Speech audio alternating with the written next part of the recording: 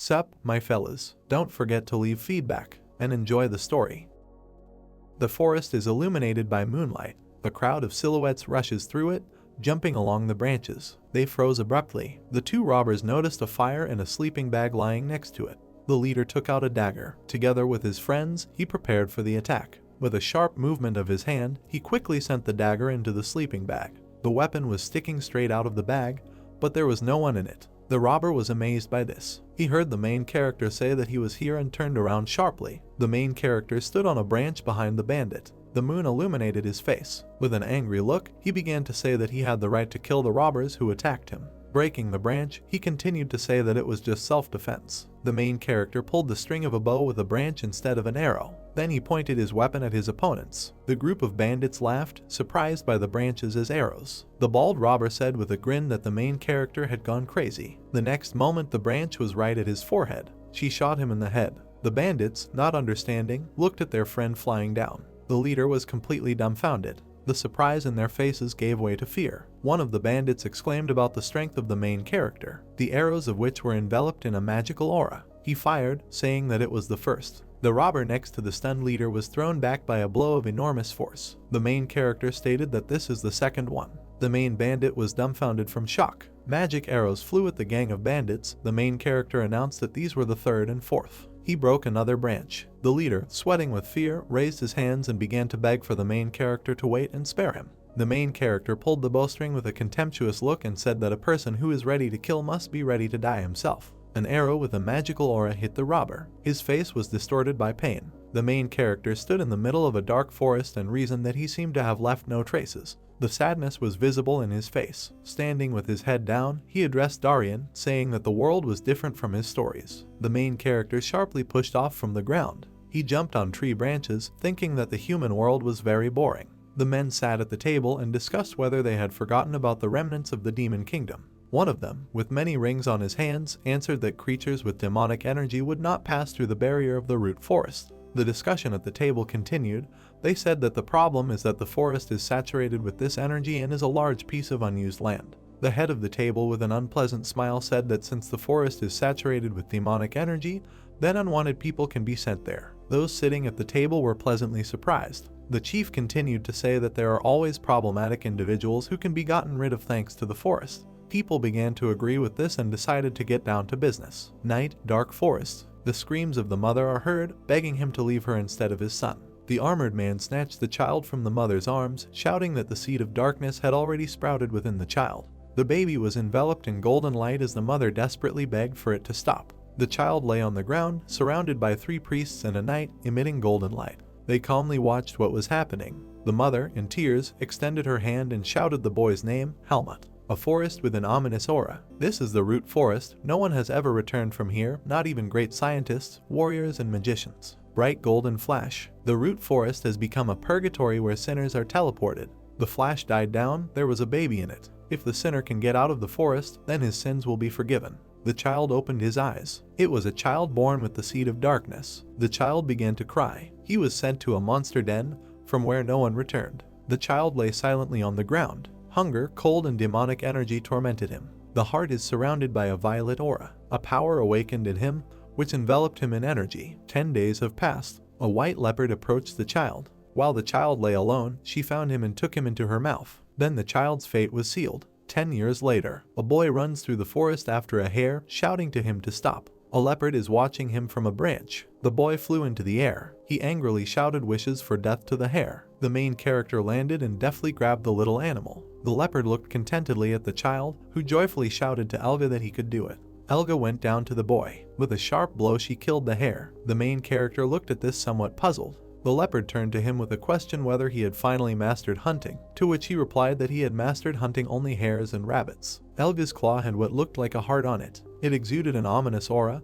Elga said that it was the core that every demonic beast had. Helmut listened in surprise that by eating the kernel you can become stronger and extend your life. The boy reached for the core, saying that he had caught his prey. Elga hit him with her tail, telling him not to rush. Helmut waved his arms and legs and shouted for the cannonball to be given to him. The leopard explained to the dissatisfied boy that he was a man and if he ate the core, he would become a demonic beast. Looking at the sky, she continued to say that if this happens, he will not be able to leave the forest. The offended protagonist said, clicking his tongue, that this was stupidity. He took his prey and said that he would never leave the forest anyway. He asked why not immediately become stronger. The characters began to walk. The boy continued to say that Elga said that he was a weakling and there was no way for him to leave the forest. Leopard turned away and muttered that everything was wrong. Helmut looked at her incomprehensibly. Elga looked the hero straight in the eyes and said that he would be able to get out of the forest. Quite uncomprehendingly, the main character repeated that she herself claimed that there was no escape from the forest. The heroes stopped. Elga made excuses that she had thought so before, but now she heard that it was possible. Helmut asked who told her this. The leopard replied that it was a man. The boy was shocked. He asked again in surprise. Elga said that most likely this person had already died. Helmut didn't want to believe it and asked if she had seen his corpse. She looked away. She remembered the man and said that he was very strong, but when they met he grew old. The heroes stopped again and Elga continued to say that demonic energy squeezes all forces, but this does not affect Helmut with the Seed of Darkness. She had not seen the man for a long time and thought that he was already under 90 years old. The boy asked where he could find this man, because people can live up to 100 years. The cat tried to hit the boy with its tail, but missed. She was unhappy that Helmut wanted to leave so abruptly. The boy replied that Elga herself asked to grow up. The leopard looked at the main character with displeasure and said that the man could have already left. The boy replied that if he did not find the man, he would return back. This made Elga furious. She turned to the main character and began to angrily shout at him to do what he wanted. Helmut asked where that man was, to which he received the answer that he was in the east. The boy turned around sharply. The leopard was surprised. Helmut had already managed to run far enough. She furiously shouted at his back that she would not save him from danger. The boy did not listen to the screams and wondered if there were still people in the forest. He reasoned that the man is very strong without the Seed of Darkness. The main character's face broke into a smile. He was looking forward to meeting another person. Helmut gasped for air. There was a fence in front of him. Tired, he looked at the fence, asking how long ago the fence had been erected here. The main character deftly jumped over it. In front of him stood a house overgrown with moss. Seeing this, Helmut exclaimed in surprise. The character smiled with satisfaction, saying that only a man could do such a thing. Someone's hand suddenly knocked the boy to the ground. The impact was so strong that it sent dust into the air. The long-haired man looked contemptuously at the hero, asking him who he was and who sent him. Helmut clenched his teeth and answered him that he had come himself. The muscular man kept his eyes on the boy, who continued to say that Elga told him about the man living here. After some thought, the man replied that he understood. He released the boy, who sighed painfully as he lay on the ground. The man still looked with displeasure at the rising Helmut and asked why he needed him. The boy looked wearily at the man, who continued to say that if the hero wanted to see a person, then he should find someone else. Helmut rose from his knees and replied that this is not what he wanted. The man looked at the boy seriously, who confidently declared that he wanted to leave this forest. The characters stood opposite each other. The man said that his name was Darian. The dissatisfied child muttered in response that his name was Helmut.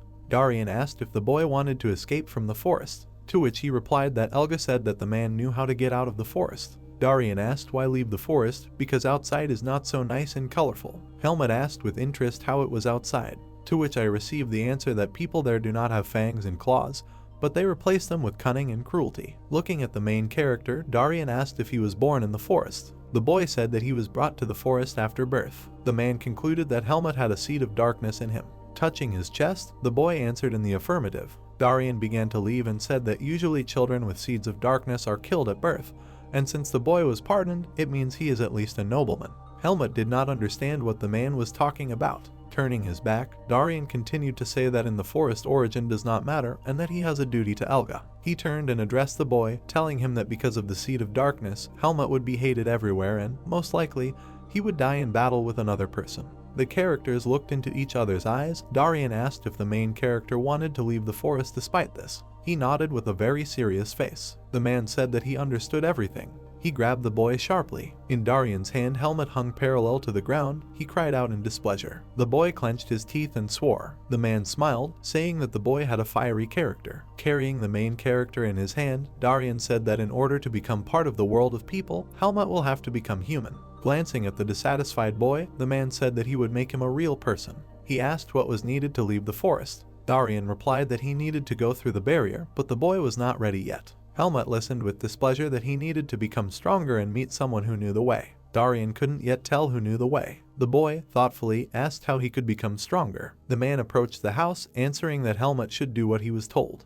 A broom fell loudly to the floor. The main character screamingly asked Darian why he should do this. Minding his own business, he replied that this is how people usually live. The floor was very dirty. Helmut asked how it could be normal if the house was so dusty. Without being distracted from the matter, Darian asked if the boy wanted to stay in the forest. He made a displeased grimace and shook with anger. There was a straw bed on the floor. The man said it was a Helmut bed. The boy plopped down into it contentedly. Lying in bed, he asked if he could take a break. Putting his hands on his hips and clicking his tongue, Darian responded to the main character to get up. He held out his hand with the clothes and ordered the boy to change. Helmut examined his new clothes with displeasure. He felt uncomfortable in them. The man told him to get used to it and not tear it. The boy was disgusted by this. The characters walked through the forest. The child asked where they were going. Darian replied that he was going to teach the boy what to eat and what not to eat. His bag was full of plants. He talked about how to turn inedibles into edibles. The man began to pick at the core of the plant with a knife. He explained that even if the demonic core is removed, the energy will still remain in the plant.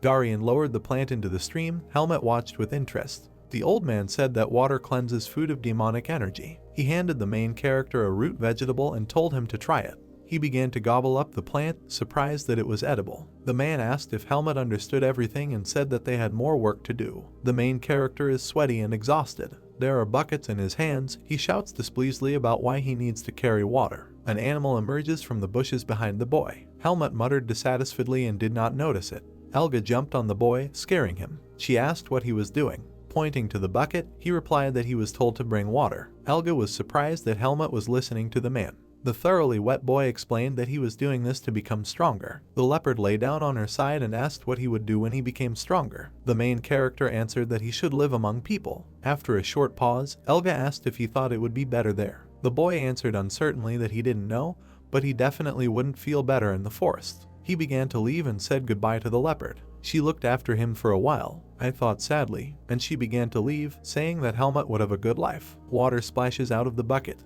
The thoroughly wet boy groans with displeasure. He does the exercise. Darian behind him yells at him not to bend his back. The exhausted protagonist says he is tired. The man asks him if he wants to stay in the forest. The boy screams from exhaustion, but continues the exercise. The old man watches him contentedly. Helmut holds up well. Looking at the boy, Darian thinks that the seed of darkness is not his only feature. The sun is already setting. The main character has no energy left. As soon as he hears that the exercise is over, he immediately falls exhausted. The man manages to catch him. Barely squeezing out words, Helmut says that he is hungry. The characters are sitting by a pot of soup. The boy doesn't even have the strength to eat. Darian orders him to eat with a spoon. After the first spoon, the strength returns to the hero. He rushes to eat the whole plate, exclaiming how delicious it is. The man smiles contentedly, listening to the boy's exclamations. He was all smeared with soup. Darian stood up and began to collect his hair. Helmut asked if he would eat, to which he received the answer that he should watch what the old man showed him.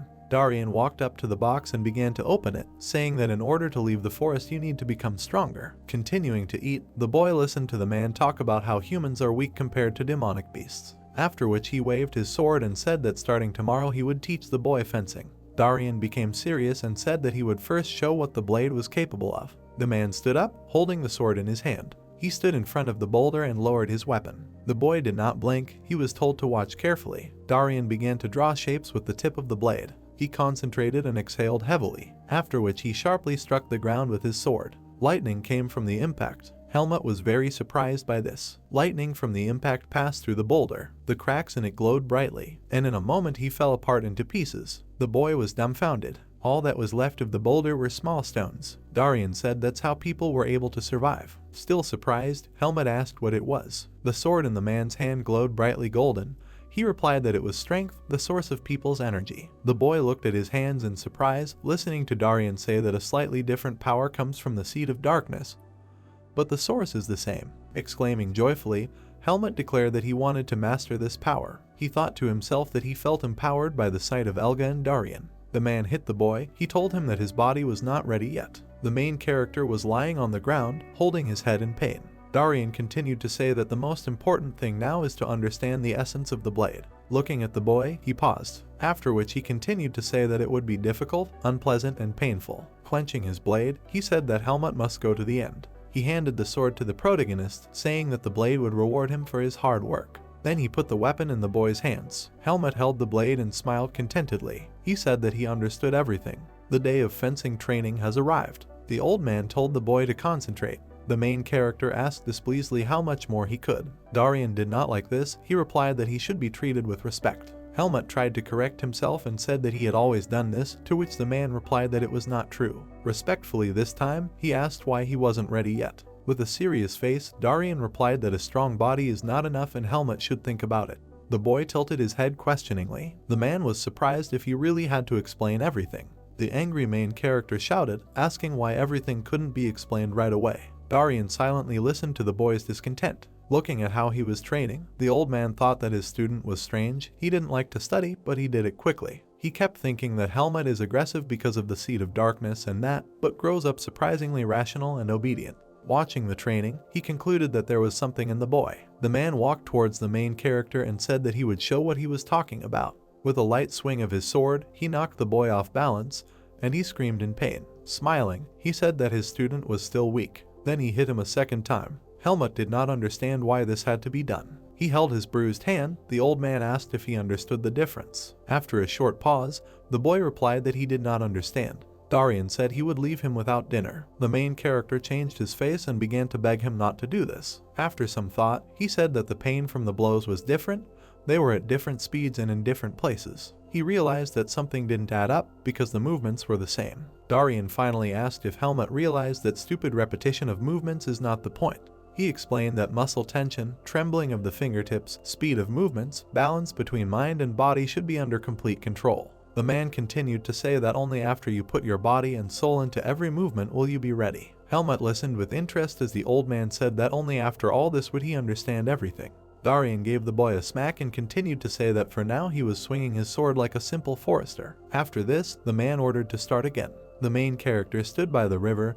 He thought that rest is also part of training, but it is so boring. He noticed Elga approaching from behind and greeted her. Looking at the boy, she was surprised at how much he had grown in such a short time. She said that Helmut was growing into a real man, to which he replied that he would become even bigger. Looking at Elga, the boy asked why Darian was indebted to her. She replied that she simply gave permission to live here. The main character asked if she fought with Darian, to which she replied that Helmut remained an idiot. She began to growl furiously that she was the owner of the central lands of the root forest and would fight anyone who invaded her lands. After some thought, she corrected herself that she would not want to fight the nasty snake. Helmut remembered this snake, Naho from the southern lands. Elga confirmed that it was a two-headed snake and Darian was one of its targets, so she did not fight it. The boy asked who would win the battle. Leopard thought. Then she said that she didn't know. After all, the energy of demonic beasts is noticeable when people know how to hide their energy. Surprised, Helmut concluded that Elga would have lost. She replied that she did not know, because Naho does not attack a person because of his hidden power. The boy thoughtfully asked why Darian didn't like the snake. Elga said that a man destroyed one of the snake's disgusting zones. Hearing that Helmut did not understand her, she silently frowned. She leaned over to the boy and asked if he wanted to watch. The main character importantly crossed his arms over his chest and loudly declared what he wanted. Elga bared her fangs in a smile. She flew into the air, and she began to jump through the trees. Helmut looked down in surprise. Elga looked back at him and said that this is what she was talking about. The man was beaten with whips, the woman was dragged by the leg. There was a small settlement below the characters. Elga said it was a slave farm. Helmut and Elga looked at the slave farm from the cliff. There were emaciated men there. The surprised boy repeated that this was a slave farm. One of the slaves fell to the ground. A man with a whip appeared behind him, shouting at him to stop messing around. He lashed the slave a couple of times, ordering him to stand up. The main characters watched this.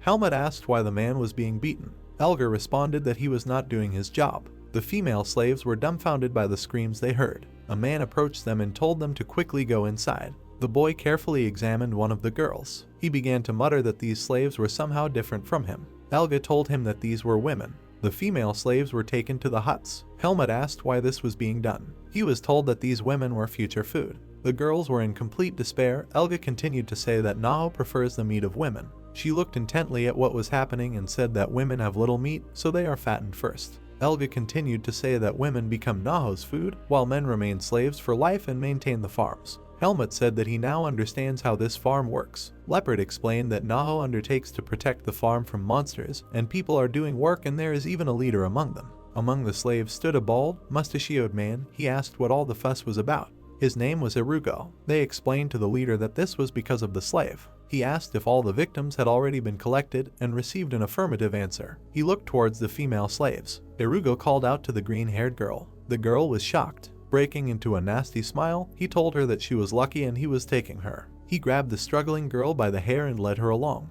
Helmut looked at him and asked who the leader was. Elga replied that this is a magician who finds people trapped in the forest. Irugo breaks into a smile as he watches the slave being punished with a whip. The main character turned to Elga and asked why she didn't give him into slavery. Confused, she replied that she simply did not want Naho to have more slaves. Hearing this, Helmut said that it was very similar to her. Elga smiled relaxedly. She carried the boy on her back, saying it was time to go. A moment later, she felt something was wrong. A huge two-headed snake appeared out of nowhere. He greeted Elga, which hissed the name Naho with displeasure. Without taking her eyes off the snake, she asked why it was not hibernating. Helmut screamed in fear. The terrible Naho towered before the heroes. The boy thought that the snake had not done anything yet, but he was already feeling terrible pressure. One head asked Elga if this was her child, when the second hissed that men taste better when they are young. With a snake-like smile, Naho asked to give the boy a try. Elga angrily replied that he didn't like men anyway. The snake agreed with her. Helmut was on the verge of losing consciousness. Naho suddenly crawled up to the main character.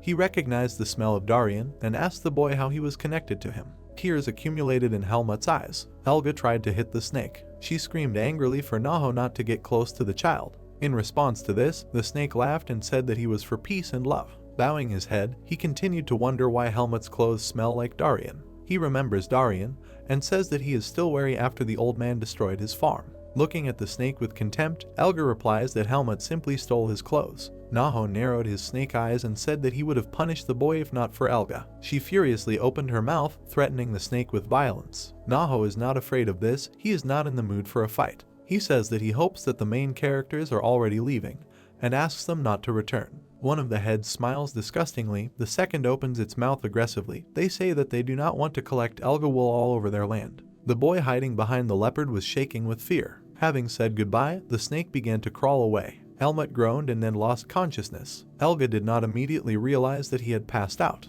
After some time, the main characters were already walking next to each other. The boy complained of a pain in his head. The beast told him not to walk alone, to always be close to Darien. She turned and continued, saying that Naho would not enter her lands, but it was better not to risk it. Helmut agreed dejectedly. The cat nudged him, trying to cheer him up. She began to say that what happened was not the boy's fault, but was interrupted by him. Looking sadly at his body, he asked if he could become as strong as Elga and Darien. She thought about it. Then she said that Darien is strong and even she herself doesn't know how strong. Helmut turned to her. She was saying that most people would not achieve the same strength in a lifetime. The boy repeated after her in surprise. Elga said that it will be difficult, but everything depends only on Helmut himself. The boy clenched his hands into fists and continued to listen that he had to give it his all if he wanted to leave the forest. The boy was still depressed. Elga exhaled and began to leave. She said goodbye and said that Darien was nearby. A man approached Helmut and said that the boy was walking with the cat again. The boy just now noticed Darien and greeted him. The old man went on, saying that night was coming and it was time to return home. Helmut looked thoughtfully after Elga and Darien. The cat looked back at him and promised herself to keep an eye on the boy. He seemed to understand her without words and muttered that it was good. Gritting his teeth, Helmut groaned in pain. He lay curled up in bed, complaining that his stomach hurt. He was sweating from tension and thought he was going to die. Before this, Darien handed the boy a plant, telling him to eat it before bed. With the grass in his hands, he asked what it was. Helmut stood in bewilderment when he heard the answer that it was a poisonous herb. Before he could ask the question why he should eat it, the boy received a slap. The man told him not to ask questions and explained that the poisonous grass could suppress the energy of the seed of darkness. The boy lay crouched, not understanding why his whole body hurt from the grass. Anger was visible in his tired face. The boy shouted, asking what Darien fed him. The old man stood on a rock, illuminated by moonlight. He told himself that there were about 4 years left. The trees around the training boy were covered with marks from the blows. He swung his sword, leaving more marks on the tree. Darien appeared behind him. He silently watched the training. He only said to the boy who noticed him that he seemed to enjoy practicing with the sword. The boy put his hand forward with the sword and said that his body had become more obedient and his vision had cleared. Turning to the man, he asked if it was because of the poisonous grass. Darien replied that it was the effect of the demon herb, after which he asked if Helmut's stomach hurt anymore. With his hands on his hips, he replied that, on the contrary, now he even wakes up more cheerful. Darien, thoughtfully, said that the boy had been consuming poisonous grass for several months and that it was time. He walked towards the main character, asking him if he remembered the stories about strength. With some bewilderment, the boy listened to the fact that force cannot be seen. It does not exist in the physical world, therefore it is considered infinite. The man leaned on his sword and continued to say that if the body is not ready to accept force, then it cannot be used. He explained that Helmut was not ready for it before. He looked the boy in the eyes and declared that his body and mind were now ready. He stood somewhat surprised. The man continued that from this day on he will teach the main character how to use power. He stood up. He extended his hand. He squeezed the sword in it. He exhaled heavily. The blade in his hands began to exude energy. The boy felt incredible pressure from her. Darian pulled out his sword and told Helmut to absorb the surrounding energy into himself and redirect it into his blade. The blade in his hands was shrouded in golden energy. He told the boy to enchant his blade. The sight of the power amazed the main character.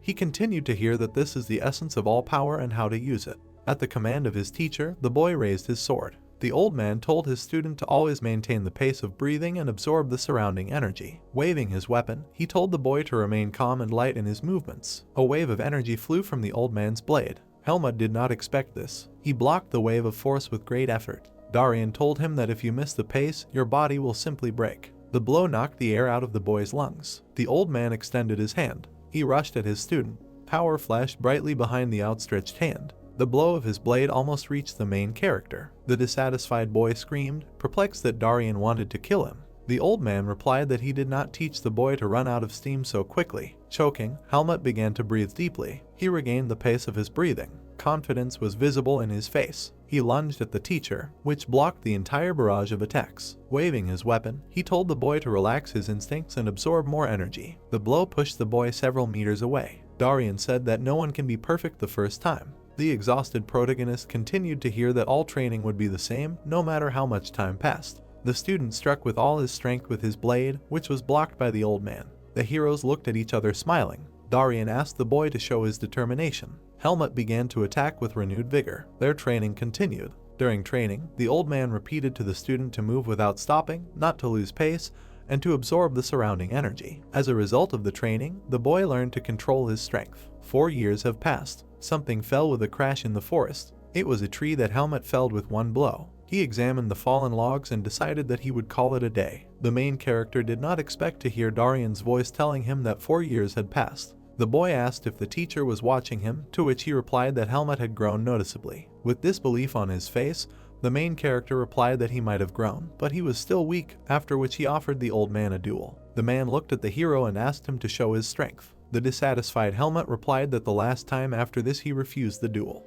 The old man ordered to do as he says. The boy swore. Then he began to concentrate. The teacher watched him closely. Helmut and his blade were enveloped in purple energy. Darian thought that the youth was showing insane growth despite the seed of darkness. He exhaled heavily. The old man imagined how the main character could turn the world both for good and for bad. Helmut looked contentedly at the sword soaked in power. The teacher thought it was time to let him go further. He addressed the student, voicing his thoughts. He asked with confusion what he was talking about. Darian replied that it was time to leave the forest. Helmut said he wasn't strong enough, but the teacher answered that if the seed of darkness is allowed to grow further, then it will definitely not be possible to pass through the barrier. Clearing his throat, he concluded that there would be no second chance. The main character was silent and listened carefully to the old man's speech. He explained that the path to the human world was in the north of the root forest. He would have to pass through the divine barrier, which had weakened in one place. He continued to say that through this place it should be possible to get out of the forest. Helmut listened with his mouth open that even the seed of darkness would not prevent him from breaking through the barrier. The boy's face expressed confidence. He asked where this place was. Darian, standing opposite him, replied that he himself did not know, but he knew a person who knew this place. Turning serious, Helmut listened that this man was Elder Irugo. He recalled his meeting with Naho and Irugo. The old man continued his speech, saying that there will be a lot of new things in the human world. It will seem like an incredible miracle to the main character. Darian said that tragedies always follow. Helmut remained silent with a surprised face. The old man extended his hand and continued to say that tragedies cannot be avoided. One day there will come a time when you will have to suffer, be in despair, or plunge into darkness. He placed his outstretched hand on the hero's shoulder and told him to never lose his true self.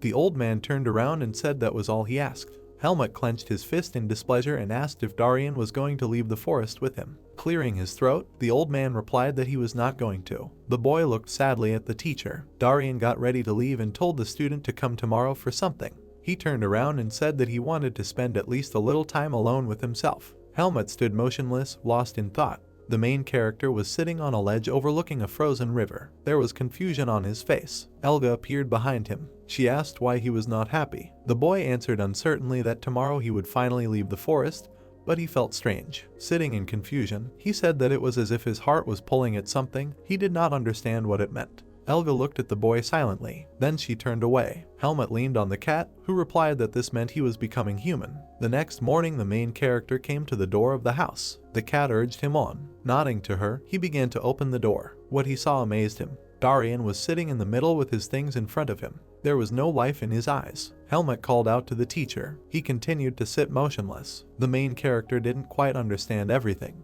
but he thought that it was really time for him to leave. He picked up the sword and bag lying near the teacher. The boy looked sadly at his motionless face. After a short pause, he promised to always remember Darian. He began to leave the house. Elga turned to Helmut, saying that the old man's time had come. He had once told her about this. Seeing the boy's sad face, the cat began to say that everything, including people, comes to an end. Looking at him, she continued her speech, saying that the old man lived to his full term when many do not even dream about it.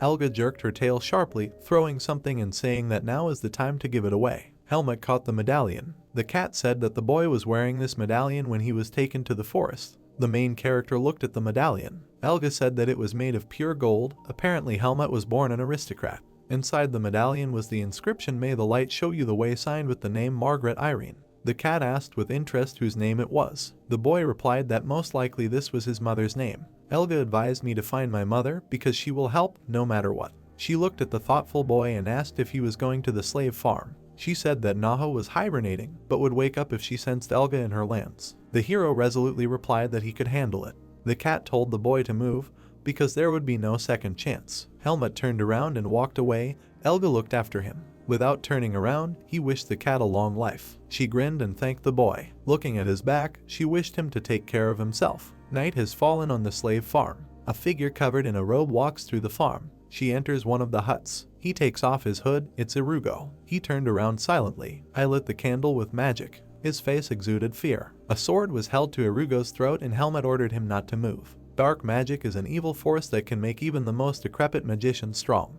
Among all wizards, there are people who are ready to do the most unthinkable things, just to gain strength and power. Irugo hated other magicians. He envied them. He dreamed of becoming stronger, so he chose the path of the dark arts. Dark magic requires negative emotions, and thanks to the slave trade, Irugo had a lot of material for rituals. The suffering and horror he received from the victims made him angrier and more powerful. But at one point, other magicians revealed his atrocities to the whole world. He was caught and put on trial. The choice was between execution and exile. To save his life, he went to the root forest. In the forest, he found the Naho temple and begged for the opportunity to become its vassal in exchange for human sacrifices. With his magic, Irugo gathered the exiles near the temple. There they vowed to serve the snake in order to live at least a little longer. This is how the slave farm came into being. Irugo became their ruler, and they became his livestock. Naho stayed out of Irugo's business as long as the victims kept coming. The magician's old ambitions were awakened, but every winter he worries about his future. After all, during the snake's hibernation, other demonic beasts attack the farm every day. But even in this situation, Irugo enjoys it. With a blade pointed at his throat, he cursed and asked his attacker what he wanted. Helmut replied that he needed a way to get out of the root forest. The magician called the boy insolent. He bared his teeth disgustingly and asked if he was Darian's student. Ignoring the question, the main character demanded a way to get out of the forest. He was full of determination. The magician asked why he should answer. A bleeding wound appeared on his throat. Helmut replied that otherwise he would kill him. The characters looked at each other with contempt. Irugo said that when he died, Naho would immediately wake up and kill the boy. He kept saying that Helmut couldn't handle a two-headed snake. The boy said that Irugo will lose his life anyway, the rest doesn't matter. After which he threatened the magician not to do anything. The magician replied that only he knew the way to leave the forest, so it would be stupid to kill him. Helmut did not believe the magician. He said that there were probably the necessary notes somewhere in the house. Irugo smiled unpleasantly. He looked at the main character, telling him that he was not a failure, after which he resigned himself and promised to tell how to pass the barrier. The characters descended a spiral staircase. The magician, with the blade still pointed at him, asked the boy's name. He replied that it was none of his business. They went into the hall. There were many cabinets full of books. Irugo began to say that the method he found was pure theory. No one had tested it in practice. Helmut looked displeased at the magician, who said that since there was only a boy here, Darien was not going to leave the forest. Turning to the main character, Irugo asked how the old man was doing. Hearing silence in response, he joyfully exclaimed that apparently Darien was dead. The dark magician, continuing to laugh, took out one of the books. Helmut extended his hand to her, but Irugo was not going to give it up. With hostility on his face, the boy listened to the magician's offer to become his student. Hostility gave way to sadness. He replied that he did not want this. Irugo began to shout madly that those around him were weaklings, and if the main character agreed to become his student, he would give him everything he could. Helmut clutched his sword in his hands. He again put it to the magician's throat, declaring that he did not need anything from him, and that he would get out of the forest alive. The magician made a displeased grimace and silently handed over the book. Irugo began to explain that he found this book in the magician's hiding place. His plan to get through the barrier was to use stealth magic. The guy hurriedly flipped through the pages of the book. The magician continued to say that unfortunately no one was able to escape, but judging by the book in the north, there is a waterfall in which demonic energy, a divine barrier, and neutral water are intertwined, which is why the barrier there is weakest. With a grin, Irugo kept telling him that the barrier was magic of the highest order, and that it would incinerate any creature even with a drop of demonic energy. After listening to the magician, Helmut sheathed his sword and said that he would spare him. He remembered what Darien taught him about not being in control of someone else's life. With a sharp blow of his hand, he sent Irugo flying. He immediately lost consciousness. When he woke up, he was already tied to a pillar. The main character hit the magician at different points, after which he told him not to do evil anymore. Irugo was furious. His magic was blocked and he asked if Helmut thought he could escape alive. Turning around with a grin, he said that of course it would work out. This made the magician angry. A magical symbol appeared on his forehead. Blood flowed from all the holes. He promised to destroy the boy. Surrounded by magical energy, he screamed, begging Naho to awaken from his slumber. Everything around shook. A rift appeared in the ground. A two-headed snake flew out of it. An angry Naho asked why Irugo awakened him. The magician replied that this was an extremely important occasion. The snake listened in surprise that Darien died and his student had just been here. Naho bared his mouth. Thunderous laughter echoed throughout the hall. Satisfied, Naho said that he finally had the opportunity to get rid of the inheritance of Darien, whom he hated so much. He flew away sharply, breaking through the ceiling and shouting that he would find the boy. Gloating, Irugo said that Helmut would not be able to get away with it after he humiliated him. The boy was already running through the trees. Baring his teeth, the magician shouted that everything in this world is returning and Helmut should prepare to die. Helmut jumped along the branches. He swore. Glancing at the beasts running next to him, he thought that he should have killed Irugo on the spot. Panic is visible on the faces of the animals. The boy was lost in thought. The demonic beasts were running in terror, not looking back. At that moment, he felt extreme pressure. Excitement was visible on his face. He said that we need to run away quickly. The main character landed on the ground. Squinting his eyes, he said that he had not yet left the Naho lands and that he did not know what to do next. Looking at the sky, he noticed that the entire area was saturated with demonic energy. Helmut became wary. He put his hand on his sword, prepared to attack. The ominous aura was very close. A demonic two-headed snake appeared in front of the boy. Naho greeted Helmut, saying that he knew he would be back. He said that he had been waiting for him for a long time and now he would definitely not let him go. The boy seriously replied that in this case he would have to kill the snake. The answer made the snake laugh very much. He asked what the boy would do to him with such a tiny body. Naho prepared to attack, saying that resistance was useless. Opening his mouth, he ordered the man to die and let himself be devoured. He dived sharply into the ground. The snow rose to great heights. Helmut dodged this attack. There was a cloud of snow around him. He said that he couldn't see anything and he needed to tense up. He heard a voice behind him telling him that he was good at dodging. The guy was surrounded on all sides. Naho laughed contentedly, telling the man to keep spinning around. The demonic beast pressed its energy onto the hero. Helmut closed his eyes, told himself to calm down. He was sure that the opportunity would come. Determination was visible in his eyes. He was not going to just run away from Naho. A sphere of energy appeared in the serpent's mouth. It expanded to enormous proportions. The hero noticed the opportunity and rushed towards the kite.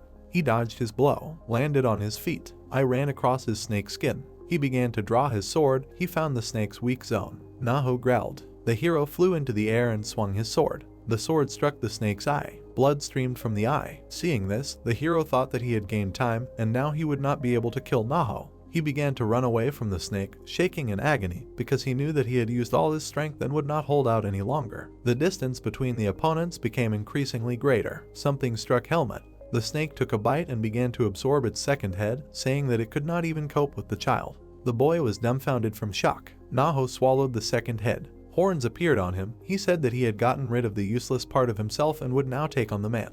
Then in an instant he lunged at the boy. He managed to block the blow, but he still sent him flying. Helmut fell on his back. The snake stood ominously in the middle of the forest. He angrily asked how a person could hide after such a blow. Naho bowed his head and said that without a second head it would be more difficult to find the person. He shouted furiously, asking where the damn man was. Helmut was breathing heavily. He sat leaning on a tree and said that he did not think that the snake was so strong. During the battle he managed to deliver only one blow. He struggled to his feet and decided it was time to run. He felt something behind him. This was Naho's demonic energy. The snake laughed. He had finally found the little man. Shocked, Helmut listened to the snake. He clicked his tongue. Naho rushed at the hero. The boy clutched the sword in his hands. He prepared to attack. He thought that he didn't want to die like that.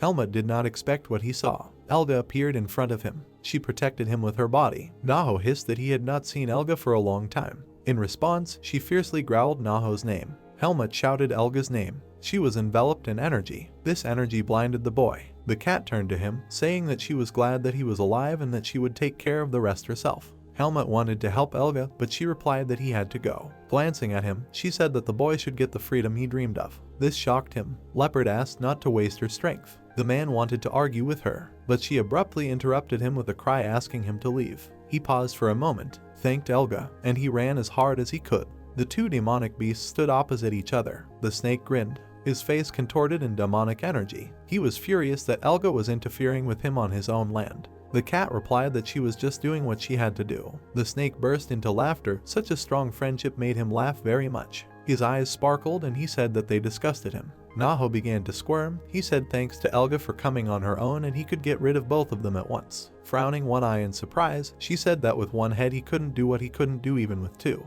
The snake hissed angrily. The cat growled menacingly. They attacked each other. Tired, Helmut stands with the sword in his hands. He wonders when the monsters will finally end. The bodies of animals lay on the ground. The guy said that many days had passed since he left the Naho lands. The field around Helmut is decorated with the remains of monsters.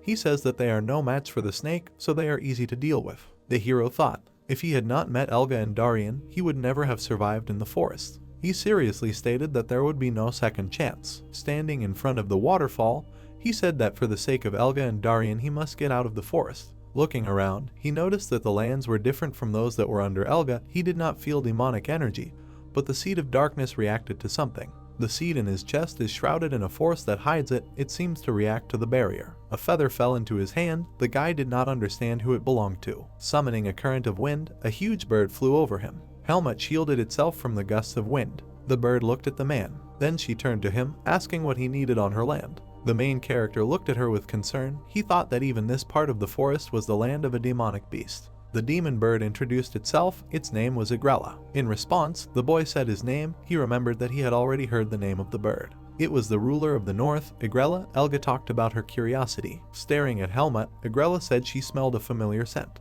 Reaching out to him, she stated that behind the stench of blood she could smell Naho. Without looking away, she continued to say that another one had settled in the boy, the smell of the Elga leopard. The guy stood proudly. Agrella asked whose child he was, to which he replied that he was Elga's family. The bird raised its head. She spread her wings and shouted that the Elga family had invaded her lands. The man replied that the cat did not ask him to come here. He had his own reasons. Throwing a contemptuous look, Agrella asked him what reasons she had for sparing him. Helmut began to worry. He told himself to calm down. Looking into the bird's eyes, he declared that his reason could help it. Not without curiosity, the bird asked what. He replied that with his help she would calm her curiosity. Looking at the waterfall, he declared that he would be the first creature to emerge from the root forest alive. Agrella cackled. Helmut looked at her seriously. The bird said that this is impossible. Because of the seed of darkness, he is no longer different from demonic beasts. Gesturing, he asked to let him try because he was the only person who had come this far. The bird stood proudly, listening to Helmut declare that he would try his luck with this barrier. She proudly raised her head, answering that it was a pity to let a man whose flesh she had not eaten for so long be killed. Without looking away, the man answered that new people will always appear, but the only one who will try to get out is him. The hero stood confidently, his eyes full of determination. Lost in thought, Agrella bowed her head. After a short pause, she said that she recognized his eloquence and now wanted to see that he will succeed. She continued to say that there was hardly a fool willing to risk his life to get out of the forest. The bird approached the man, saying that she didn't care whether he survived or not, but if he succeeded, he would become the first. Helmut replied that then Agrella would be the first demonic beast to see it. The bird was intrigued by this. She said that she wanted to look at it and would protect him up to the barrier, and she also asked the boy's last words, just in case. After some thought, he replied that he wanted to tell Elga that he survived and got out of the forest. The characters looked at each other. Agrella summed up that he wants the leopard to think that he has. It came out. The man was surrounded by a blue aura. The bird promised to fulfill the request of the special child Elga. Exhaling, the hero jumped into the waterfall, thinking that there would be no second chance. He swam deep into the pond. He was sucked into the hole. The waterfall began to push Helmut away. Full of determination, he thought that he had to get out and see the world beyond the forest. Divinity, the power of cleansing. Protecting people. It protects against evil energy. Divinity passed through the hero. He lost consciousness. His body felt a previously unknown pain. He thought about demonic beasts turning into humans and humans becoming beasts. He wondered what fate was in store for him. A group of people walked near the cart. One of the group turned to Tanya, saying that they were near the root forest. He did not understand why they should relax in such a place. The girl answered Pin that their path was not yet close. The guy was scared. Tanya said that if tired animals meet them, then even fourth-rank mercenaries will have to go into battle. She told him to stop whining and get some water. Pin cursed, which the girl didn't like. She sent him flying with a kick. Tanya shouted at the foul-mouthed man, urging him to go get some water. The guy with the buckets approached the pond and realized that something was wrong here. While collecting water, he thought that he should get out quickly. He noticed strange algae in the bucket. Looking closer, he saw that it was human hair. Looking at this, Pin screamed. His screams could be heard throughout the forest. The out-of-breath guy ran to his group empty-handed and was asked what happened. Frightened, Pin shouted that there was a dead man in the river. The group didn't believe him and laughed it off. Tanya said that she would look and asked where he saw the corpse. Trembling, the guy pointed his finger towards the river. Tanya kicked poor Pin, shouting at him to bring her and not just point. The characters approached the river. The guy screamed and pointed his finger at Helmut lying in the river. Pin and Tanya looked at him. After hesitating, the girl said that it was indeed a corpse. She noticed something while Pin was shouting that he needed to get out of here. Helmut breathed quietly. The girl asked her partner to help her. She picked up the main character, exclaiming that he was still alive. Helmut's vision took a long time to concentrate. He heard people's surprised exclamations. Tanya asked if he could hear her. In confusion, the main character grabbed his head. He could not understand whether he had gotten out of the forest. The main character looked at a group of people. Tanya said that he had nothing to fear and that he was lucky that they managed to find him. After which she asked what his name was. Helmut said his name. She asked what else he could say. The main character lied that he didn't remember anything. Tanya was surprised. It seemed strange to her. She introduced herself by her name, saying that she was a silver mercenary of the 3rd rank. Helmut shook the hand extended to him. He was surprised to meet another person. The girl asked him if he knew where they were. He replied that he did not know. Tanya explained that they were in the rotting forest. She asked what he even remembered. He replied that only the name and how to wield a sword. The girl thought about it. She said that this was already good and Helmut's body was generally fine. She promised to help the main character until he got stronger on his feet. The hero sat with a surprised face, hearing that he was now under the care of Tanya. The characters looked at each other. Helmut thanked the girl. The main character exhaled heavily while sitting on a boulder. He thought that he had survived thanks to a miracle and now he needed time to recover. He looked at his trembling hand, now weaker than he was at the beginning of his training. Helmut hoped that the barrier would destroy the seed of darkness, but it was still inside him. Placing his hand on his chest, he thought that if it weren't for it, he probably would have died already. With a thoughtful look, he thought that now he was in the human world and it was impossible to let them know about the seed of darkness. He decided to pretend to be an amnestist. He took out the medallion from under his clothes. He needed to find its owner. Sending his gaze to the sky, he thought that there was no need to rush and everything would come in time. Watching the sunset, he thought that he had only taken the first step. The group of mercenaries were surprised. After washing, the main character looked completely different. One of them even exclaimed whether Helmut was a nobleman. He looked very sophisticated in everything. Pin looked at him enviously, saying that recently he looked more like a corpse. He continued to pester Helmut, asking about his origins, to which he received the answer that he did not remember anything. The mercenary put her hand on the protagonist's shoulder and said that now there is no difference, from now on he is new to the team. The guy asked Tanya if she was okay. She answered in the affirmative and said that Helmut looked much better than yesterday. Pin asked displeasedly why the girl communicates so affectionately with the main character. He didn't have time to finish his sentence. Tanya hit him and forced him to help assemble the camp. She turned to Helmut, saying that in 4 days they would arrive in the city and after that they would take him to the doctor. The guy smiled, thanking her. The satisfied girl ruffled his hair, saying that he had started talking. She moved away and began to command the group, ordering them to pack their things. The disheveled Helmut and the beaten Pin stood silently. The mercenaries walked near the cart. Helmut led the horse. Pin wondered if he was really okay, not understanding why he was putting such a strain on himself. The main character replied that he should take a walk to get back in shape. The horse liked the way the guy stroked it. Pin asked in surprise if he liked horses. This was the first time Helmut had heard the name of this animal. Pin was surprised at how the main character caressed the horse.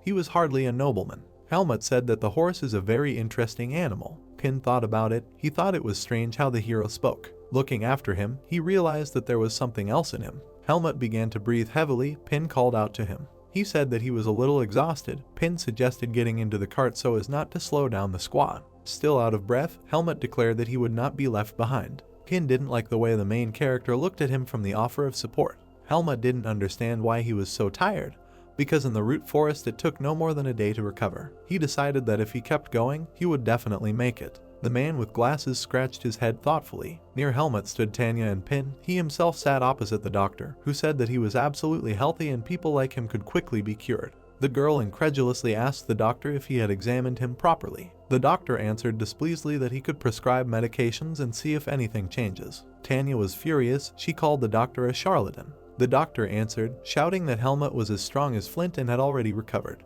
Pin asked where the amnesia came from then. The doctor replied that the head was also healthy and the unconsciousness would soon pass. He threw the medicine and angrily asked them to leave. After these words, a real nightmare began in the clinic. Helmut and Tanya walked through the city. The girl asked him if he was really healthy because it was difficult for him to even walk. The guy replied that after taking the medicine he had time to rest in a tavern and now he had truly recovered. Tanya said with a smile that he had a lot of stamina. She asked if he had a fencing teacher before. Helmut answered uncertainly that when he held the blade, it seemed like home to him. The girl stopped. She invited the main character to arrange a duel. Looking back at her, he asked again. Tanya said that he had nothing to worry about. She just wanted to help him warm up and maybe remember something in battle. She extended her hand to Helmut, asking what he thought. He thought about it. Tanya was a mercenary of the 3rd silver rank.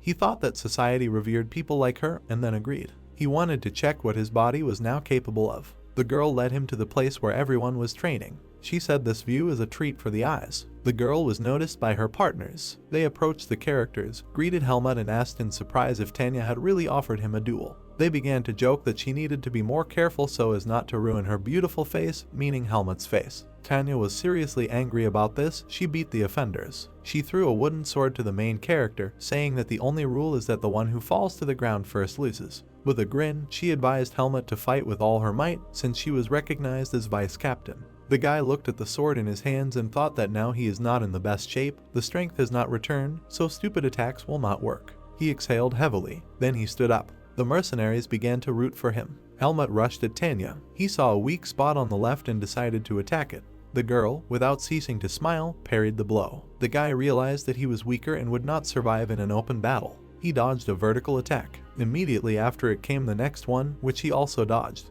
The girl exhaled loudly and began to swing her leg. The girl's boot reached its goal. Helmut groaned. His body did not have time to react. While he was thinking, Tanya rushed to attack him. A flurry of blows fell on the guy. He blocked them all. The girl bent down and came close to him, and she hit him in the stomach. Helmut was shocked and was sent flying. The guys watching the duel were surprised. After a short pause, the guy admitted defeat. Tanya asked if he was really so surprised by the defeat. He admitted that he was. Breathing heavily, he said he was done with ease. He thought that her technique and movements were weaker than Darian's, but he missed all the opportunities. The girl picked him up by the hand and praised him for his efforts. Helmut looked at the floor with sadness. He remembered Darian's words that the world of people should be taken seriously because even the 3rd rank defeated him.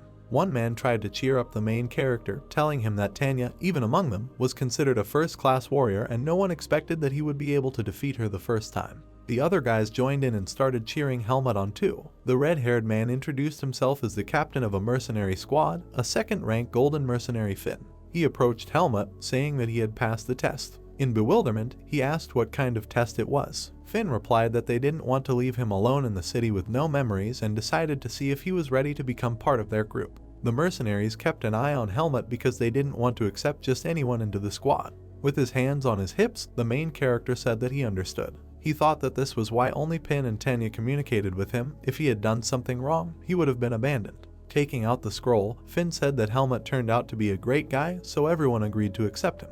He placed the scroll in the guy's hands, explaining that it was the temporary seal of a rank 4 mercenary. Finn put his hand on the guy's shoulder and shouted that Helmut was his now. The mercenaries approached and began to say their names. Burn and Leader, 3rd rank mercenaries. Narrows and Sin, also 3rd rank. Pin, rank 4 mercenary. Helmut recalled Darian's words that you shouldn't trust people. He asked Finn how long he would have to be on the team, because suddenly he would regain his memory and realize that he needed somewhere. Finn hummed thoughtfully, then he replied that you should never quit a task you have started.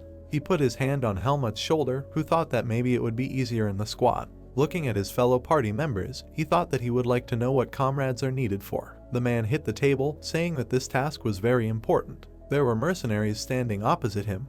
He continued to say that he had already made concessions by picking up one mercenary of the 4th rank and did not want to take another one. Finn approached Miles, saying that Helmut would definitely be useful. Miles held his head. He said that he would allow Helmut to be taken, but this was the last time. The man continued to say that since he was not warned, Helmut would only receive a third of the payment, after which he asked if the mercenaries knew that Tarek's group would be helping them. Finn answered in the affirmative. Miles, getting up from the table, said that we would perform tomorrow morning. Finn relaxed. Tanya behind him said that everything went smoothly. She asked how Helmut was feeling, to which he replied that he was fine. Finn addressed the squad, explaining the task, in which they would have to be a convoy of valuable cargo. 4th ranks could only engage in battle in critical situations. With a smile on her face, Tanya said that the others should be well prepared because there could be a big ambush. Excitement was visible on Pin's face while Helmut calmly listened to everything. Leader called out to him. He began to say that he should ignore Tarek's squad. Marrows added that their relationship is strained. Finn concluded his speech by saying that he is waiting for everyone tomorrow. Helmut stands in the middle of the training field. He is furious. He remembered the duel with Tanya. He told himself that he hadn't recovered yet, a stupid excuse. He relaxed and continued to think that he was weak now. Helmut exhaled.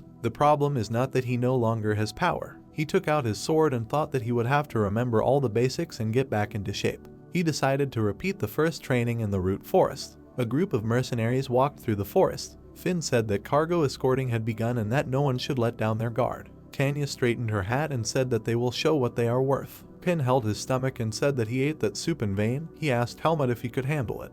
The main character thought that he was looking down on him. Dissatisfied, he muttered that he could handle it. Pin started patting Helmut on the shoulder, telling him not to be offended because he was just worried about him. A detachment of mercenaries approached the carts. Finn turned to Miles, saying that they had arrived. Miles pointed to the carts, saying that this was their cargo and they must guard the final chain. Finn ordered the squad to take up the rear. Pin saw mercenaries from Tarek's squad. One of them met Pin's gaze and began to provoke him. The provocation worked. Pin got angry. The mercenary began to humiliate Helmut. The main character was silent. He thought that people and demonic beasts have similarities. For example, they need to measure their strength. Helmut thought that this bully was the leader of the squad.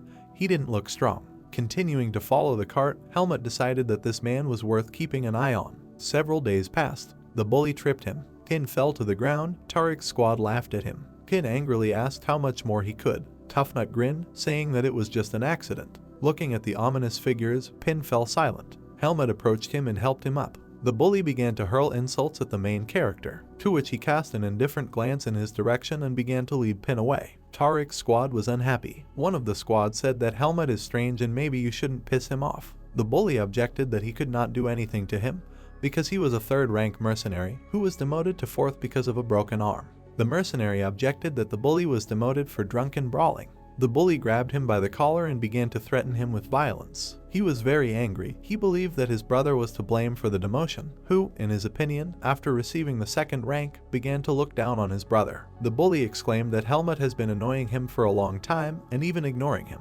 He finally let go of his partner's collar and addressed the group. An evil smile appeared on his face. He promised that if they helped him, it would be a lot of fun. Pin angrily threw a stone. He was tired of the bully pestering him. He didn't understand why Caleb, who was the 3rd rank, was placed next to the 4th. Helmut watched and listened to Pin's whining. He decided to go get some water and promised himself not to tolerate the bully's antics anymore. He stomped disgruntledly towards the river. Helmut looked after him. Pin approached the river, commenting that it was very far away. He filled the bucket, deciding that it would last until tomorrow. People appeared behind him. Pin heard laughter behind him. He turned around sharply. In front of him stood a smiling Caleb with his accomplices. Pin was scared. Caleb ominously told him that this was a great quiet place to talk. The beaten Pin lay on the ground, being stepped on by Caleb, who continued to hurl insults and mentioned Helmut. Pin answered the offender through gritted teeth. The bully stated that he called Helmut. Caleb turned. The mercenary brought the main character. Helmut silently looked at what was happening. He thought that the human world was not at all different from the forest.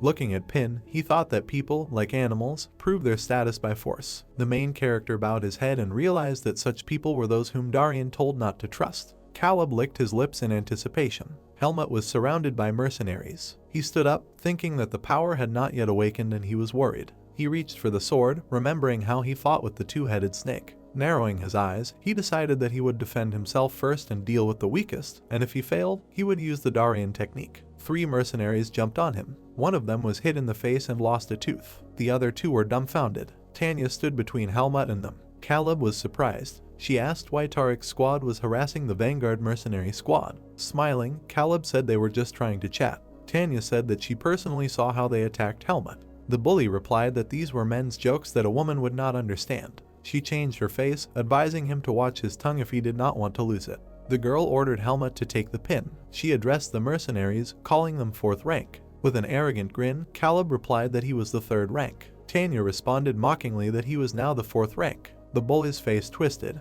The girl warned that this would not happen again. Her face became scary and she said that next time it would not end so peacefully. Caleb waved his hand and ordered his teammates to follow him. The bullies are gone. Pin cried while Tanya stroked his head. She said that this would not be the last time this happened. Sighing, she thought that her squad was heartless for not interfering in the fights of the 4 ranks. The girl continued to reassure poor Pin. Night has fallen. Helmut was practicing with a sword. There were fallen trees all around him. He decided that was enough for today. After examining his body, he realized that he had returned to form over the past week. He looked at the hand holding the sword, after which he said that he was not yet ready to use force. Helmut remembered Darian saying that until the body is able to hold power, it is not worth even thinking about. He clenched his hand into a fist, declaring that he did not have time, so he would have to rely only on brute force. Finn addressed the detachment. He said that the nearby lands were unsafe, and they should not go anywhere alone without the accompaniment of 3rd rank mercenaries. Pin replied that he understood. Helmut was silent, thinking that now he wouldn't even be able to train. Pin approached him asking if he had seen demonic beasts. Sin and Burn told him that the animals are very scary. Helmut looked at Pin, who was shaking with fear. He replied that demonic beasts can be both scary and quite normal. Pin exhaled with relief. He asked if the hero's memory had returned. Helmut answered him negatively. The mercenaries walked near the cart. One of them tried to drink water, but for some reason no water flowed from his flask. His partner said it was time for him to buy a new flask. He replied that if he had money for a new one, he would not go on such missions. The partner said that if nothing happens, they will get easy money. He said that in his homeland they serve excellent dark beer and suggested that we try it after the task. The mercenary did not have time to answer. He no longer had the top of his head. The second one was covered in blood. He looked in shock at the body of his friend, who was being devoured by a demonic monkey. The demonic beast stood surrounded by mercenaries and carts. He finished eating his prey. Shocked by the death of his comrade, one of the mercenaries rushed at the beast. They tried to stop him. The monkey waved his hand. It was stained with blood. Looking crazy, she laughed. The mercenaries did not understand where this beast came from. Finn clenched his teeth. Even he did not expect that there would be an ambush now. The macaque looked up. She threw the mercenary's body into the trees. A moment later, something tore the body into pieces. Tanya stated that the beast was not alone and ordered everyone to prepare for battle. The mercenaries kept their weapons ready. Helmut wondered if it had really begun. The girl ordered Pin and Helmut to hide and not get involved in the battle. Frightened, Pin led the main character. He still couldn't use the power. He thought that there were many animals in the forest and at this rate they would kill all the mercenaries. Pin, in a panic, pushed Helmut under the cart. He himself was trembling with fear. The main character watched the monster. He thought that it was weaker than Elga and Naho, but still quite strong. Opposite the macaque stood 3 captains. Among all the mercenaries, only they, the 2nd ranks, could use force. Helmut understood that he was not able to help them right now. The mercenaries were preparing to attack. The beast screamed sharply, emitting energy. The captains rushed into battle. Finn flew into the air and raised his sword. The macaque began to swing. There was a blow. The beast was damaged, and Finn calmly landed without a single scratch. The mercenaries who saw this enthusiastically exclaimed the strength of the captain. 3rd ranks fought off ordinary monsters without much difficulty. Finn ordered everyone to continue. The other 2 captains decided to try to finish off the demonic beast. 3 captains jumped on the macaque at the same time. Finn swung his sword. The beast had to use both hands to block the attack. The 2 captains began their attack. The macaque suffered enormous damage. She howled in pain. Fighting off the monsters, Tanya smiled and exclaimed joyfully. Helmut lay in disbelief. It seemed strange to him that the mercenaries were doing so well. The second ranks held off the main beast using force while the third ranks dealt with the remaining monsters. After some thought, the main character said that this is the strategy. He thought that Darian was right, that people should not be underestimated.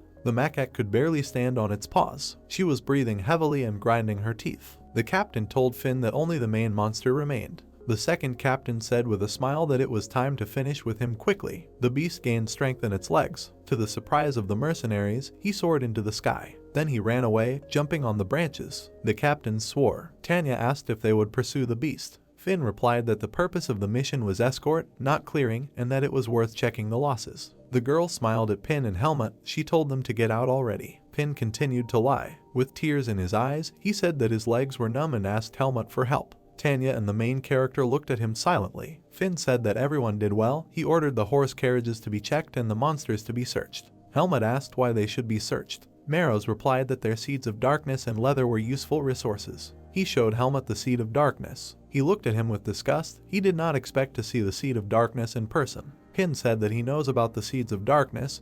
They slowly turn people into demonic beasts. He continued to say that people with seeds usually die before birth or are banished to the root forest. Such people can always turn into monsters. Helmut listened to this with displeasure. He realized that this is how people think about people like him. The main character did not believe that he could become a demonic beast. He closed his eyes. He remembered that Darian taught him the power so that he could suppress the seed of darkness. He thought that he would have to hide the power even when it returned, so that no one would suspect that its source was the seed of darkness. Finn and Tanya looked at Pin as he continued to explain something.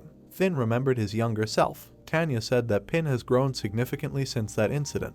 Helmut glanced at the dead monster. It seemed to him that something was wrong with him. He stopped Pin. He thought that the main character was scared. He told the hero not to worry. The demonic beast came to life and grabbed the frightened Pin. Tanya and Helmut noticed this. Screams could be heard through the forest. The main character pulled out a sword. In one motion he cut the monster apart. Pin screamed in fear. He thanked Helmut and asked if he was okay. He examined the sword, thinking that the blow was different from those he had trained, as if his strength had returned. Sin jokingly told him that he knew that Helmut was not at all like Pin. He promised to prepare a double portion of soup as gratitude for the rescue. Tanya stood, thinking about something. She recalled seeing Helmut use power. The girl looked at him in surprise. Helmut sat alone in the forest, energy emanating from him. After examining the body, he realized that his power had awakened. He nodded, his instinctive swing of the blade awakening the power. Looking at his strength, he thought it would take at least a few days to fully recover. Pin was looking for the main character.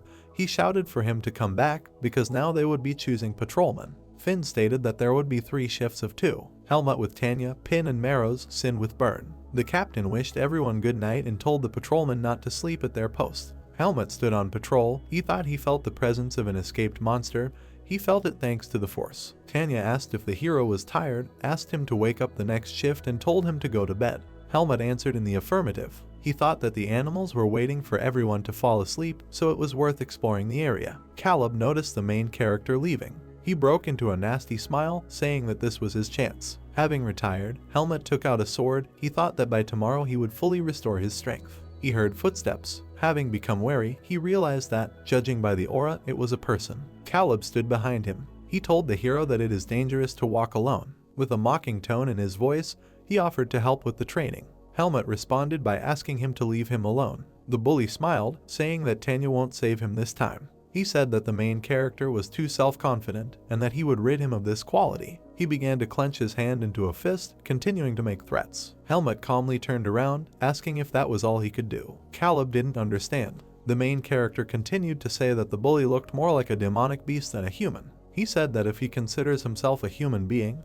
then he should behave appropriately. Caleb laughed. His laughter turned to anger. He broke the cast on his arm and said that now he will show who is the strongest in the hierarchy. He raised his hand and continued to make threats. Helmut stopped his blow. Only by grabbing his hand, he brought the offender to his knees. The bully screamed in pain. The main character stated that since Caleb is justified by the hierarchy of power, then he must see the strength of his opponent and know his place. The bully couldn't believe what was happening. He broke free from Helmut's grip and drew his sword. The hero repelled all his attacks without any effort. Caleb shouted death wishes. He was shocked. Helmut used force before his eyes. The bully did not immediately understand what had happened. Blood sprayed from his legs. He lay on the ground, screaming in pain.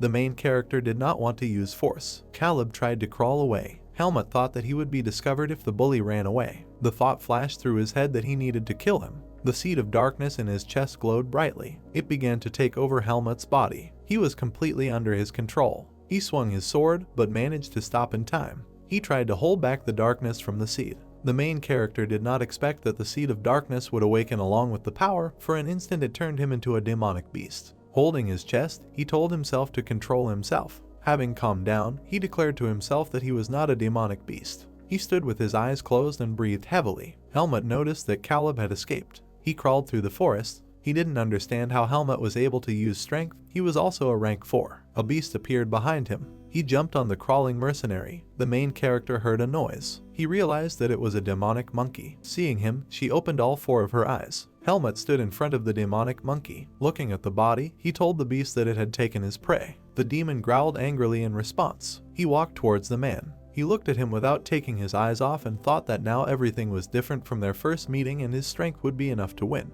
His sword was enveloped in energy and he said that it was time to get down to business. The beast was shocked. He quickly jumped back. Then he screamed in fear. Helmut watched this silently, thinking that this beast is not simple since it senses the power of those around it. His face became menacing. He told the beast to take the corpse and get lost. A stomp was heard behind the beast. He stood there for a second, wondering what to do next, after which he dissatisfiedly jumped through the forest. The main character put away the sword, cursed and said that the beast would return. A crowd of mercenaries was heading towards him. He thought that he would have to explain everything to the others. The captain asked if Caleb was dead. Helmut answered in the affirmative. He explained that Caleb was chasing him to beat him up, but the demonic beast attacked first. Brother Caleb covered his face with his hand. The captain summed up that in the end the bully died, mocking those around him, after which he apologized to the main character on behalf of Tariq's entire squad. Tanya slammed her sword on the ground, shouting that a verbal apology was not enough. She went to the captain, saying that Helmut almost died because of Caleb.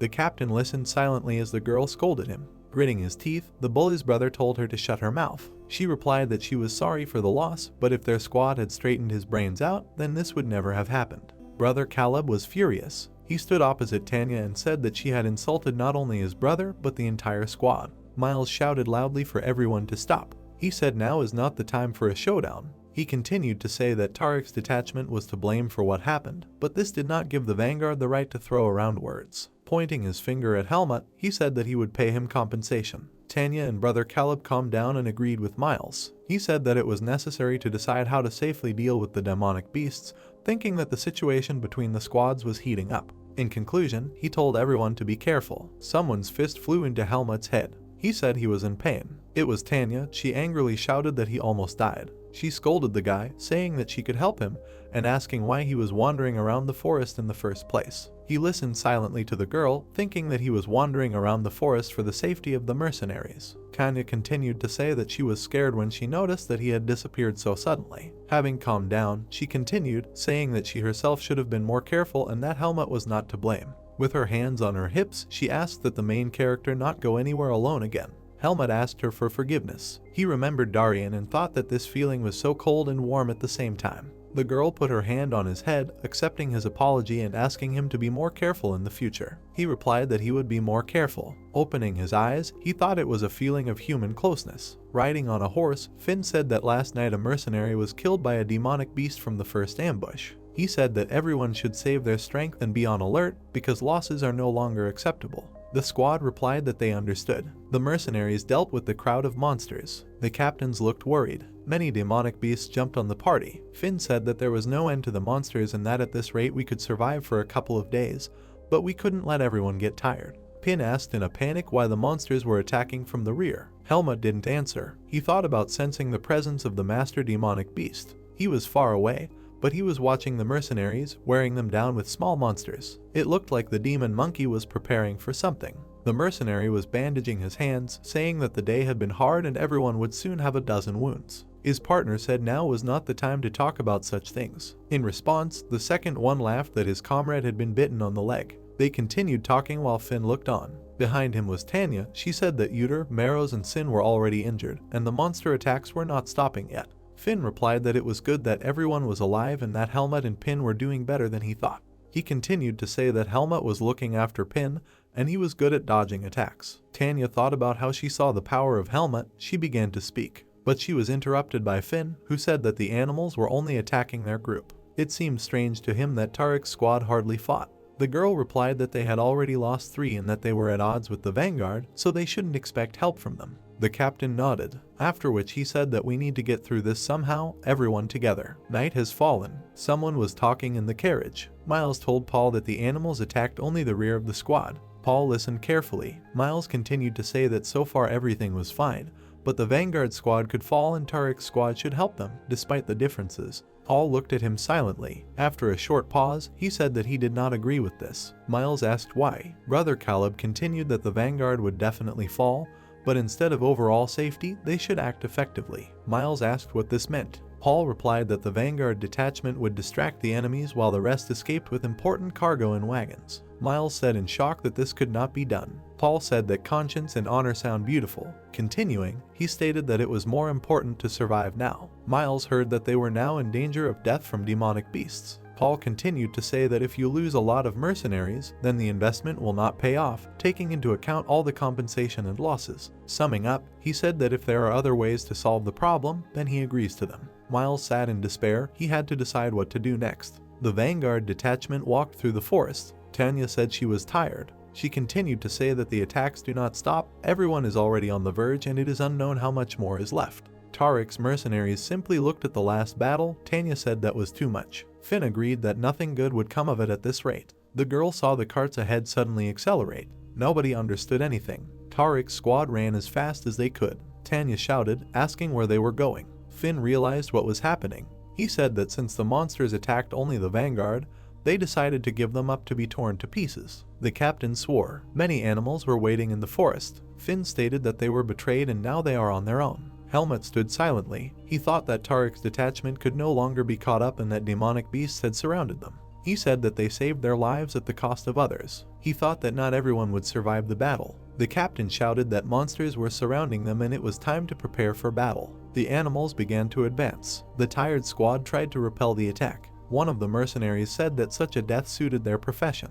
Another shouted to him that he was not going to die so ingloriously. Despite the battle, they continued to argue. Tanya smiled, calling them idiots for this. Even Pin fought fiercely. Helmut thought that if he entered into battle, his teammates would find out who he really was. But he confidently decided that it was no longer important. Looking into the sky, he decided that he wanted to save these people. He said that although he remembers Darian's words, but this time he decided to trust people. Preparing to attack, he shouted to his comrades that all they would see now was a terrible secret. The entire squad was shocked. They did not understand how Helmut could have power. The demons continued their advance. The main character flew into the air. He was surrounded by force. He swung his sword. All the monsters surrounding him fell to the ground. The mercenaries stood in amazement, their mouths open. Helmut dealt with the demonic beasts with ease. A faint smile appeared on his face. He rose from the ground. Turning to the frightened monsters, he raised his blow, and he struck down all his opponents with it. Behind him he noticed another one, which he deftly cut in half. The main character began to sheath his sword.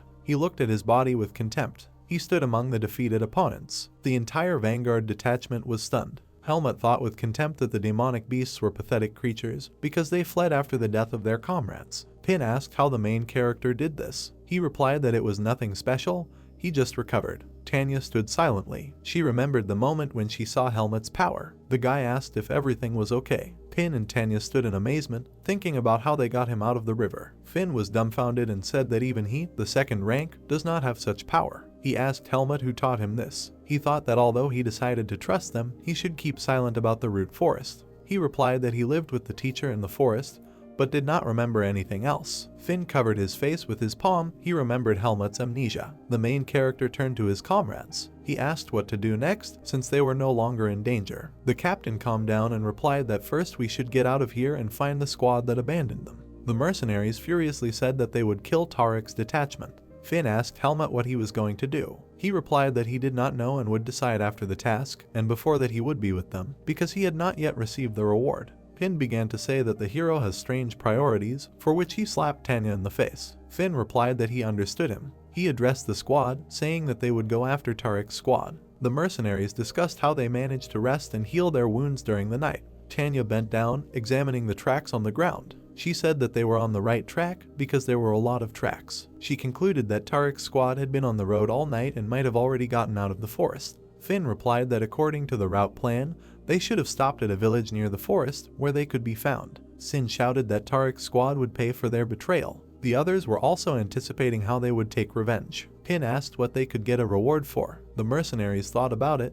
Because there were no more things, they were taken by Tariq's detachment. Helmut stood and listened. He heard a strange noise. The guy abruptly headed towards its source. Hin tried to call out to him. Helmut continued walking silently. Tanya asked if something happened. The main character finally answered that he felt demonic energy. It appears that Tariq's squad has been attacked by demons. Sin exclaimed joyfully that this was what they needed. Tanya asked how far away the demons were. Helmut replied that at their speed it was about an hour. Finn wondered how the main character could sense demonic energy from such a great distance. Helmut quickened his pace, saying that they needed to hurry because they would not be able to hold out for long. Sin said he didn't want to fight the demonic macaque, especially for Tariq. Narrows replied that they still needed to collect the reward for the task. Finn stated that they are mercenaries, not Avengers, they just need to complete the task. He continued to tell the squad that they should take care of business first and then deal with Tariq's squad. Smiling, Tanya said that they were from the Vanguard detachment and should not be like their traitors. Finn said it was time to step up and protect the customer and the product.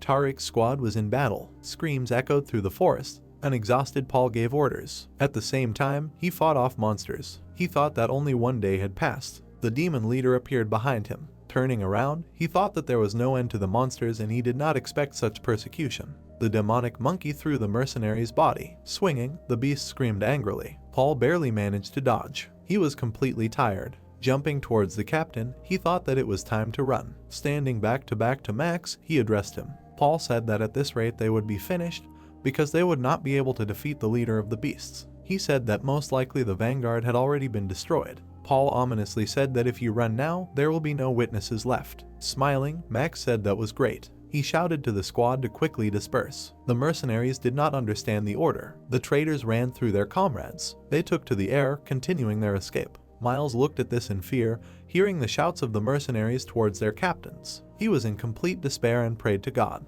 The carriage he was in shook sharply. He thought that he had made a mistake and should not have trusted Tariq's squad. The roof of the carriage was blown to pieces. Miles continued to think that he knew how it would end from the moment the Vanguard betrayed him. The demonic beast screamed heart-rendingly. His paw moved closer to Miles. He was trembling with fear. Looking at the monster, he thought they were doomed. Shaking with fear, he muttered that it was all over for them. The beast grabbed the man. He has already opened his mouth. When I heard a voice behind me, it was Helmut who jumped on him, ordering him to let the man go. The hero flew towards the demonic beast. He struck with his sword. The beast screamed in shock. The blow threw the macaque 10 meters away. Helmut angrily repeated for the beast to leave the man. Growling angrily, the demon put his hand forward, and with a scream he threw the man. Helmut caught him with ease. Before the main character arrived at the battle site, he spoke with the captain. Finn asked him to go explore first. He said that he had a bad feeling. Because Tariq's squad would most likely run away to save their skins, they were unlikely to fight to the end. Helmut told him that he understood.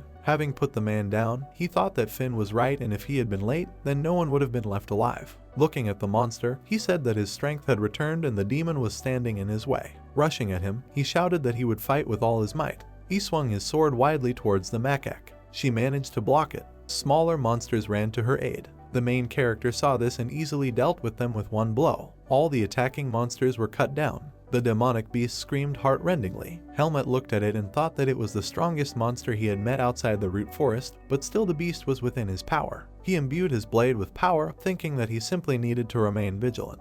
The opponents looked at each other. The beast's paw began to rise. At the same moment, the main character rushed at him. He lunged with his sword. The demonic beast tried to grab him. Helmut continued his attack confidently. The beast screamed in pain. A strong aura began to emanate from him. She threw the hero away. Looking at the monster, he thought that his demonic energy had strengthened. He absorbed it from the environment and became much stronger. Helmut turned his head. He realized that the Vanguard detachment would soon arrive. He became serious because if the mercenaries tried to help him, they would definitely get hurt. The demonic monkey roared menacingly. The man managed to dodge her attack. Already in the air, he was able to strike her. She looked at him indifferently. The main character realized that he could not cope if he used the force as usual. He decided he needed to push it. The monster rushed towards its opponent. Helmut managed to strike. He realized that the beast had become faster. He managed to dodge the attack and land on his feet. He thought that the monster's claws had grown and that the longer the battle went on, the stronger the monster became.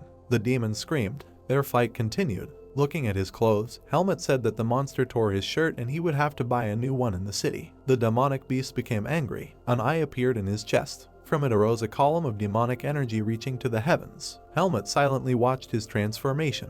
The beast exuded a huge amount of energy. The guy stated that the demon had now absorbed the energy of other animals. The demonic monkey flew into the air. Helmut looked at her, realizing that he had already seen this. The monster attacked in a very familiar way. He smiled. In his eyes, the monster resembled Naho. He grabbed the sword tighter, and he stated that no matter how much energy the monkey absorbs, it will still be weaker than Naho. The opponents converged on the attack. The vanguard squad rushed towards Helmut. Finn shouted that the hero was okay. He didn't understand what he saw. Stunned, Finn asked if Helmut killed him alone. He replied that yes, and that the others were already dead. Looking around, the captain said that the mercenaries were defeated because they began to scatter and could not cope with the onslaught of the monsters. With a sad face, he said that the captain had betrayed his men and fled. Tanya got angry. She shouted that since he betrayed his own people, he didn't have a single drop of honor and dignity. Narrows saw Miles and shouted that he had found a survivor. Finn said in surprise that they were at least a little lucky. Looking around the battlefield, he said that it was time to get out of this meat grinder. Miles lay with his eyes closed.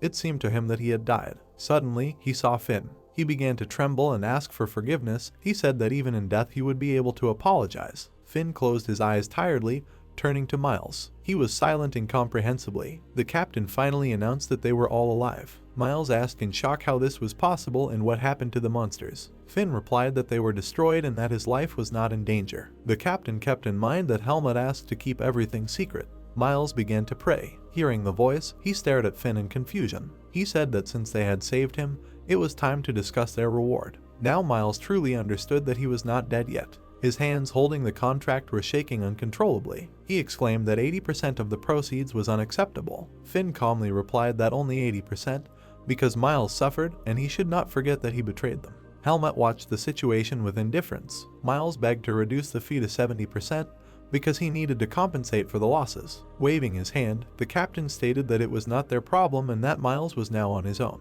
He trembled with fear. After a short pause, he agreed to 80%.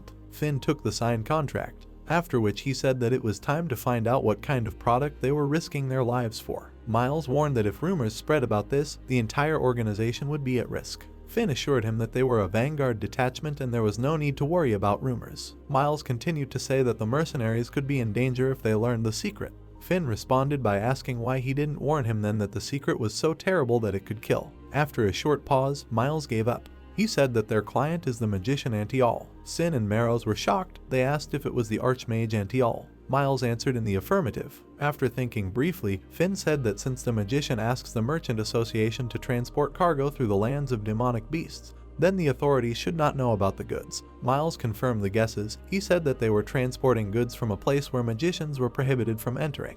He continued to say that they were carrying goods from the Lumen Temple, and that the Holy Church had defeated the Demon King 1,000 years ago. Over the years, the Church has gained strength and power, but now their intentions are not so pure. They use their name to take over the whole world. Most of the kingdoms are already under their control, but magic is not within their power, which is why they always closely monitor the magicians. Helmut listened carefully as Miles talked about this. He continued to tell what would happen if the church found out that the Bhutan Association was delivering temple goods to the magician for study. Finn concluded that the association would then be destroyed. Clutching his head with his hands, Miles said that not only the association, but absolutely everyone involved would suffer. Helmut began to approach Miles, who continued to say that they did not want to agree, but Antial saved the head of the association, so it was impossible to refuse. Helmut asked if this archmage was really so famous. Marrows replied that several years ago he almost destroyed the divine barrier. The main character asked about the barrier. Marrows continued to say that the barrier is around major cities, but in addition to protecting against monsters, it also detects magicians, which is why the church is trying to catch them. Helmut listened carefully that the divine barrier was very powerful and no one had ever broken through it beyond the root forest, and that for magicians who wanted freedom, this was not an obstacle. Marrows concluded that Antial almost destroyed the city barrier, and the church hushed up the matter. Helmut wondered if Antial had the power to influence the barrier. He thought that the church could not deliver him from the seed of darkness and therefore exiled him to the root forest. He thought that if not divine power, then maybe magic would help him. He remembered the mage from the root forest, thinking about his uselessness. Helmut hoped that the Archmage would be different. The tired mercenary said that they had finally reached safe lands and that it was worth spending the night here. Finn called out to Helmut. He asked him if they could talk. The main character hesitantly agreed. The captain handed him the seed. Helmut asked what kind of seed this was. Finn replied that warriors eat them when their strength and endurance run out. Without hesitation, the guy threw the seed into his mouth. He noticed how his body filled with warmth. The captain asked how he liked it. Helmut said that the seed helped, but he did not understand why he gave it away. Finn thanked the hero. He said that Helmut protected the vanguard. He continued to say that if it were not for the hero, no one would have survived. He said the seed was gratitude. The main character listened in surprise. Finn said that when Helmut leaves them and needs help, the whole squad will always be ready to help. The captain continued to say that it was because Helmut was their savior. He abruptly interrupted him, extended his hand and declared that it was because they were true comrades. Finn grinned with satisfaction.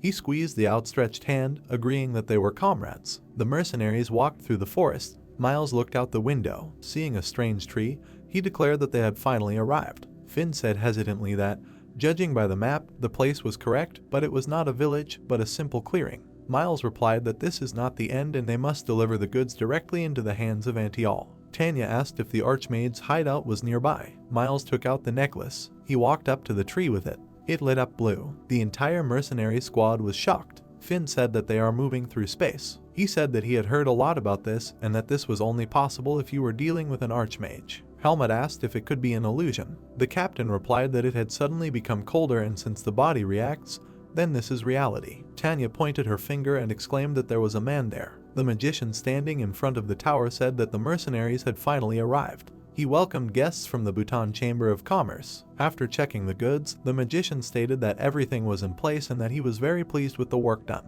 Thoughtful, he said that fewer people had arrived than expected. He asked if there were casualties on the way here. Miles replied that they encountered a strong demonic beast and that only a third of the team made it here. Antial said that the mercenaries had to go through a lot and that the dark energy of the monster was coming from the cart. Miles replied that the monster's corpse had been prepared for sale and was ready to be sold to a magician. After thinking a little, the magician agreed and said that he would pay a total of 150,000 mark. Finn's mouth gaped in shock. Uter said that he didn't think that the Archmages were so rich. Antial said there was no need for a cart. Miles bowed, saying that he was obeying. Helmut silently watched the magician. He thought about how powerful the Archmage was and how different he was from Irugo. Antial turned in his direction. The characters looked into each other's eyes. The magician began to approach, saying that this was very interesting. He said that magicians could see what was not visible to the eyes of ordinary people, and that high-level specialists could see what was hidden very deeply. Helmut interrupted him, saying that the conversation was over. Antial laughed, calling the hero impudent. His staff exuded enormous energy. He asked if the hero wanted to keep everything a secret. He said that he knows thousands of secrets of the world and always treats them with respect. Finn and Tanya knocked on the barrier that the Archmage had put up. Antial vowed that what Helmut was thinking would never happen. The main character asked about the chains coming from the staff. Antial said that this is the oath of the magician and if he breaks the promise, he will lose a huge part of his power. After that, he asked the guy what he needed. The hero thought that since the magician was not at all like Irugo, it was worth asking him a question. After reading the guy's thoughts, Antial asked if Helmut wanted to know about the Seed of Darkness. He replied that he wanted to know if there was a way to remove it. The Archmage paused for a moment, after which he stated that it was impossible to remove him. He began to explain that the Seed of Darkness is directly related to the life of Helmut. He continued to say that the seed allows the hero to remain alive, so that until death they will be one. Concluding his speech, he stated that if you get rid of the seed, the guy will die. Helmut said in disappointment that he thought the Archmage should know a way to remove the seed. Antial replied that magicians are not gods and that for the first time he saw a person capable of controlling a seed. Helmut didn't understand. The Archmage explained that the seeds drive their carriers mad and turn them into demonic beasts. He continued by saying that Helmut's case was unique, and perhaps he could suppress the seed using force or light magic. The magician stated that both require a long time to master and that seeds without magic attack the mind much faster. Waving his staff, he said that while the temple had not discovered the hero, it would be interesting for him to meet again. Helmut wondered if Antial knew that he came from the root forest. The magician said that even the priests of Lumen would have difficulty detecting the seed in the boy. He stated that even he only discovered the seed because the monster's demonic energy was present nearby. Helmut realized that he should avoid places with this energy and with magicians. Antial continued to say that the boy had a difficult future ahead of him, but he could become a great man if he could escape the attention of the temple devotees. The magician said that every single seed carrier became monsters and criminals, and ultimately the seed would enslave Helmut, who would destroy the world and destroy many people. The main character said that this would not happen. He stated that he was human. The archmage laughed and agreed with him. He said that a person creates his own destiny and only he alone can change something. Antial said that he was very interested in the boy and would watch him. He said that if Helmut could not withstand the internal battle, then the archmage would have to stop him. Helmut listened silently. Antial said that perhaps the boy could surpass him. Removing the barrier, he stated that then even darkness itself would submit to Helmut. The captain handed the bag to the main character. He said it represented a quarter of the total reward. Finn awkwardly said that he would like to give more, but the other mercenaries also contributed. Helmut heard that others in the squad also deserved a reward. Finn climbed into the carriage. He handed the hero another bag, asking if these were his things. He recalled how he left the root forest with them and thought that he had lost them. He thanked Finn. The captain said that he would have given the things earlier, but he kept forgetting.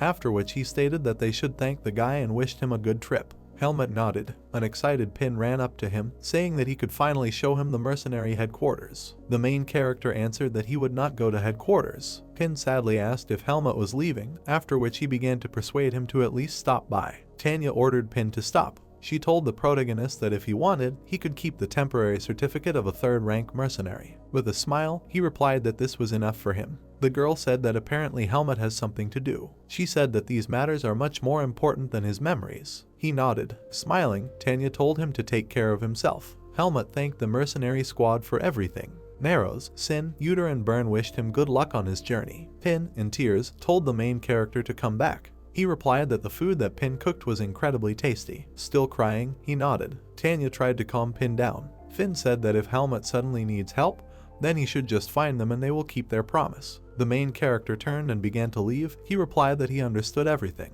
There was a little pang in his chest, just like when Darian left him, and like when he left Elga. He thought that if he stayed with the mercenaries, he would encounter demonic energy and then the seed of darkness would absorb it. He reasoned that where he was going this should not happen. He wondered if he could prevent what Antial was talking about. Clenching his fist on his chest, he thought that he didn't know what would happen next. Helmut thought that there was only one way to find out, and that was to become stronger. He decided that he would not let the darkness take over his body. Paul said that if he had known how everything would turn out, he would not have taken the risk, because he could not even get Caleb out. Max replied that since they survived, they could help Tariq's squad recover. He said that since everyone else died, they would be able to start all over again. Max continued to say that the lost people would be easy to replace because they were non-entities. He sharply shouted to Paul to look out the window. He was horrified. They saw the Vanguard detachment. The captains of Tariq's squad could not understand how they managed to survive. Pin noticed something and turned around. There were no traitors in sight. He said he heard something strange. Max swore softly. He told Paul it was a fiasco. They stood in the shadow of the building and discussed what they should do next.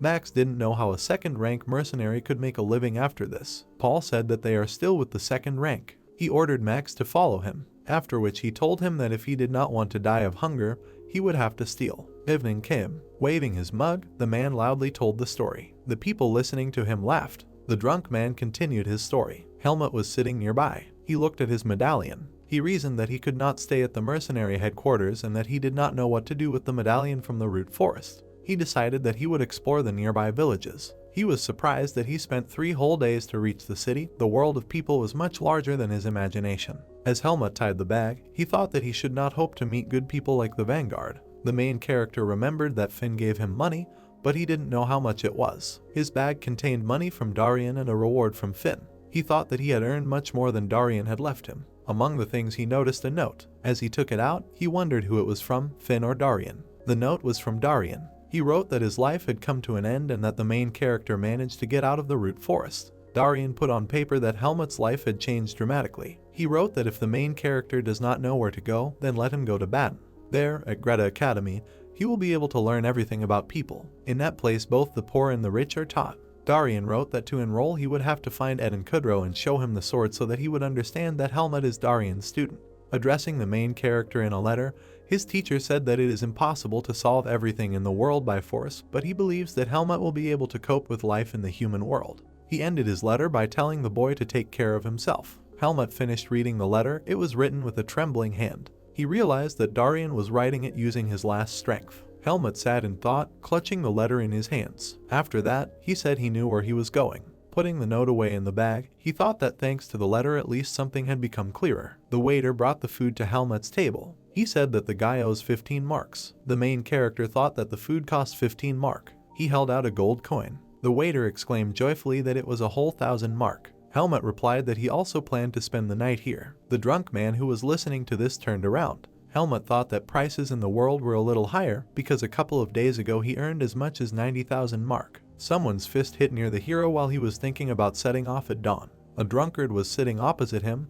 He addressed the guy, saying that he was rich. The characters looked into each other's eyes. His accomplices appeared behind the man. The drunkard extorted 20,000 marks from the main character. Helmut refused, thinking that he did not understand what was wrong with these people. The man laughed menacingly. He slammed his fist on the table, shouting that the guy had no right to confront him. Helmut responded by asking who this man was. He raised his fist in rage, but his shot was easily blocked. Squeezing the offender's fist, Helmut repeated that he refused to give him his money. Writhing in pain, the drunkard did not understand where the guy got so much strength. One of his comrades decided to attack the main character. He dodged without any problems. With one blow to the face, Helmut knocked out the offender. The bandits were shocked. The main character showed by his appearance that he would not allow himself to be offended.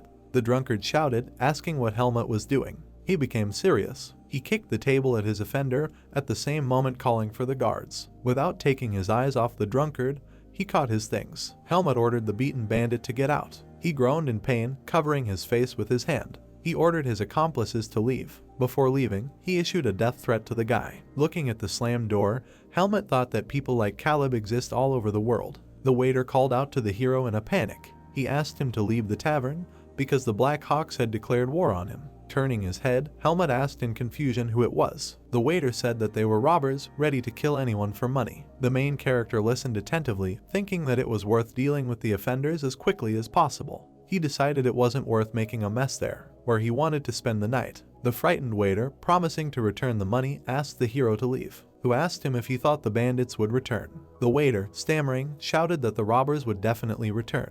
Helmut asked the waiter to tell the bandits that he had gone into the forest behind the tavern. Leaving the frightened employee, the main character told him to hold the room for him because he would return later. Helmut wanted to see what the Black Hawks could do. A group of bandits were discussing in the alley whether they should attack Helmut. One of them said that their aim was quite strong. The leader, in a rage, showered him with insults. He ordered the bandit to stay in the lair. Out of breath, one of the robbers ran up to the group. The leader ordered him to report. The bandit happily said that he learned that Helmut had gone into the forest behind the inn. The boss laughed. In anticipation, he said that the guy had chosen a bad escape route. The robber said that it would be easy to find traces of their target in the forest. The leader agreed, saying that the alcohol had already dissipated.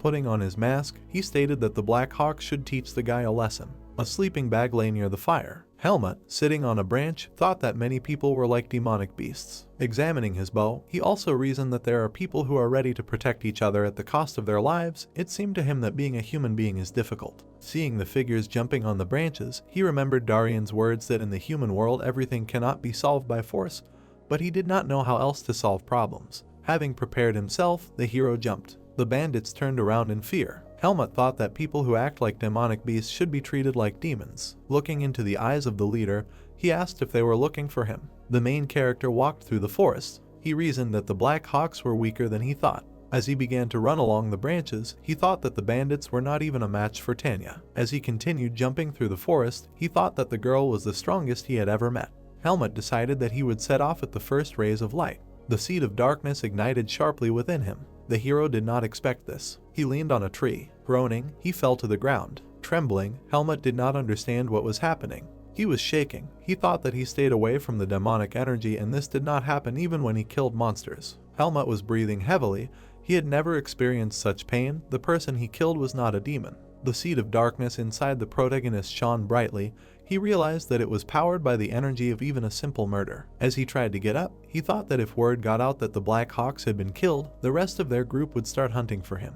Covered in sweat, the protagonist realized that he was a fool for thinking that fighting people would not affect the seed of darkness. Leaning on a tree, he managed to stand up. He reasoned that since he couldn't kill his opponents, he would have to avoid fighting entirely. Helmut went, deciding that he needed to get to Baden as quickly as possible. A man asked if everyone was dead. The bandit replied that yes, and that if they continued the search, they would be able to figure out the killer. The man said that you can't just leave everything. He ordered the bandit to continue searching. There was a knock on the door when the robber said that he understood the order. Another bandit entered the room, telling Anton that people had arrived. The leader looked at the people entering. He said that he didn't think that 2 second-rank mercenaries would come. Max and Paul stood in front of him. The bandit boss thanked the mercenaries for their initiative to join. He told them that due to the chaos in the organization, the mercenaries would have to undergo testing. Paul angrily asked what he meant. With his arms outstretched, Anton said that he had no doubt about their fighting skills. He continued to say that their organization was doing illegal things. Throwing away the knife, he said that he would not want problems to arise in the squad because of someone's sense of justice. The knife hit the mannequin standing next to Paul. The leader of the robbers concluded that to prove their intentions, the mercenaries must complete one task. Paul stated that it turns out that despite their abilities, the Black Hawks want to test whether the mercenaries are suitable for them. The boss took out a note saying that the job should be easy for second-rank mercenaries. Looking at the note, he said that 5 of them disappeared last night. Anton said that the group learned that the bandits had quarreled with the mercenary and that, after a search, their bodies were found in the forest nearby. He continued to say that everyone was killed with one blow and without any trace of any weapon. Max asked what was known about this mercenary. Anton answered that he was black-haired with black eyes, about 16 years old, with skills no lower than 3rd rank. Max asked if they were required to find and kill the boy. Raising his finger up, the boss replied that after completing the task, the mercenaries would be able to join the squad and do more serious things. Opening his eyes slightly, he declared that he would pay for their work very generously. Paul asked where the guy was last seen. Anton replied that, according to their information, the mercenary stayed in a tavern near the forest. Pointing to a place on the map with a knife, he stated that the mercenary could not have gone far. It was a calm day in the village. Helmut stood near the building with the sign of the mercenary guild. He thought about how he didn't expect to have to do this again. Helmut decided that he needed to move quietly and not attract attention to himself. He finally opened the door. The girl behind the counter asked him what brought the boy to them. The main character replied that he came to receive a task. The girl looked at his certificate in surprise. She did not expect such a young guy to be a 3rd-rank mercenary. Helmut asked if this was a problem. Waving the certificate, she replied that she was simply surprised. The guy asked to find a task in the vicinity of Baden. The girl was looking for something in her notebook, saying that Baden is a very big city. She said that in order to get to Baden it would be easier to take an order for an escort. The girl put the book on the table and asked the guy how he liked this task. Helmut asked what it was. The girl replied that a lady from a noble family was looking for security on the trip to Baden with a payment of 800 mark. Helmut listened as the girl began to talk about the condition. This condition was that the lady should be accompanied by a mercenary who she would definitely like. The main character stood there in disbelief. Walking into the store, Helmut hoped that nothing would happen if he went to buy clothes. Not long before, a girl in the mercenary guild had told him that appearance was important when working with aristocrats. She stated that it is very important to make a good impression and be in good shape. The girl said that Helmut's charming face could overcome all these demands, so she offered him this task. She asked him to buy decent clothes and come back. The salesman asked Helmut if he wanted presentable clothes of better quality. He brought a suit, declaring that it would make even a monster an aristocrat. The main character silently looked at the clothes. The salesman continued to praise the suit. Helmut interrupted him by asking how much it cost. The seller replied that his price was 2,000 mark. The guy thought about it, because the task would only pay 800 marks. He wanted to take on another task. The girl clapped her hands enthusiastically. She looked at the main character's new attire, declaring that he looked his best. Slapping Helmut on the shoulder, she said that he looked even more beautiful than before. The girl broke into a tender smile. Finally, she said that she had already sent information about him to the customer. She continued to say that they would take him without any problems, because he was from the avant-garde and looked just perfect. The girl greeted the man who came into the guild. Helmut turned around and looked at him. She asked the man if he was from the Cherringen family. He answered in the affirmative and stated that he had come to see the appointed mercenary. Looking at Helmut, he asked if it was the same mercenary. He walked towards him. While examining him, the man stated that the hero was young and had good posture. Summing up, he told the hero that he looked great and had been accepted for the task. As he began to walk away, he ordered Helmut to follow him. Before leaving, the boy looked at the girl who was waving at him. He bowed and left. Someone was watching the characters on the street. Neither Helmut nor his customer noticed the surveillance. The butler introduced himself as the butler of the Cherringen family named Gilton. He asked the guy if he had heard about their markwise. Helmut replied no. Gilton said that it was even better and told the hero to watch what he said and did. After which he asked if the guy worked as an escort. Helmut said that only with a load. The butler replied that the only difference was that he would have to protect the person instead of the bags. He said that if Helmut was in trouble, he should follow the orders of the knights and that he could receive bonuses for good work. The guy nodded affirmatively in response. Approaching the estate, the butler said that he liked Helmut's taciturnity. It was very rich inside. Gilton explained that this was an inn where Lady Charingen stayed for a while. Helmut realized that she had a high status. A knight met them. He was surprised at the mercenary's youth. The butler said that Helmut was recommended by the guild, so there shouldn't be any problems. The characters shook hands. The knight introduced himself as Kedrick. The butler asked where the lady was. Kedrick replied that she was in the dining room. The characters headed to the dining room. The guy in the hood sat and listened to Lady Charingen. He continued to eat indifferently while she spoke incessantly. The butler and Helmut approached the table. Gilton turned to the girl. Helmut behind him bowed. The butler introduced her escort to his lady. Gina scornfully replied that she didn't care. Before continuing to pursue the area, she told the butler that if he thought the mercenary was good, then she would trust him. Arya abruptly stood up from the table. He said that he would go get ready to go. Gina told him in surprise that he didn't even really have time to eat. Arya continued walking silently. He walked past Helmut. The main character felt some strange feeling from the guy. Looking after Arya, Helmut thought that he was a difficult person. Gina said displeasedly that she would go to her room. She ran after Arya in tears. The main character asked the butler who Arya is. Gilton replied that this was Lady Gina's guest and that he was well known at Greta Academy. The butler continued to say that Gina met him by chance and brought him with her. Helmut asked if Gina goes to the academy. Gilton replied that she was just preparing for the entrance exams. The main character thought that he, too, was going to enter Greta Academy. The butler said that there were 2 hours left and that it was time to prepare for departure. He ordered Helmut to prepare the horse and wait by the carriage. Gilton said that he would mind his own business and, if anything happened, let the main characters contact Kedrick. Helmut nodded affirmatively and said that he understood everything. The main character was riding a horse, thinking about how stupid the horse is. He recalled how the horse rushed around the stable and did not obey him. He remembered the horse he had met in the Vanguard mercenary detachment. His thoughts were interrupted by a voice. The girl begged Arya to get into her carriage. It was Gina. She was waving to the guy. Arya didn't pay attention to her. He just continued walking down the street. Helmut finally realized that the guy was a magician. The carriage was guarded by many knights. Jumping on his horse, Helmut thought about the strange feeling from the magic of the area. He didn't understand what kind of magician the guy was and why he used magic on himself. Looking at the carriage, the main character decided that he would watch him. In the carriage, Gina asked Arya if he was the head of the magic department. The guy answered in the affirmative. The girl said that in this case she should not have problems with the exams. She asked what she could do to prepare even better. Arya said that a girl would pass everything easily if she studied hard. Gina fidgeted, saying that she had prepared but was still nervous. The head of the faculty replied that after arriving the girl would have time to review the material. Gina said that she would still like someone to help with her training. Arya coldly replied that people were studying at the academy. Self-study. Gina continued to beg for help. The magician looked at her with displeasure. After a short pause, he said that he could look for a teacher for her to prepare. The girl was delighted and asked if Arya could be her teacher. He answered sharply that no. He explained that he needed to prepare for the new semester. Tired, he said that Gina should take a break. She awkwardly answered that she didn't know if it was worth it.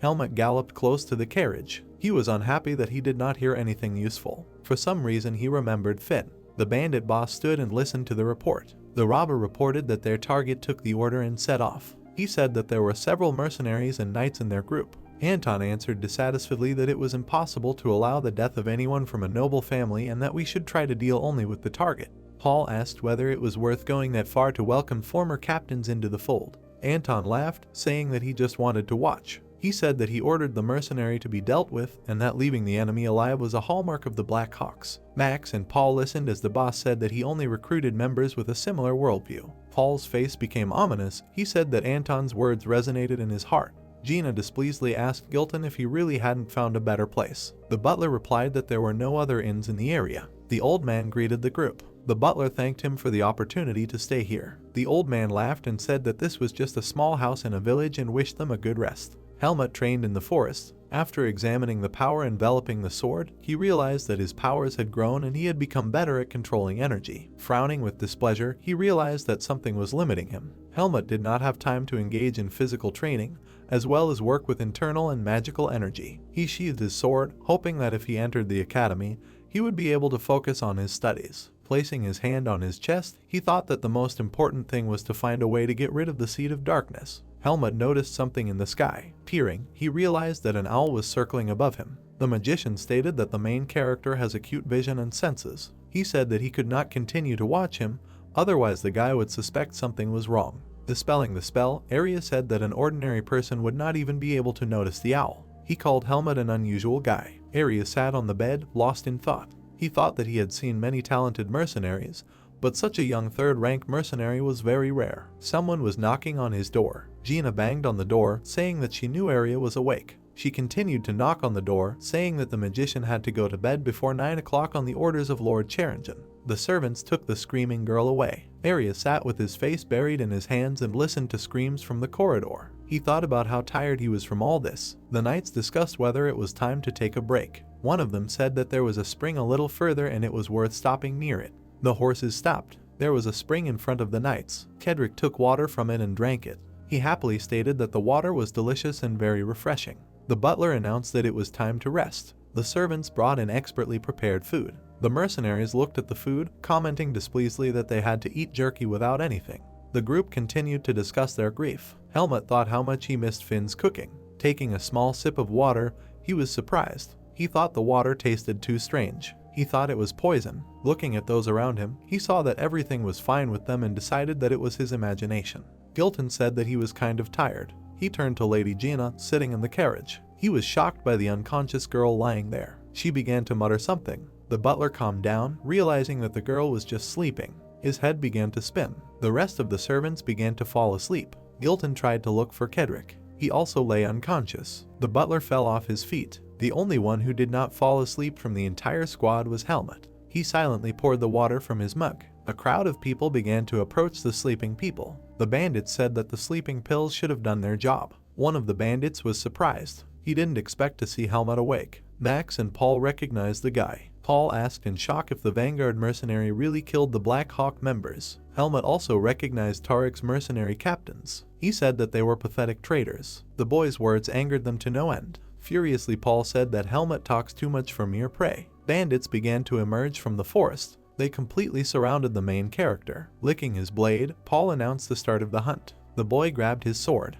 He understood that there were too many opponents. A beam of magical energy flew into Paul. He didn't understand what was happening. Helmut turned around. Behind him stood the area mage. Shrouded in magical energy, he threateningly ordered the bandits to get lost if they valued their lives. The magician headed towards the opponents. Paul snorted with displeasure that he had paid money for sleeping pills. He didn't like seeing another guy with insomnia. Helmut looked at Arya. The magician rudely told him to stop looking around. Paul put his blade to the bandit's throat, asking what was the matter. He received the hilt of a sword in the face and replied that they did not expect that there would be a magician there. The robber fell to his knees from the blow. Paul ordered the Black Hawks to stay put and clean up after the job was done. Tariq's former captain flew into the air. He furiously dealt a crushing blow to Helmut. Seeing that his blow was parried, the villain raised his sword again. Max approached the magician and said that he would kill him quickly. Arya cast a contemptuous glance in his direction. He told the bandit that he was not going to die. Someone's shadow flew through the forest. It was Paul and Helmut who continued their battle.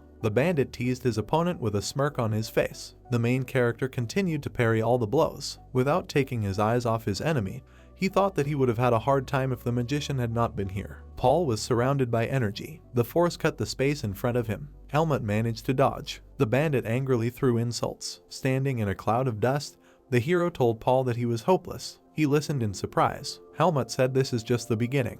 The bandit didn't understand him. The main character was surrounded by a dark aura. He thanked the villain for following him. Paul shouted in rage that he had Helmut cornered. He clutched a sword in his hands, shrouded in power. He said that the bandit was no match for him. The bandit prepared to attack. He didn't understand how a rank 4 trash could compare to him. The guy dodged the attack without any problems, after which he jumped on the enemy from behind. Paul did not have time to defend himself from the attack. He desperately awaited his fate. The blow slammed the villain into the ground. Helmut stood next to his fallen opponent. Paul didn't understand where the boy got such strength. He got hit in the face. The main character said that he would spare him if he took his people and failed. Paul laughed after him. He said that he would rather die than run away with his tail between his legs. With contempt, Helmut reminded him of how he had run away and left his teammates to die in the forest. The bandit looked angrily at his opponent's back. He started laughing loudly. Helmut hoped that the area mage was okay. Bandits were scattered throughout the forest. Those who were still conscious were groaning in pain. Max asked who Area is anyway. Raising the stones into the air, he replied that he was a magician. The bandit raised his sword. A moment later he was hit by a boulder. Raising his hand, Area said he didn't care what the bandits were up to. He attacked the bandit with magic, saying that since they got in his way, it changes everything. Max clenched his weapon in his hands. He screamed at his opponent. The magician calmly told the bandit not to overexert himself. A beam of energy shot out from his palm. The impact sent Max flying into a nearby boulder. Area told the bandits that they should go with them to Baden. He ordered them to stop. The robbers tried to run away in fear. The magician released his spell. It tied up one of the bandits. Another binding spell flew at the fleeing bandits. Area managed to tie up a lot of bandits. The magician cursed, and some managed to run away. Turning around, he said that the main thing was that he had caught a possible leader. Looking at the boulder, he was surprised. Max was no longer on him. Max was breathing heavily, hiding behind a stone. The bandit didn't think that the Black Hawks were hunting for the Vanguard mercenary. Moreover, no one warned them that there would be a magician here. He leaned back and thought about how this could even happen. Max noticed something. Helmut passed by him. The bandit was shocked that there was not a scratch on the main character. He thought that Paul had been killed. Helmut turned around and looked at the stone. Thinking that it was his imagination, he moved on. Kneeling down, Max thought about how strong the main character is. Helmut went out to the carriage. Area threw something at him. The main character caught the rope. Pointing his finger at the bandits, he ordered him to tie them up. Helmut did not understand why to link already related ones. The magician stated that he did not want to waste magic to hold the bonds and that he wanted to send the robbers to prison.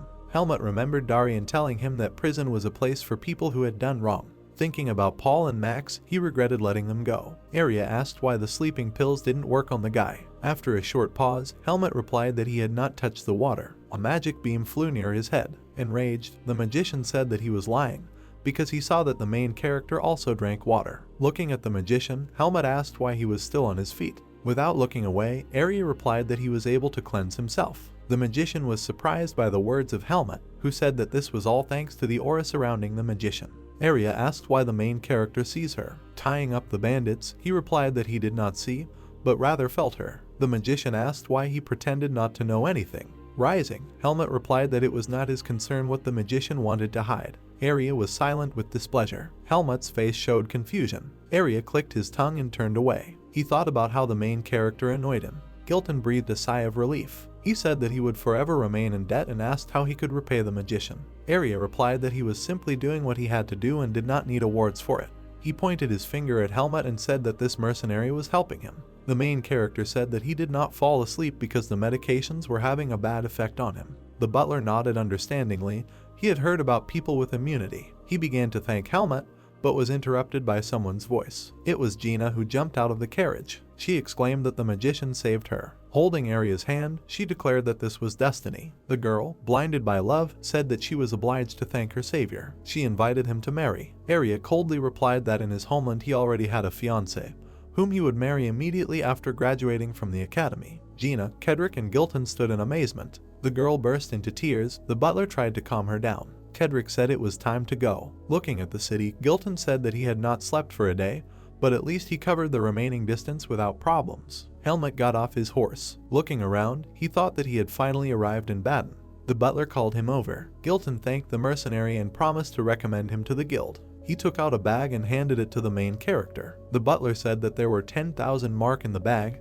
This was a sign of gratitude from the Charingen family. Helmut took the gold and thanked Gilton. He noticed Aria begin to walk away. The main character did not stand for long, thinking about something, after which he suddenly rushed ahead of the magician. Aria didn't understand why Helmut stopped in front of him. The main character turned to the magician and thanked him for helping him a lot. Aria looked away in embarrassment. The main character continued on his way. Looking at the city in front of him, he decided it was time to go to the academy. The city was full of people. Walking through its streets, he was amazed. Baden was much larger than other places he had been to. He thought how easy it would be to get lost in a city like this, which was good. Helmut stood in front of the open gate. It was Greta Academy. Entering the academy, he looked around. He needed to find a man named Eden Kudrow. He noticed a girl with glasses sitting at the table. The guy walked towards her. He put his hand on the table, which scared the girl. She asked what the boy needed. Helmut replied that he was looking for Eden Kudrow. The girl asked if he was looking for a teacher in swordsmanship. The guy answered in the affirmative, asking if he could meet Eden. The girl replied that of course he could and asked what his name was. The main character replied that his name was Helmut. He followed the girl through the corridors of the academy. She stopped at the door. Then she used some kind of spell. She told Helmut to wait a couple of minutes. Standing at the door, the main character wondered what kind of person Eden Kudrow was. The door finally opened.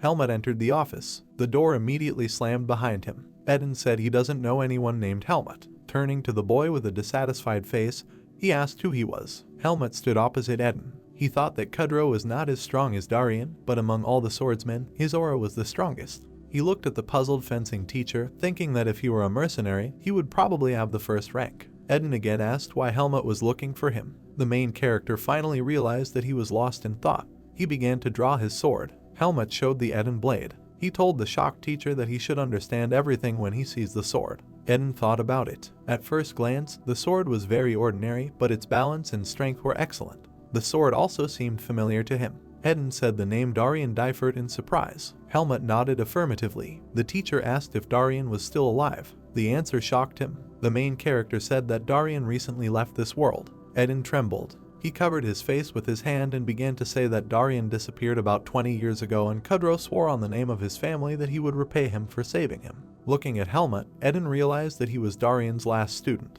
The main character answered in the affirmative. The teacher asked why he was looking for him. Helmut answered hesitantly that he wanted to study at the academy. The characters stood opposite each other. Eden said that most likely Darien told Helmut about the academy. He concluded that Darien wanted Eden to become the protagonist's protector. The teacher asked how old the boy was. In response, he hummed uncertainly. Surprised, Eden asked how Helmut could not know his age. The main character counted on his fingers, after which he answered uncertainly that he was 14 or 15. Eden decided to start by assessing aura and skills. Looking at Helmut, he said that he was unlikely to be accepted into primary school at that age. Eden stated that if the hero is 15, then he can take the exams as an exchange student. The teacher picked up a folder from the table. Helmut asked if he needed to take the exam. Putting down the folder, Eden thought perhaps it doesn't make sense for Darien's student to take the sword mastery exam. He told the boy that he might be able to enter without exams. Helmut looked at his sword. He thought about how Darien had helped him both here and in the root forest. It dawned on him that Darien was in the root forest, but even his friends did not know where he had disappeared. The main character was sure that Darien did not go to the root forest of his own free will, and he hid the truth from everyone. He wondered what would happen if the one who sent Darien to the forest found out that his student was in the human world. Helmut came to the conclusion that his chance to get rid of the Seed of Darkness would be taken away from him and he would be sent back to the root forest. The main character told the teacher that he wants to pass the exam. He did not understand this decision. Helmut continued to say that if anyone found out that he was Darien's student, his life would be in danger. Hearing this, Eden was shocked. He shouted that no one would even dare to attack a Darien student. Helmut asked the teacher to be patient and promised to tell him everything later. Eden replied that there must be serious reasons for Helmut's silence. The main character nodded, listening to the teacher say that he could contact him with any questions. Eden headed out of the office. He said that they should start preparing for the exam and that he should see Helmut's skills. He went after the teacher. Looking around, Helmut asked where they had come. Eden replied that this was his personal training room. Opening the door, he said that he had to see for himself what the main character was capable of. There was a log behind the door. The teacher asked the boy to cut it. Helmut grabbed his sword, but Eden interrupted him. He told him to take a wooden sword. The main character swung his sword, trying to get used to it. The teacher thought that if the boy managed to cut the log, it would be a very high achievement. The wooden sword was enveloped in power. Looking at him, the teacher thought about how Helmut easily controlled his aura. He thought about how strong the boy was. Helmut swung his sword. The log split into two parts. Eden looked in shock at Helmut standing after the blow. The teacher thought that the boy had great potential. He told him that with such power he would definitely pass the entrance exam. Helmut asked if this meant he could attend the academy. Eden replied that he still had to take a written exam. With confusion, the main character asked what this meant. The teacher looked at the test results in complete despair. He said that it was difficult to get such a low grade, even if you did the assignments with your eyes closed. Helmut looked blankly. Eden said that with such a grade the boy would not be able to get in and would not be able to improve his knowledge in a couple of weeks. Helmut asked if Eden could train him. He replied that as a professor at the academy, he could not have personal relationships with students. He said that students are usually involved in preparing applicants, but most likely the best ones are already taken. Eden said everything was bad. Helmut was silent in thought. He remembered that Arya should study here. He asked the teacher if he knew a student named Arya. The teacher replied that he knew, because the magician became the best student last year and received the highest score in the magic exam. Helmut thought that Arya was supposed to be a good magician. He thought that he didn't know anyone anymore anyway. Helmut began to leave, saying that he would ask the magician to work with him. The teacher asked in surprise if he was talking about Arya. Eden didn't understand how Helmut could even know him. Arya asked how the main character could even come up with such an idea. Helmut was silent. The magician continued to say that he did not want to see him anymore. He stated that he did not want to train stupid people, especially empty-headed swordsmen. Arya thought that Helmut came to Baden only for a mission and not to enter the academy. Waving his hand, the magician told Helmut to do it himself. The swordsman replied that he needed to pass the exam, and Arya was the best of the students. The magician repeated again that he would not teach the main character. He asked Helmut not to waste his time and get lost. The swordsman said he would pay. He knew that people value money. Arya, grinning, asked if Helmut wanted to buy it. He asked how much a simple mercenary could pay him. Helmut asked how much he wanted. The magician got angry. Pointing his finger at the swordsman, he asked for 100,000 mark. Helmut agreed with a serious face. The magician did not immediately understand everything. The swordsman said that he would bring all the money tomorrow. Surprised, Arya repeated that 100,000 is a huge amount and perhaps Helmut simply did not hear him. The main character remembered how he received 90,000 from the Vanguard and 10,000 from Gilton. Helmut said that there is little time left, so they will start tomorrow. Arya still couldn't understand the swordsman. He said that he would not teach him if he did not pay. The magician told him to come tomorrow morning. He walked into the building unhappily. Arya waved to the other guy. Helmut was glad that he was able to come to an agreement. He headed back. The green-haired guy looked after the main character. The swordsman seemed to him an interesting person. He wondered if this was Mr. Arya's friend. The next morning came. Helmut approached Arya. The magician looked at the swordsman with displeasure. He was surprised that the boy actually came. Arya asked where the money was. Helmut took out a bag. Handing it to the magician, he stated that it contained exactly 100,000. Arya said that then he too must keep his word. He warned that he would not return the money if the swordsman failed the exam. Helmut replied that he didn't care. The magician cast a dissatisfied glance at the hero. He exhaled heavily. Thoughts flashed through his head that he should have simply refused and not asked for huge sums. Arya asked Helmut to wait and said he would be back soon. The magician did not think that he would have difficulty learning. Helmut wrote on the paper. Arya watched him. The magician thought that the swordsman was more problematic than he first thought.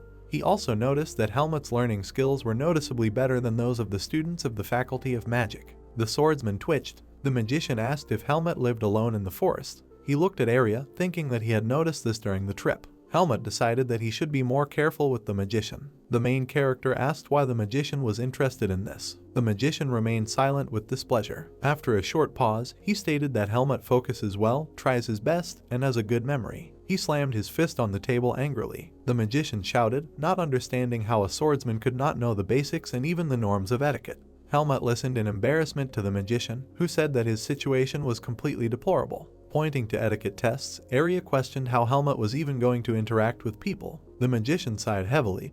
He said that he should finish his preparation in other subjects as quickly as possible and devote the remaining time to studying ethics. He turned to Helmut, saying that 100,000 mark was a lot of money and that the best student of the academy was studying with him. The magician said that he would therefore do everything to ensure that the swordsman did so. The magician shouted menacingly that Helmut would get into the academy no matter what. Helmut was silent, thinking that Arya was quirky. The magician asked the swordsman what he would do in a situation when a classmate stole things from him. Arya clarified that you need to think about the ethical side of the issue. Helmut thought, since ethics, then cutting off a hand will not work. The magician asked for the answer. The swordsman stated that he would quietly steal his item back. Arya said he had no words. Helmut asked incomprehensibly what was wrong, because he couldn't fight and take the thing back by force. Arya explained that such issues should be resolved peacefully.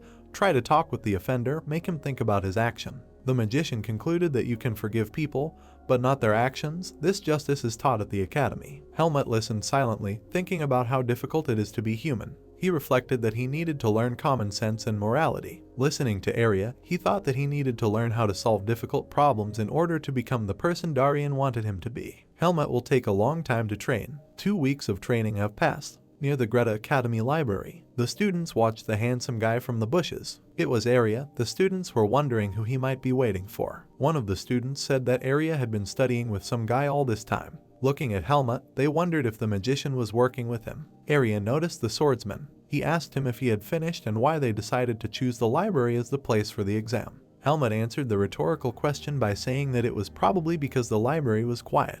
Arya said he was just waiting for the end of the exam to pick up his books. He asked how Helmut was doing. The swordsman remained silent. The magician said that he was sure that there were no difficulties. Arya began to leave and wished Helmut good luck in the practical exam. The magician waved his hand. Helmut thanked him for his help. He replied that he received money for this, so there was nothing to thank him for. Helmut, looking after the magician, thought that thanks to him he was able to pass the theory. The swordsman was left with only the practical part. Waiting room for students entering the fencing faculty. Helmut followed the other applicants. They were told that they could wait here until their name was called. In the room, the guys were talking noisily to each other. Helmut sat down on a chair, thinking that he would just sit for now. Sitting, he thought about what to do after the exam. He decided that he would just rest or train. Someone waved a hand in front of his face. The guy asked Helmut what he was thinking about. He introduced himself as Sabbat Rukel, the second son of the Rukel family. Sabbat asked what the main character's name was. Helmut couldn't understand why he wanted to meet for no reason. Sabbat asked if Helmut was acting this way because of the academy's rules and stated that they could talk now. The swordsman asked why Sabbat spoke to him. He replied that he should make friends in advance. Looking at Sabbat, Helmut thought that Arya had said about this student, getting to know him would be very beneficial.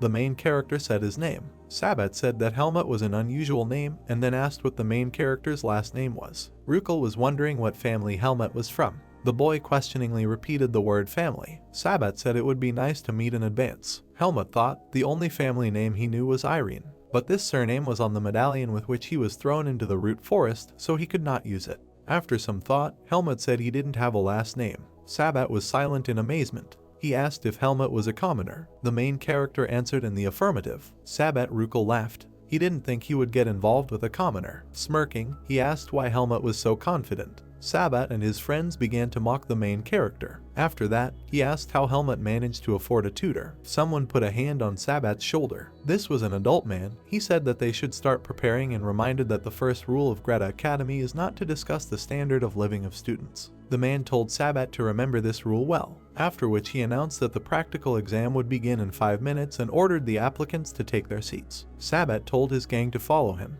He stopped next to Helmut and whispered to him that he should know his place. The main character listened to all this indifferently. The applicants sat in the office. The teacher wished them good luck in the practical part of the exam. He began to explain how the exam would be held. Helmut looked around. Everyone stared at him. He thought that they had the same views as those bastards. Sitting on a chair, Helmut reasoned that the human world is no different from the forest because people are the same as demonic beasts. Among the people there were also both leaders and victims. He thought that in the human world, physical strength mattered little. Helmut was made to understand that origin was more important than ability. He closed his eyes, thinking that now it was more important for him to pass the exam and enter the academy. The teacher called Helmut. Opposite him stood a log. The teacher explained that the first stage of the exam is to split a log. He said that it was necessary to use a wooden sword and that the use of force was permitted. After explanations, he handed the sword to the main character. Holding the blade in his hands, Helmut thought it was quite easy. Although it seemed otherwise, it was not something he couldn't handle. He charged the sword with power and swung. He sharply lowered the blade. To the teacher's surprise, Helmut split it with one blow. The main character asked if that was all. With a short pause, the teacher replied that the first part of the exam was over. Applicants communicated with each other in the waiting room. Helmut entered it. Sabbat was surprised at how quickly the main character was able to split the log and stated that he was simply given a rotten log. The teacher announced that the last person had completed the first stage. Now the applicants were waiting for sparring. The teacher said that they would have to spar for 8 minutes, after which the commission would announce the entrance. The examiner said that the opponents would be chosen at random and winning was not the deciding factor. Sabbat whispered to his friends that whoever got Helmut would be the automatic winner. The main character cast a sad glance in his direction. He wondered when Sabbat would stop talking nonsense. He made a menacing grimace, asking why the commoner was staring at him. With a grin, he approached the hero, asking him if he wanted to hit him. The boy continued to provoke him. Helmut clenched his fist, already about to shut up the bully. He was interrupted by the examiner's voice, who said that he would take the exam first. His opponent will be Andro. Helmut went to take the exam. Sabbat whispered that he would definitely cope with the commoner. The main character turned to him and thought that there was an opportunity to shut him up. The applicants stood before the commission. The commission welcomed the participants. The examiner said that if everyone is ready, then it is time to start the second part of the exam. Helmut noticed Eden sitting on the commission. One of the teachers asked Eden if he was talking about this boy. He was surprised that Kudrow singled out someone for the first time. Eden replied that soon everyone will see Helmut's talent with their own eyes. The examiner again explained that the sparring would last for 2 rounds of 4 minutes or until one of the participants was defeated. After explanations, he announced the beginning. Andro got ready. He thought that his opponent was an ordinary commoner. He clutched the sword in his hands and thought about his training. Helmut approached him. Andro didn't even notice the blow, but he was already lying on the floor. The commission was amazed. Helmut put his sword to his opponent's face. Looking down on him, he said that he had won. The examiner declared Andro defeated. He clenched his teeth angrily. He didn't understand how he could lose to a commoner. The woman on the panel said she couldn't believe how strong Helmut was. The second teacher stated that with such a difference in preparation they would not have time to look at Andro's skills. Eden thought that Helmut managed to exceed all of his expectations. The protagonist asked if they would finish if he beat his opponent a second time. The girl said that the second participant would not have time to show himself. Andro trembled and groaned. The second teacher agreed that they wouldn't see anything. Eden contacted Helmut. He asked him not to think about winning. Eden told him to try to look at it as training. Helmut asked again. The teacher replied that he needed to behave as when he was just learning to fencing. Clutching the sword in his hand, he remembered his training with Darian. Helmut replied to the teacher that he understood. Eden turned to Andro. He told him not to look down on his opponent. He said that Andro was no worse than his peers and that he tried to prove himself. Andro accepted the teacher's advice. He thrust his sword forward. Contacting Helmut, he apologized for any bias due to his background. Andro said that he won't let Helmut win so easily now, after which he furiously rushed towards the main character. Helmut blocked the attack with ease. The main character said that Andro should move faster, after which he rained down many light blows on him. He explained that Andro has no control over his thoughts and body. Andro again rushed at his opponent. Helmut easily dodged and ended up behind him. He said Andro should keep an eye on his open spots. He hit his opponent with the handle, continuing to explain his mistakes. Eden watched the sparring silently. He remembered the past. Eden lay opposite the demonic beast. He was seriously wounded and thought that his end had come. He has already come to terms with his death. A flash of golden light appeared in front of him. The voice told him that they would not win the fight if they surrendered. The voice belonged to Darian. He told Eden to stand up. Helmut looked at his opponent. He told him to repeat it again. Eden looked and thought that Helmut was like a new incarnation of Darian. The commission looked at the students' cards. They talked about how they had made their choice. The girl said that she really wanted to see what else the boy was capable of. Eden looked at the map. Helmut was on it. A week has passed in Baden. Helmut walked down the street, thinking that the place he needed was in this area. He noticed something. It was a sign for a mercenary guild. He was greeted by the guy standing behind the counter. He asked if the boy had come for a task. Helmut replied that no, then clarified that yes. The guy asked in surprise if the main character was a mercenary. He answered in the affirmative and began to take out documents. He handed them to the clerk and said that last time he left his luggage at the guild. The clerk examined the document, saying that Helmut had a 3rd rank. He asked about wishes for the task. Helmut became thoughtful. He was remembering the past. Eden hit the table. He screamed, asking how Helmut got 100,000 marks for training. He asked if the boy had gotten into debt. He calmly replied that he simply worked as a mercenary. The teacher asked if this was all his savings. Helmut replied yes. Eden realized that it was worth teaching the boy financial literacy. He told Helmut that one should not waste money and should have savings. Eden concluded that without money the boy would only suffer. Helmut asked if this meant he just needed to earn money. The teacher replied that the exam results were about a month away, so Helmut should keep himself busy. The main character said that then he would work all the time. Eden asked him not to take on too dangerous tasks. Helmut approached the clerk, saying he needed a job in the city. He also clarified that it should be available in the near future and with good pay. The clerk found some task. He asked if it was okay, that the place was unusual. He showed the task to Helmut and stated that it was at Greta Academy. Helmut looked at the task thoughtfully. It said that a ghost appeared at the academy at night. This problem could not be solved, so they sent a request to the mercenary guild. It was necessary to get rid of the ghost. Helmut thought he could explore the academy grounds better. Someone called out to him. He turned around, asking who it was. The guy pointed to Helmut, calling him a student of Area. Helmut did not immediately understand what was happening. The guy began to say that Area is a real role model and this is the first time he communicates with someone so close to him. Helmut replied that he was not close, Area was just training him.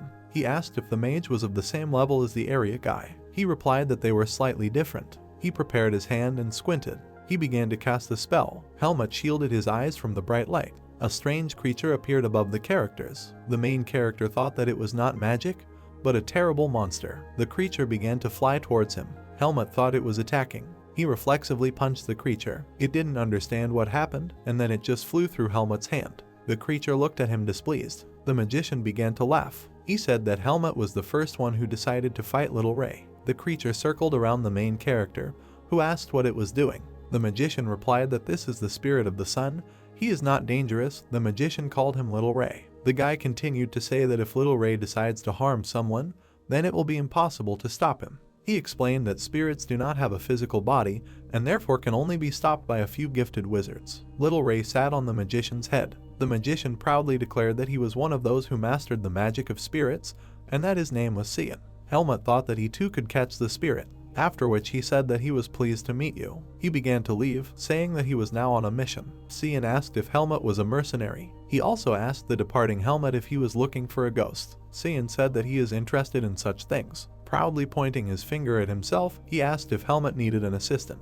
Night has fallen. Little Ray looked around nervously. Helmut asked if a ghost was last seen here. Cian replied that they were in the fencing core and that after the ghost appeared, absolutely everyone fled from here. Continuing to walk, Helmut wondered if the ghost was really that scary. The magician replied that the ghost should not pose a serious threat, it only scares. Helmut told him that in this case it would be better to split up. Cian answered excitedly that it was better to stick together. He asked what they would do if they found a ghost. The main character replied that they would simply eliminate him. A figure appeared behind the characters. It was an ominous-looking ghost. Cian opened the door anxiously. The characters entered the office. There was no one in it either. The magician said that perhaps the ghost had already moved to another building. Helmut began to leave the room. He felt something and turned around. Cian sat silently. He looked at something with an empty gaze. The main character asked him if he had found something. The magician replied that it was nothing special. Cian suggested checking the next room. Walking out into the hallway, he asked how much time Helmut had for the task. The magician's face showed fear. Helmut replied that the task was given 2 weeks. Cian trembled and pointed his finger at the creepy figure. Helmut looked at her, wondering if it was a ghost. He reached for his sword.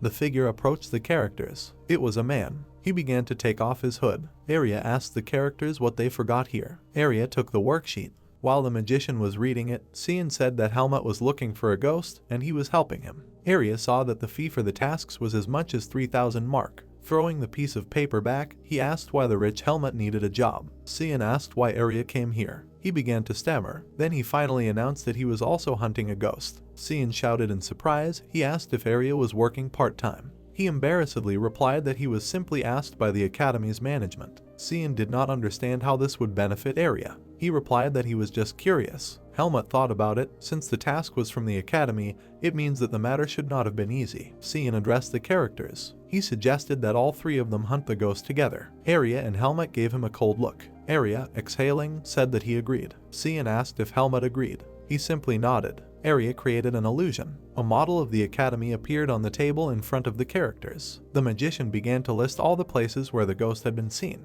Arya said all these places have something in common. Cian understood. He confidently shouted that all the places were in the fencing department building. Arya confirmed that for some reason the ghost does not appear in the building of the Faculty of Magic. Turning around, Helmut asked if one of the magicians could be behind this. Cian thought about it. He said that he didn't know why someone would do this, but he heard that the ghost used magic. Arya replied that a magician capable of using serious level magic would not engage in such nonsense. He continued to say that even if he did, it is not clear why the ghost is only in the fencing department. Cian stated that perhaps the ghost is vulnerable to magical attacks, so it avoids magicians. Helmut said that ghosts generally cannot be attacked physically. The 2 magicians looked at him in surprise. He looked back silently. He remembered the conversation with Eden. Helmut asked him if he knew anything about the ghost. He replied that one of the students encountered a ghost. As soon as he met him, he tried to hit him with his sword. But this is an ineffective way to deal with ghosts. Helmut concluded that the ghost was real. Both magicians are puzzled.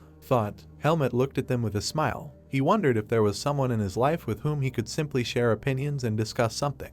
Elga just growled at him. Darian constantly scolded and lectured. He didn't even talk to the Vanguard mercenaries. They never discussed plans. But now each of the characters had information, combining which they would be able to get an answer. Helmut thought that this was communication. Arya said that the ghost is not subject to physical attacks, and he suggested using the flow of power. Helmut asked again. His blade became coated with energy. He said it was worth a try. Cian was frightened by the sight of the power. He said that ordinary logic does not help them. Tired, he said that they should continue tomorrow. Cian said he will go to bed. Waving his hand, he told his friends not to linger too long and to be careful. The door slammed behind him. The remaining characters in the room looked at each other. Arya reached out to Helmut. He asked if he had any ideas. He nodded. He noticed from the very beginning that there was something else that had no physical form and avoided magic. Helmut asked if they could create their own spirit. Smiling, Arya replied that he taught the main character everything he knows. Snapping his fingers, he said that the ability to create spirits was not included in the list. Helmut asked what they should do then.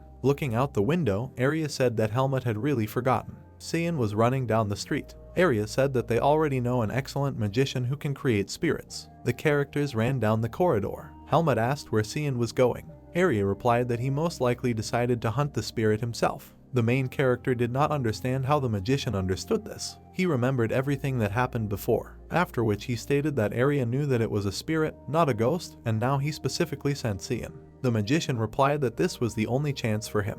The characters ran out into the street. Arya stopped. The main character asked why they stopped. The magician replied that they knew the approximate location. He put his hand on the ground. Arya cast a search spell. A magical field appeared under him. The magician pointed towards the tracks. He said that they were heading towards the fencing department. Shaking off his hands, Arya said that they did not know exactly where to look for the spirit. Smiling, he stated that they would catch him before Cian. Helmut looked at his friend silently. Some force easily broke the lock on the door. The magician said that no one would be able to enter or leave the building. Walking into the room, he said that the fencing department has its own hierarchy. He continued to say that the training room was only available to certain classes. Inspecting the building, Arya said that the spirit used the hall because people rarely visit it. He turned to the swordsman, saying that there was also a hall for senior students. Helmut stood behind him without taking his eyes off something. He said that Eden has its own training room. Looking at the door, Arya asked if this was the professor's private room. Helmut replied that people should visit at least often.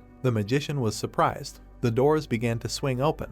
Arya asked if it was possible to enter the hall without permission. Helmut replied that since they were on a mission, then it was possible. The magician felt something. Smiling, he said that the spirit was here. The swordsman turned to him. He asked if Arya actually received the request from the academy. Arya looked into his eyes. Smiling, he said that now there was no point in hiding. He said that he was unhappy that in the academy only Cian knew how to work with spirits. Helmut asked if the magician wanted to capture and study the spirit. With a wave of his hand, Arya replied that he would also help the mercenary complete the task. He snapped his fingers, casting a silent spell. Magical energy gathered around Arya. Praising himself, he said that he was now undetectable. Sitting down on the floor, he asked Helmut to act as bait for the spirit. He replied that he could refuse because he was a mercenary. The main character noticed something. Dark energy oozed from the corner. Arya didn't understand what happened. A creepy spirit appeared in front of Helmut. The magician announced that the ghost of the academy had appeared. Arya exclaimed with joy. He said it was time to greet the spirit.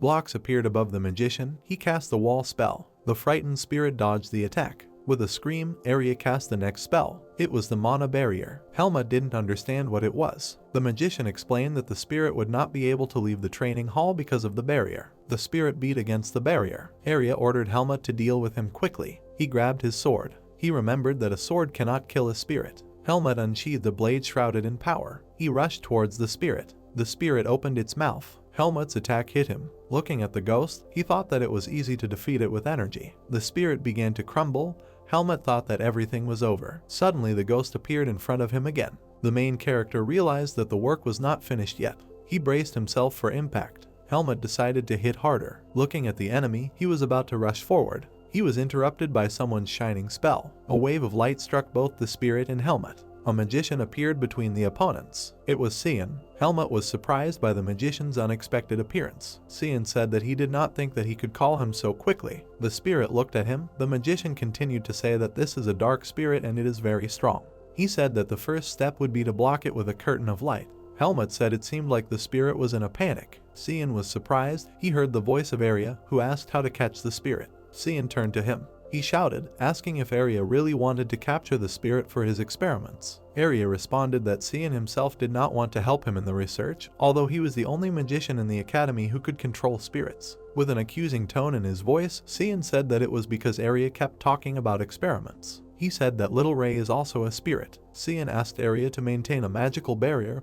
He nodded in the affirmative. He asked Helmut not to attack the spirit, but to simply try to detain it. The main character said that he would try. He jumped on the menacingly growling spirit. The spirit swung its limbs. Helmut rushed towards him. He thought the spirit was fast. Reflecting all his attacks, he knew that the spirit could not break him. Cian stood at a distance from the battle. A spell appeared between his hands. He asked Helmut to hold out a little longer. The spirit growled angrily. His tentacles gathered into one. He prepared to attack. Seeing this, the hero understood that it was dangerous. He dodged the tentacle. Helmut flew into the air, ready to attack. He understood that the monster knew that the swordsman could not attack. The swordsman's blade was shrouded in a huge amount of energy.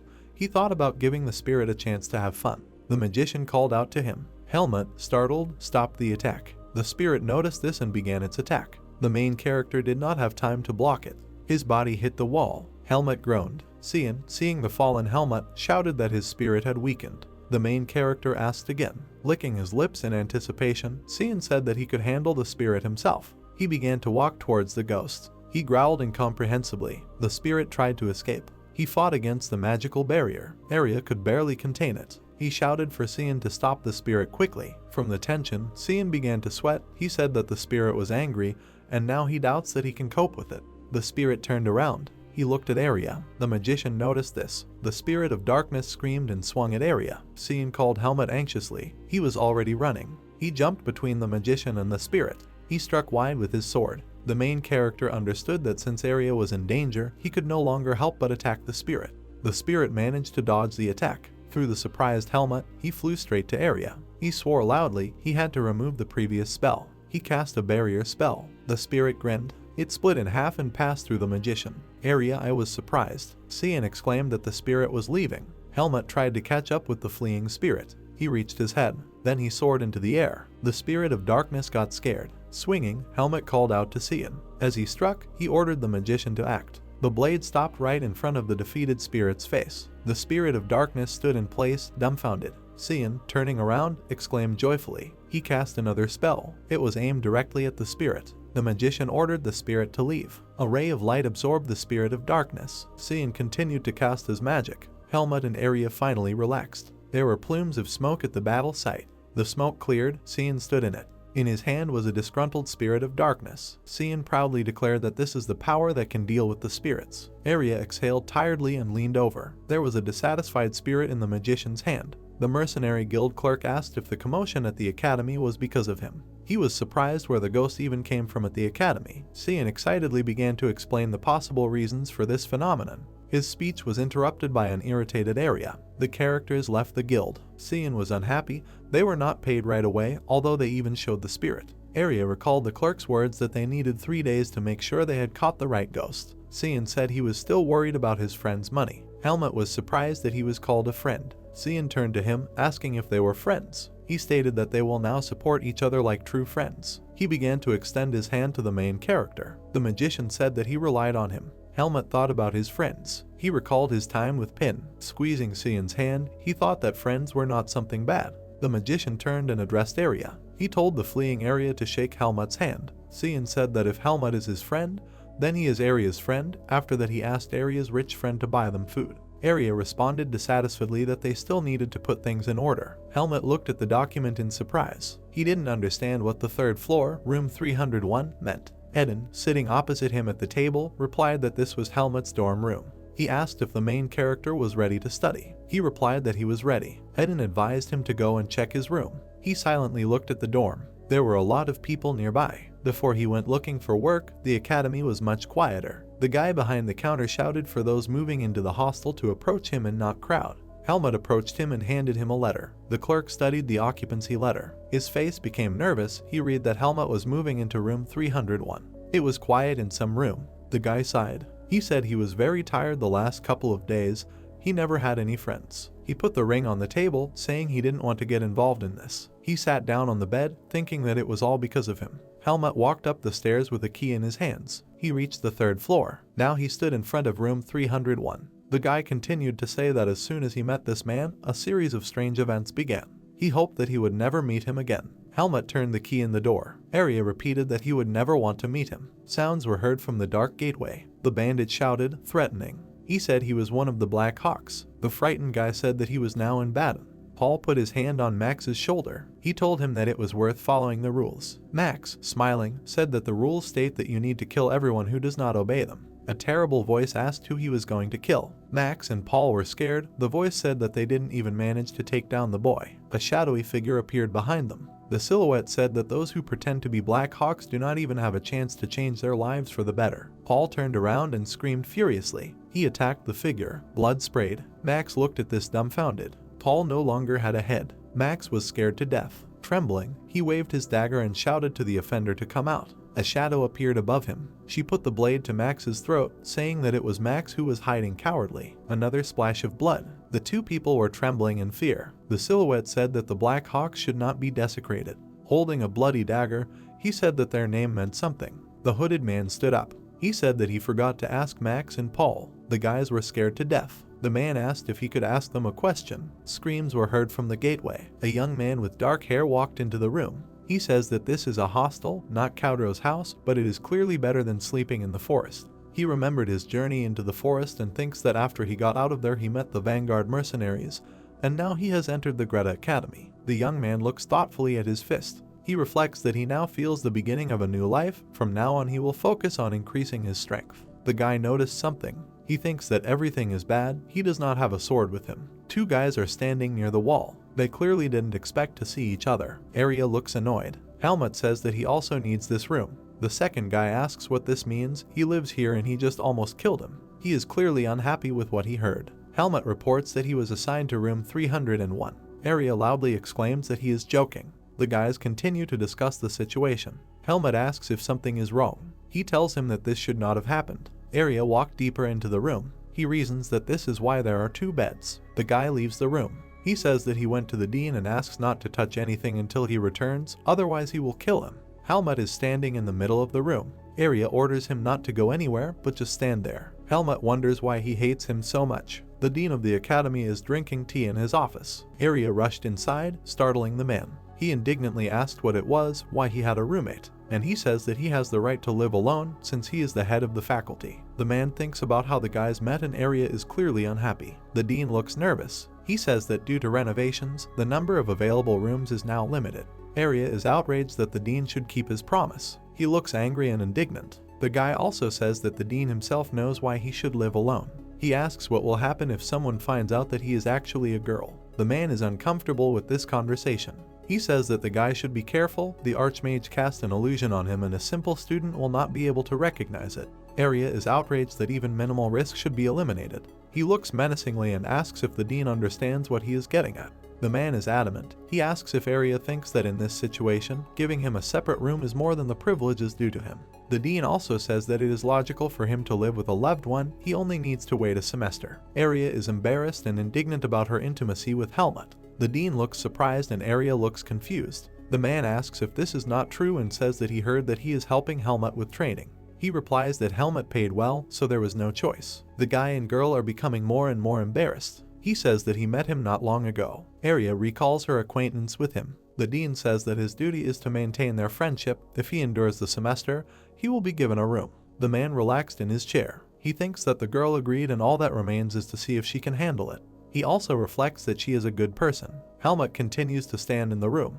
Arya nervously enters the room. Helmut notes that he did not achieve what he wanted. Arya says that he is attentive and asks hopefully if he has to live with him. Helmut asks if he has any other choice. Arya continues to be indignant. He says that he will have to share this room with him this semester. The guy also notices that he is not happy about this. He leans against the wall and says that he could see him off and on from the academy with the help of magic. Helmut says that they will be caught and Eden will not allow it. Arya says that it is difficult for him to talk about it, but he is more picky than he thinks. Helmut looks puzzled. Arya says that living with him is quite uncomfortable. He asks if Helmut really wants to stay. He thinks about the answer and agrees. He looks forward confidently and says that Arya is better for him than someone else and he thinks that he is in the same situation. Arya is surprised by this answer. Helmut represents evil men. He thinks that he will be more comfortable with Arya. It is better than living with someone from the fencing department.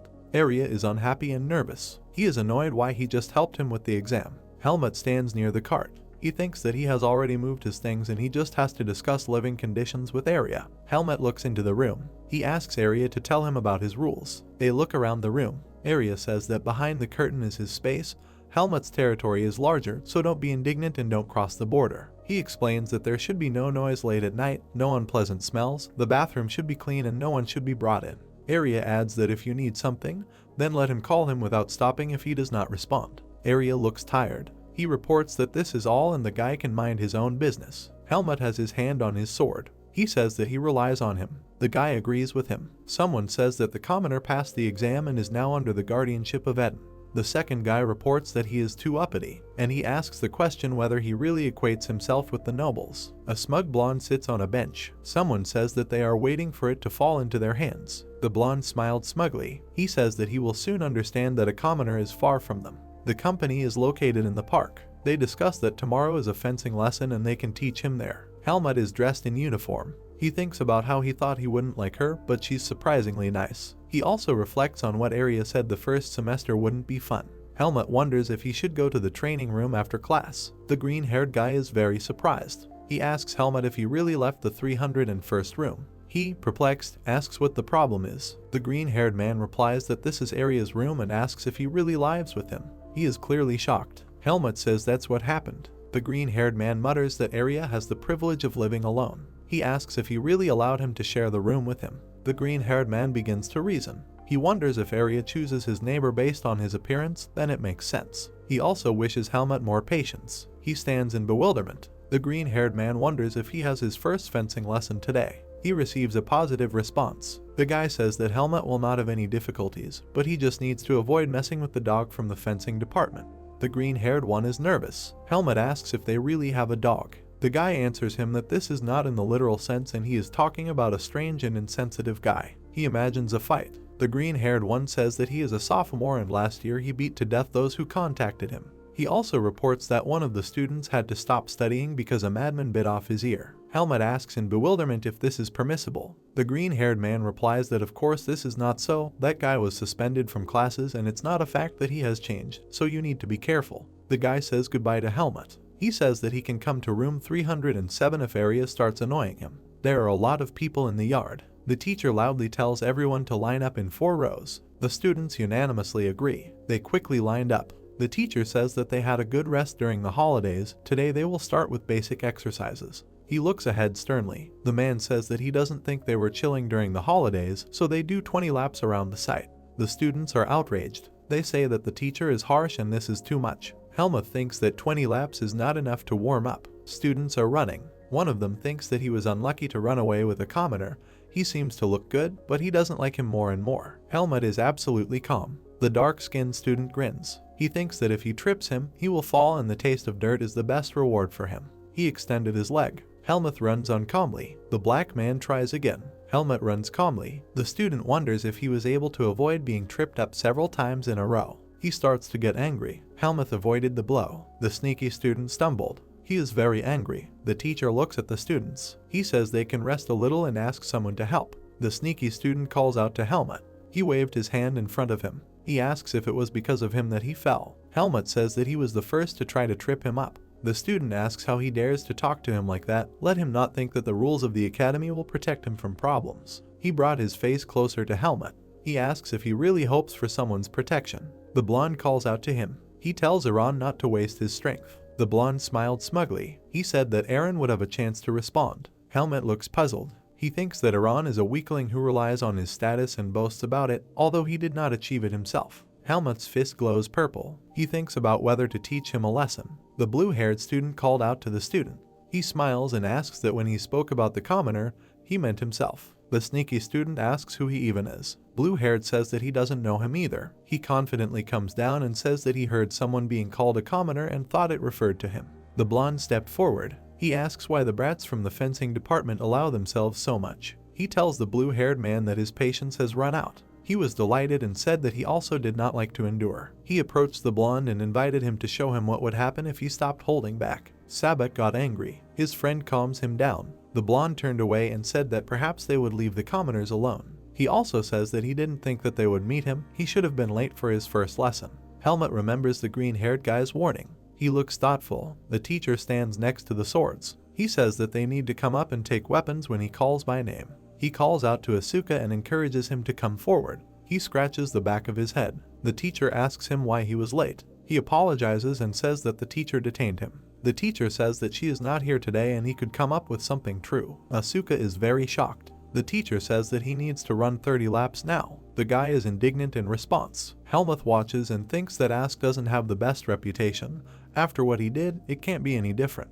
The teacher orders the students to prepare for training. He will monitor everyone so that they do not decide to play tricks. Helmut is training. The teacher watches the students. Helmut thinks about what Eden said, that the first semester should pass without any incident, but he has a feeling that everything will change. Asuka called out to Helmut. He asks if the guy will thank him because he prevented their fight. Helmut, perplexed, says that he did not ask for help. Asuka asks in surprise if Helmut is really one of the common ones. He extends his hand and says that commoners had better stick together. Helmut looks at the hand. She sparkles with magic. Asuka says the guy is quite capable. He's about to leave. Asuka tells him not to focus on his background because he hates asking for help. Asuka leaves and says that they should live together. Helmut leaned against the wall. He asks if he looks like a man who is ready to get into a fight. Arya looks in surprise and says that it doesn't look like it, it's too busy. Arya brushes his teeth and says that they are just fools who are proud of their status. Helmut needs to show what he is capable of so that their questions will disappear. Helmut says Eden said not to start a fight first. Arya replies that it all depends on how to do it. He can provoke him and all his cronies to attack. Helmut asks if there are other options. Arya looks sideways and replies that we can arrange a training sparring. He looks thoughtful. Helmut asked him what was wrong. He replies that he thought that before he would have given free rein to his fists long ago. He is pleased with the thought that the classes were not in vain. Helmut examines Arya and asks if it turns out he can't restrain himself since he's the best in the department. Arya asks in surprise what this strange logic is. Helmut says that he doesn't understand him at all. Asuka met Sabat's company. He passes by. Sabat says that Asuka is probably in 7th place with happiness and considers herself cool. He also says he'll see how long the guy holds up with his grades. Sabat says that he will turn him into an obedient one, all that remains is to wait. Asuka slapped him on the head. Eren is outraged why he hit him. Asuka apologizes with a smile and says that he got excited and couldn't control himself. He wants to be tamed right now. A person from any class could enter the Greta Academy. However, it is impossible to eradicate a prejudice that has been strengthened for hundreds of years with one rule: neglect of noble students and persecution of commoners. Although this was not initially explicit, it was steadily implemented, and only Asuka avoided everything. He was the best student in the department and a mad dog, and that was scary. Asuka smiles sinisterly. He asks why he is looking at him. Does he really think that he will become as if he stares like that? Sabat is nervous. He says that everyone already knows that he did everything last year. His nickname is justified. Asuka asks if the guy was scared and won't attack. He replies that when he returned after being suspended, it seemed to him that he would no longer seek adventure. Sobat smiled unpleasantly and said that he thought Ask would be in trouble if he gets suspended again. Sabat bowed his head and said that he should be beaten once. He reveals that he hopes Asuka is ready to be destroyed, both socially and physically. Helmut looks nervous. Sabat says that he cannot hit him because the one who started the fight is always to blame. Sabat turned to his friends. He says that even someone like Asuka is afraid of being expelled. The guys exchange blows. Someone asks if they entered the fencing department to swing their fists. The guys are lying on the floor. The blonde with the bob says that they were very brave to decide to fight on the territory of the academy. Asuka indignantly says that Sabat started everything. He and his friends attacked him. Asuka got hit. The woman says he is too noisy. She clutches a stick in her hand. The teacher says that she told him that he couldn't just swing his fists. Asuka wonders why only he got it. The woman looks sternly and says that Sabat is no better. He must first evaluate the opponent's skills. The blonde looks guilty. The woman turns her back and says that the next lesson will start soon. They need to get ready. She points to Asuka and says that he needs to talk to him. He asks why with him. Sabat leaves the corridor. He encourages his comrades to do the same. The teacher hit Asuka. He asks her why she did this, to which he receives the answer that he is stupid and he needs to learn to restrain himself because he has already been suspended twice. The woman turns away and says that this time she will close her eyes but will no longer protect him. She looks pitifully and says that she understands that it is not easy for him now, but by the end of the school year he will be recognized by them. She also says that he is an outstanding student. She doesn't want him to lose everything because of fights. The woman also says that Helmut calmly coped with the first lesson. Asuka asks who this is. The teacher explains that this is also a commoner. They are in the same position and could get along. Asuka remembered Helmut. He waves his hand and says that he has already said that he is not going to get close to anyone. He adds that this guy is good himself, so he can handle it. Students stand in line. The teacher hit him with a stick and said it was time to start the lesson. She asks, If there are any absentees, a roll call needs to be done. Someone raised their hand and said that Helmut has not arrived yet. The teacher asks if they told him where the lesson is. She was answered with consent. The woman asks someone to go get him. Helmut entered the room. The teacher asks why he was late. He replies that he didn't know that the location of the lesson had been changed. The woman asks if Helmut was sent to another audience. The classmate replies that he conveyed everything to him correctly. The woman looks sternly and says that she didn't ask him. Let the guy answer the question. The students laugh. The teacher thinks that her guess is correct. She says out loud that the guy can tell the truth. He replies that he might have heard incorrectly and apologizes. The teacher looks surprised. She says that he delayed the start of the lesson and he will have to answer for this. After class, he must run 10 laps. The guy calmly agrees. Asuka reflects that this guy is just like everyone else. The teacher holds a ball in her hand. She says that today they will pay attention to endurance training because it directly affects the level of combat skill. The teacher says that everyone will receive an almond-shaped ball. It must be placed on the tip of the sword and not allowed to fall. She raised her weapon higher. The woman says that those who hold out for 30 minutes will be released. She swung her sword. The woman asks Helmut to come and help her. They scatter their swords. Asuka thinks about how yesterday he thought he had character, but he turned out to be cunning, unlike him. He also thinks that even in the face of death, he will never bend to the nobles. Helmut threw the ball. The student flew back. Everyone is in shock. Helmut rubs his hands and says that the guy stood so far away, he thought he wouldn't make it. Asuka is nervous and thinks about what Helmut is doing and whose side he is on. There is a huge bruise on the guy's chest. He says that it still hurts and it is unclear when it will heal. He also wonders how this commoner was able to give him such a bruise with a ball. The blonde looks at it and says that you can just touch it with your finger and it will immediately fall apart. The brown-haired man suggests that he try to hit him. The guy seemed to hit him with a stone. He frowns in displeasure and asks Sabat if he is going to let him get away with this. The blonde wipes his sweat. The brown-haired man asks what Helmut hopes for. He doesn't understand who he's dealing with. The blonde looks at him seriously and tells him not to be angry and to be polite to him from tomorrow. Sabat prepares to strike. The guy shouts loudly, is he really wrong, and then asks if he is planning to make friends with commoners. The students look nervous. Sabat tells them to calm down. They will be friends until death do them part. He adds that it won't take long, so let them behave themselves. The guys are nervous and at a loss. The brown-haired man asks what this means. Sabat grins and says that soon they will see everything for themselves. The green-haired guy calls Helmut with a smile and asks if he received a disciplinary reprimand. He also says that he decided to visit a friend who got into trouble on the second day. Helmut smiles sweetly and says that it was so. The green-haired man says in surprise that he did not imagine such a guy's face. Arya loudly asks what he is doing. He tells the guy not to enter the room without permission. The green-haired man smiles confidently and says that Arya must be upset because he came to see Helmut. Arya peeks out from behind the curtain. He says that is not the problem. He did not allow him to enter his room. Green-haired says that Helmut gave him permission. Arya closed his eyes in displeasure. The green-haired guy babbles that it's strange. He lived alone all the time. Why would he be allowed to move in with a neighbor, and why can he be there? He also makes the assumption that it's because Helmut is cute. Arya swings a pillow and kicks them out of the room. The guys are standing outside the door. Green-haired says that Arya is very inhospitable. He also says that no one knows what is on his mind. He apologizes to Helmut and says that he got screwed because of him. Helmut smiles. The green-haired man asks why he is so happy. This is not appropriate. It's time to stop. They are walking down the corridor. The green-haired man asks why he is in such a good mood. Helmut says he has reason to be proud. Helmut thinks that all problems cannot be solved with one throw. He hopes that this was in the spirit of an ordinary person. The green-haired one is nervous. He asks about a reason to be proud and says that he is even more wonderful than he thought. Helmut says that he will be careful because he does not want to let Eden down. Helmut says seriously that he is not going to give up. He quotes Arya as saying that such a problem can be solved by proving one's skill. The guy also says that he will do this during sparring. The green-haired man asks Helmut if he was going to go for a walk this weekend. Maybe they will go to the center of Baden. Helmut replies that he cannot because he will go to Eden to talk to him. The green-haired man asks if he can go with him. Helmut wonders why he wants to come to Kudro's house. He asks in response whether friends need reasons. He points to the side and says that strong human relationships are important. He thinks Eden would appreciate it if he came with a friend.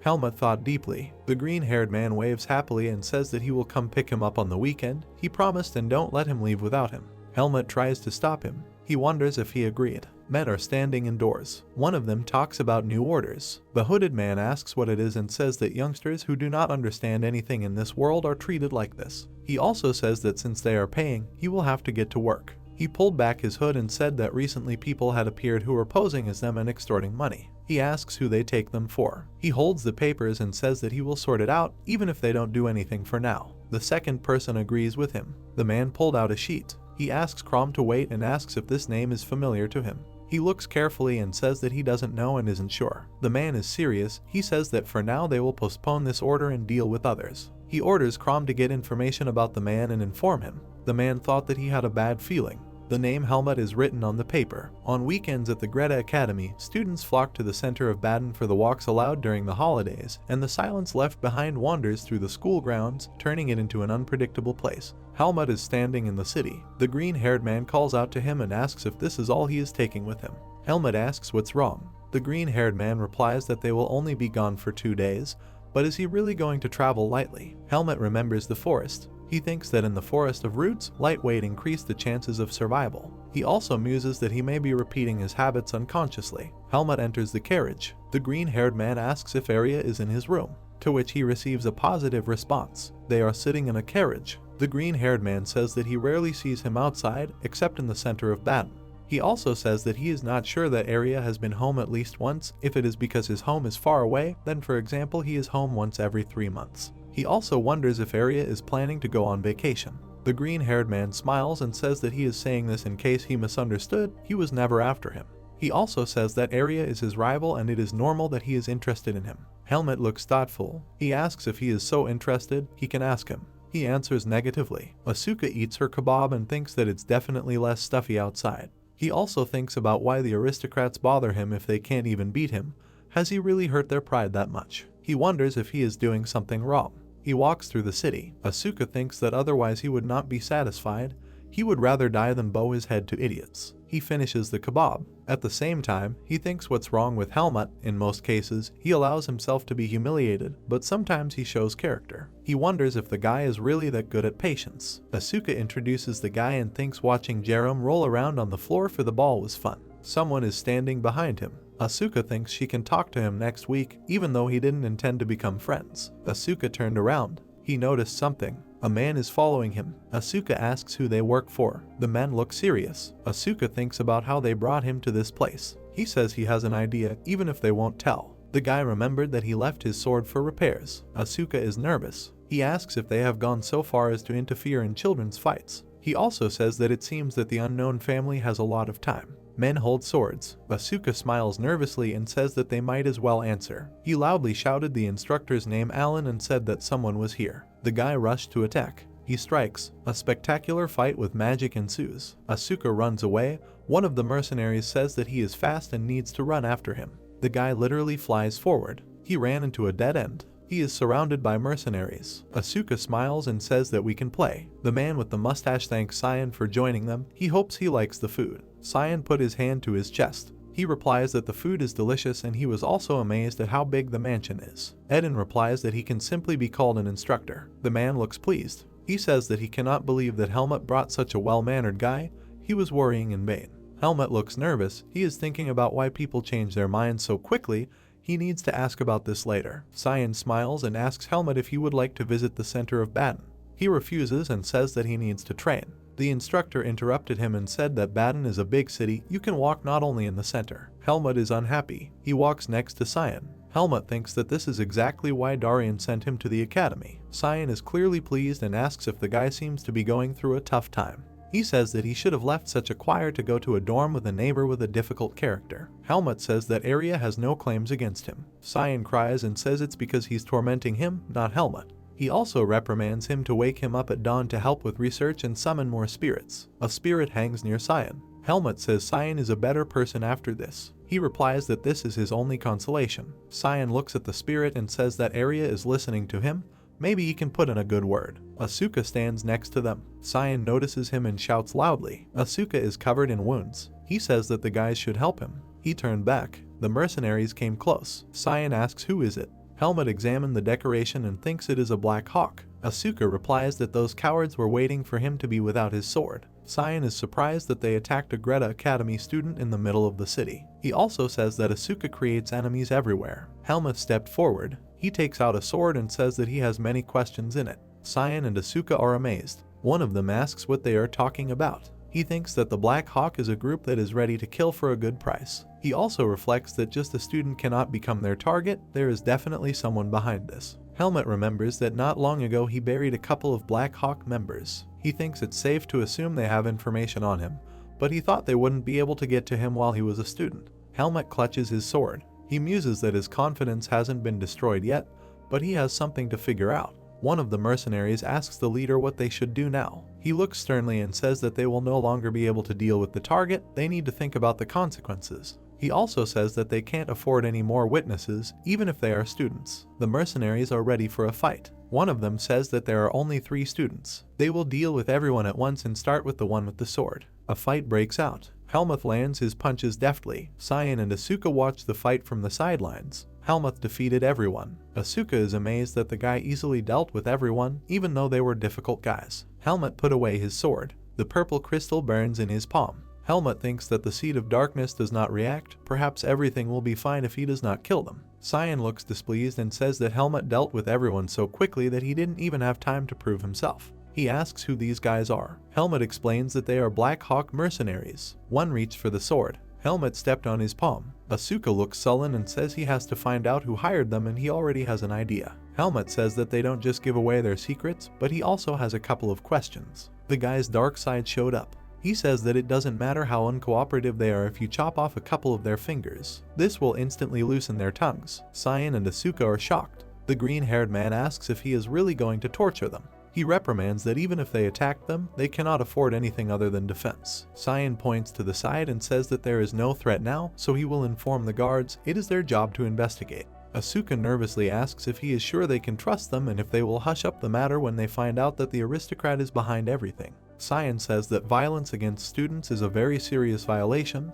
They cannot ignore it. He also jokes that Asuka is worried about this because she has made quite a few enemies. The guy pointed his finger and says that he will be back soon and don't let him touch their fingers. Helmut leaned down. He asks how much the mercenary knows about him. He replies what nonsense this is. Helmut reports that this is all he wanted to know. A woman with glasses speaks, that she heard the news and she is glad that everything is fine. The guys are standing at the door. The woman says that it's too late, let them go to rest, and tomorrow they will inform the rector's office. She turns to Asuka and says they look serious. She also asks if she should call a doctor. Asuka says he's fine. Cyan once again asks if he should call a doctor and if he is sure that he is not seriously injured. He replied that he had nothing to do but lie in the first aid post. Asuka calmly says that Cyan has already helped him.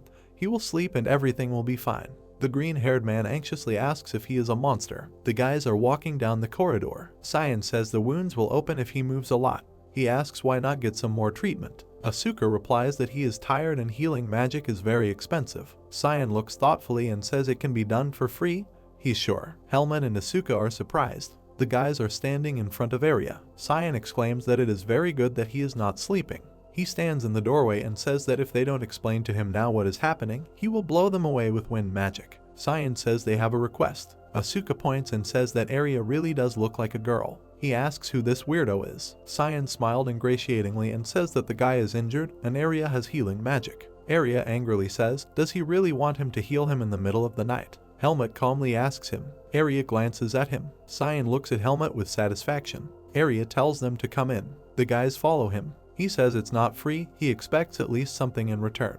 Arya points his finger and says that Helmut owes him because he only agreed because of him. Arya asks what he will do for him if he cures Asuka. Helmut seriously replies that he will do everything he can. Arya smiles contentedly and says that he did not pull his tongue. Helmut thought about it. Arya calls Asuka and says that he is not going to waste much time on him, so they will quickly finish and he goes on his way. Helmut nervously wonders if he should have thought about his answer. Arya casts a spell and says that everything is ready. Asuka's wounds have healed. He looks surprised. Arya asks what is his expression. If he has something to ask, then let him speak. Asuka was slightly embarrassed. He says that Arya is talented and cute and he will leave if they are done. He gets angry and says that Asuka doesn't know how to communicate at all. He asks if they really need to treat someone like him. Cyan replies that he is top of the class despite his behavior and it will be useful to make him a debtor. Arya looks displeased and asks to feed the dog and scare everyone around with it. He also says that he won't be obedient anyway. Cyan replies that helping is always good. There is no need to say that. Cyan looks at Helmut nervously. He says he doesn't need help. Cyan mutters something in response, ruining the mood again. He extended his finger and urges him not to take connections for granted. Everyone has a limit. He also says that it will be useless to regret this in the future, it is better to start preparing now. Cyan exhales heavily and says that this also applies to Arya. He is annoyed how he could become a friend to such children. Arya displeasedly says that if he doesn't like it so much, then he can leave. He also added that he never considered him as a friend. They start arguing. Helmut thought about connections. The dean says that last night they were attacked, they didn't succeed and they were arrested. He also reveals that he received news that they escaped. The guys are surprised by what is happening. Asuka gets really angry. He screams, does he really think it's normal to tell them this? The dean replies that his behavior will not change anything. As far as he knows, one of the guards was with them for one thing. Cyan asks how they plan to deal with this since the lives of the students are in danger. The dean looks tired. He says that they will look into it. Now they are asking the students of the fencing department and will let them know if they find something. The guys are walking down the corridor. Asuka says that she should have listened to Helmut and got everything out of them. He angrily asks how 4 people could easily escape. Are the prison walls really made of paper? Cyan mutters that they are continuing to investigate and will find the culprits sooner or later. Asuka grins angrily and says that he is the last one in this world who knows how to wait. Helmut says it's up to Asuka what he does. He just hopes he doesn't get him involved. He shouts displeasedly that the guy is acting as if it's none of his business. Everyone knows that he's next after him. Helmut says that he simply told him to solve personal problems himself. The guy also explains that this is how he always solves his difficulties. Asuka says it's heartless. Is he trying to be a model student? Helmut replies that it was he who said not to consider him a friend just because they are commoners. Cyan waved his hand and said that he was returning to class and he hoped that on his next visit to the rector, everything would be decided. Asuka says doubtfully that he doesn't think so. Helmut leaves Asuka. He asks where he is going. Helmut replies that he is going to train. He hasn't been able to do it lately. Asuka looks after him and asks if he is a plowman. He follows Helmut. He asks why he is following him. Asuka replies that they are just going in the same direction. He also says that Helmut is a skilled guy. Doesn't all these people who are proud of their status infuriate him? Helmut thinks dissatisfied that it is he who annoys him now. However, he says out loud that he has no intention of acting like him. Asuka reports that the moment with the ball was good. He was probably already their target. He smiles and says that there is no need to try to show them the difference in levels through a duel. The guy adds an example that he is the best in the class, but they need his head. Helmut asks in bewilderment if this isn't because he's just a vile person. Asuka asks how he can say such things after his advice. Helmut calmly replies that he believes that a fight is not the answer. He was advised to get along with his classmates. Asuka asks with a smile. He seems like a good boy who listens to his parents. He also asks if they really said to make friends with the aristocrats. Helmut gloomily replies that he will not allow himself to be offended by anyone who goes against him, even if it is Asuka. He's a little scared. He says that the guy seems to take everything seriously. Helmut walked into the training room. Asuka looks inside and says that he thought he was going to train and this is not a training center. Helmut responds that this is Mr. Cowdrow's personal training room and he is allowed to use it. Asuka is surprised and asks if he really studied alone all the time in such beautiful conditions. He calls the guy a miser and says that he could allow him too. Helmut refuses and tells him to leave and not interfere with him. Asuka remains in front of the door. Jerome asks about the fact that he didn't tell them anything. Iran nervously replied that he said he didn't know anything. He bombarded him with questions, probably because Asuka pointed them out. Jerome says that the academy does not have a single method to contact the Black Hawk. He added that they were also aristocrats. Sabat looks nervous. Jerome asks what happened. He also says that they did something stupid and are now in a sorry state. Sabat is sweating a lot. He thinks that the Black Hawk mercenaries could not deal with the child. They are not capable of anything at all. He also muses that the academy will stop at nothing to study the matter. They have nowhere to hide. Sabat nervously thinks that he will make their life such that they will leave the academy themselves. The young man is determined. He mentally tells them not to think that this is the end. The teacher loudly announces that sparring lessons will begin next week. Helmut is slightly annoyed that this is earlier than he thought. He reflects that his patience is running out. He will not be able to escape punishment, but he can settle everything. He remembered Ask's words when he said that duels wouldn't change anything. Helmut stands in line. He thinks that if it doesn't work, he'll think about it later. The teacher calls everyone to be quiet. She says that she understands their concern and asks if they forgot about another important event before the sparring. She seriously says that there is a test tomorrow. They need to read their textbooks because they will be graded on it. Arya indignantly asks if he still hasn't bought textbooks. Helmut thought about it. Arya tells him that he forgot about the test because of this situation, but he was warned before admission. Helmut replies that Eden didn't tell him anything. The guy remembered the conversation. Eden told him to buy textbooks after checking into the dorm. He thought that he would do this after returning from the estate. He nervously says that this really happened. Arya tells him that he needs to buy a ticket and buy textbooks. Helmut tells him that the problem is that he has no money. Arya, amazed, asks what happened to his savings. He then says that he expected this when the guy parted with 10,000 in a second. Arya asked with a heavy sigh what the guy needed from him. Helmut replies that he gave his money to Eden, it's safer, he doesn't have time to take it back. He says that Arya may know where to quickly get money, and he trusts him. He thought about it and asked if he wanted to borrow money from him. Arya explains that he will give him the money now, and he will return it later. Helmut reports that everything will be returned this weekend. Arya says in surprise that he quickly agrees. He waves his hand and says he needs time to collect himself. Helmut is surprised and says that he can buy the books himself. Arya turned his head and said that he couldn't stand it if he bought some nonsense with his money, and besides, he was free. Arya thinks that if Helmut goes to the city alone, then he may suffer the same fate as Asuka, it's safer with two. The four guys walk through the city. Helmut wonders how they came to this. Cyan wanted to join and to see something fun. Asuka just wanted to leave school. Arya says with displeasure that at some point annoying things started hanging around Helmut.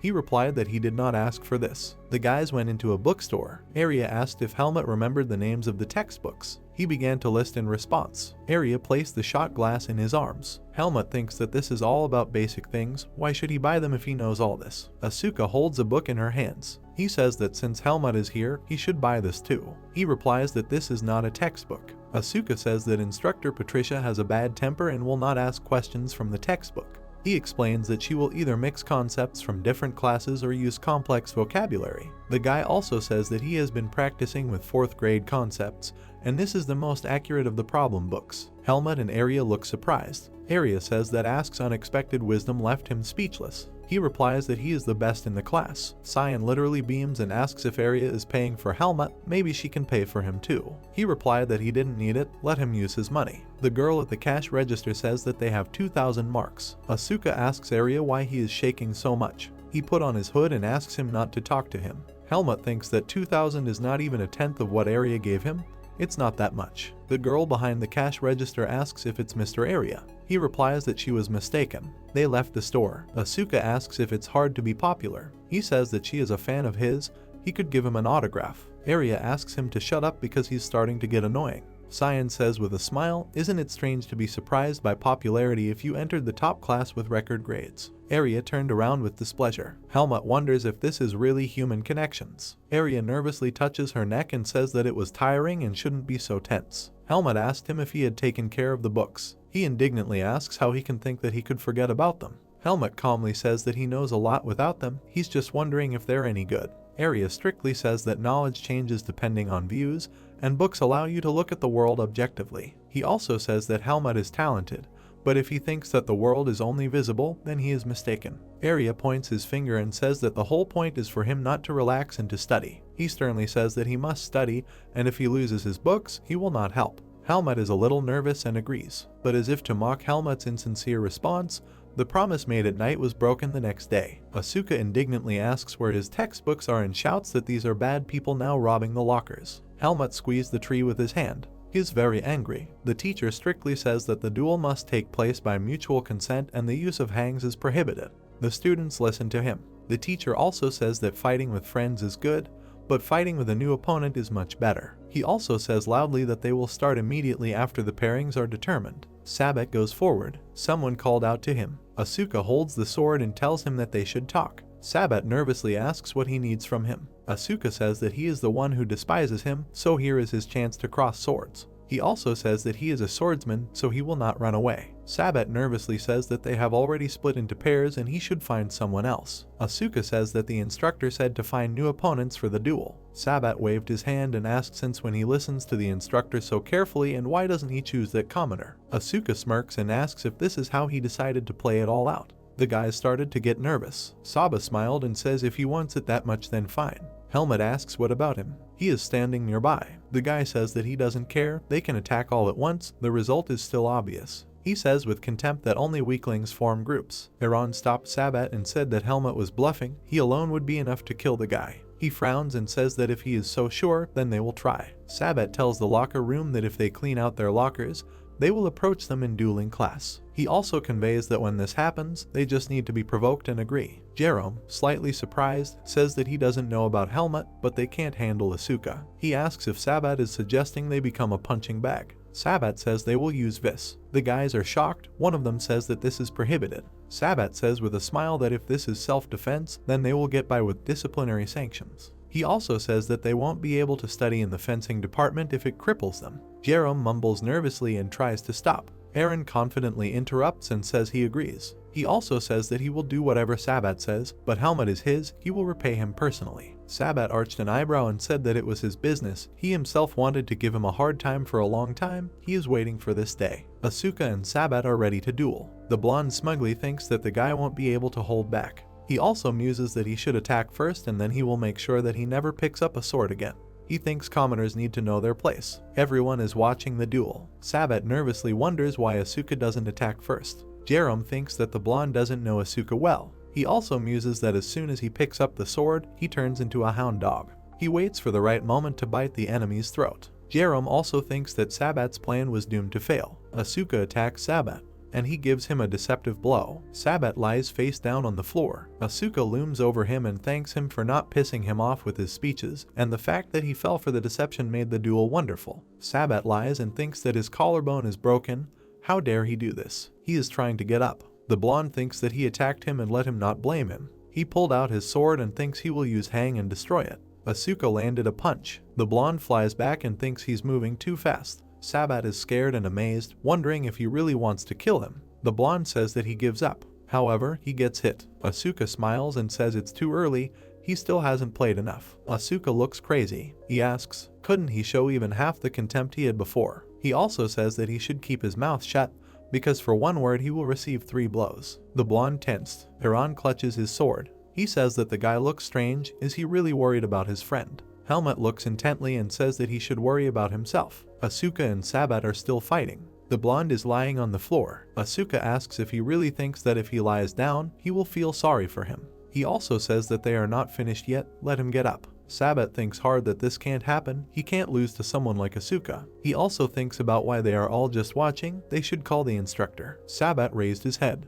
The students look at him. He thinks that these glances should not be directed at him. Sabat rose to his feet. Asuka is a little surprised. Sabat swung his sword. He thinks that Asuka should disappear. He dodged. The blow fell on Sabat. The blue-haired one says that the blonde one broke the rules, so it would be fair if he did the same. Asuka swings her sword. Jerome yells loudly for Asuka not to do this. Everyone looks shocked. The instructor stopped Asuka. He says the duel is over, let Sabat take care of the injuries and goes to him with Asuka following behind him. Asuka asks why he has to go when the blonde broke the rules. He also says that if he had not dodged, he would have been carried away on a stretcher. The instructor says he broke the rules by not showing respect to his opponent. He asks how long he will continue to look for excuses of this kind. He mutters angrily that he doesn't understand why instructor Patricia is coddling him like that. The instructor turns around and tells someone to take Sabat to the first aid station. One of the students turns to the instructor. He asks if he should stop those guys. Students are standing in the corridor. Jerome asks why Eren didn't stop him.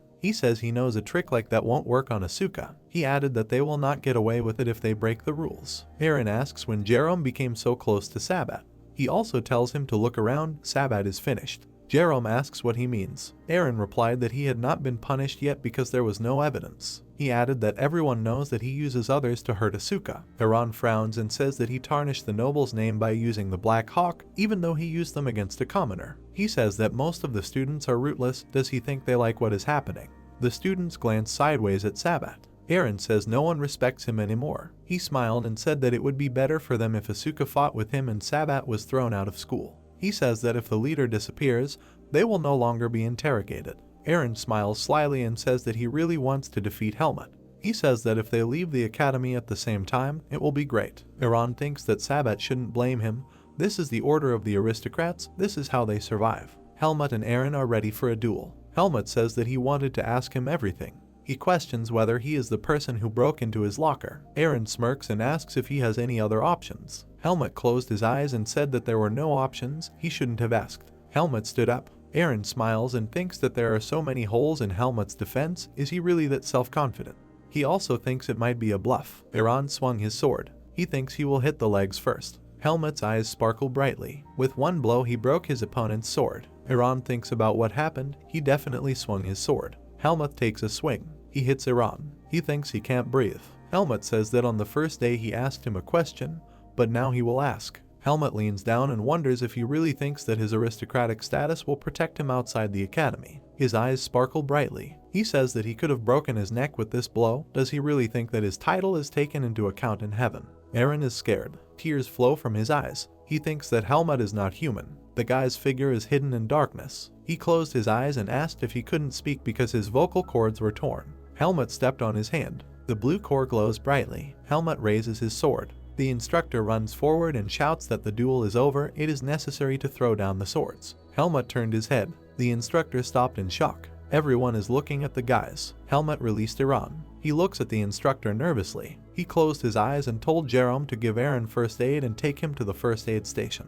He tells Helmut to follow him. The instructor sternly says that he is giving them a chance to justify themselves if they have something to say. Helmut and Asuka are nervously silent. The instructor says that they are now in no position to make excuses. He also says that he expected this from Asuka but not from Helmut.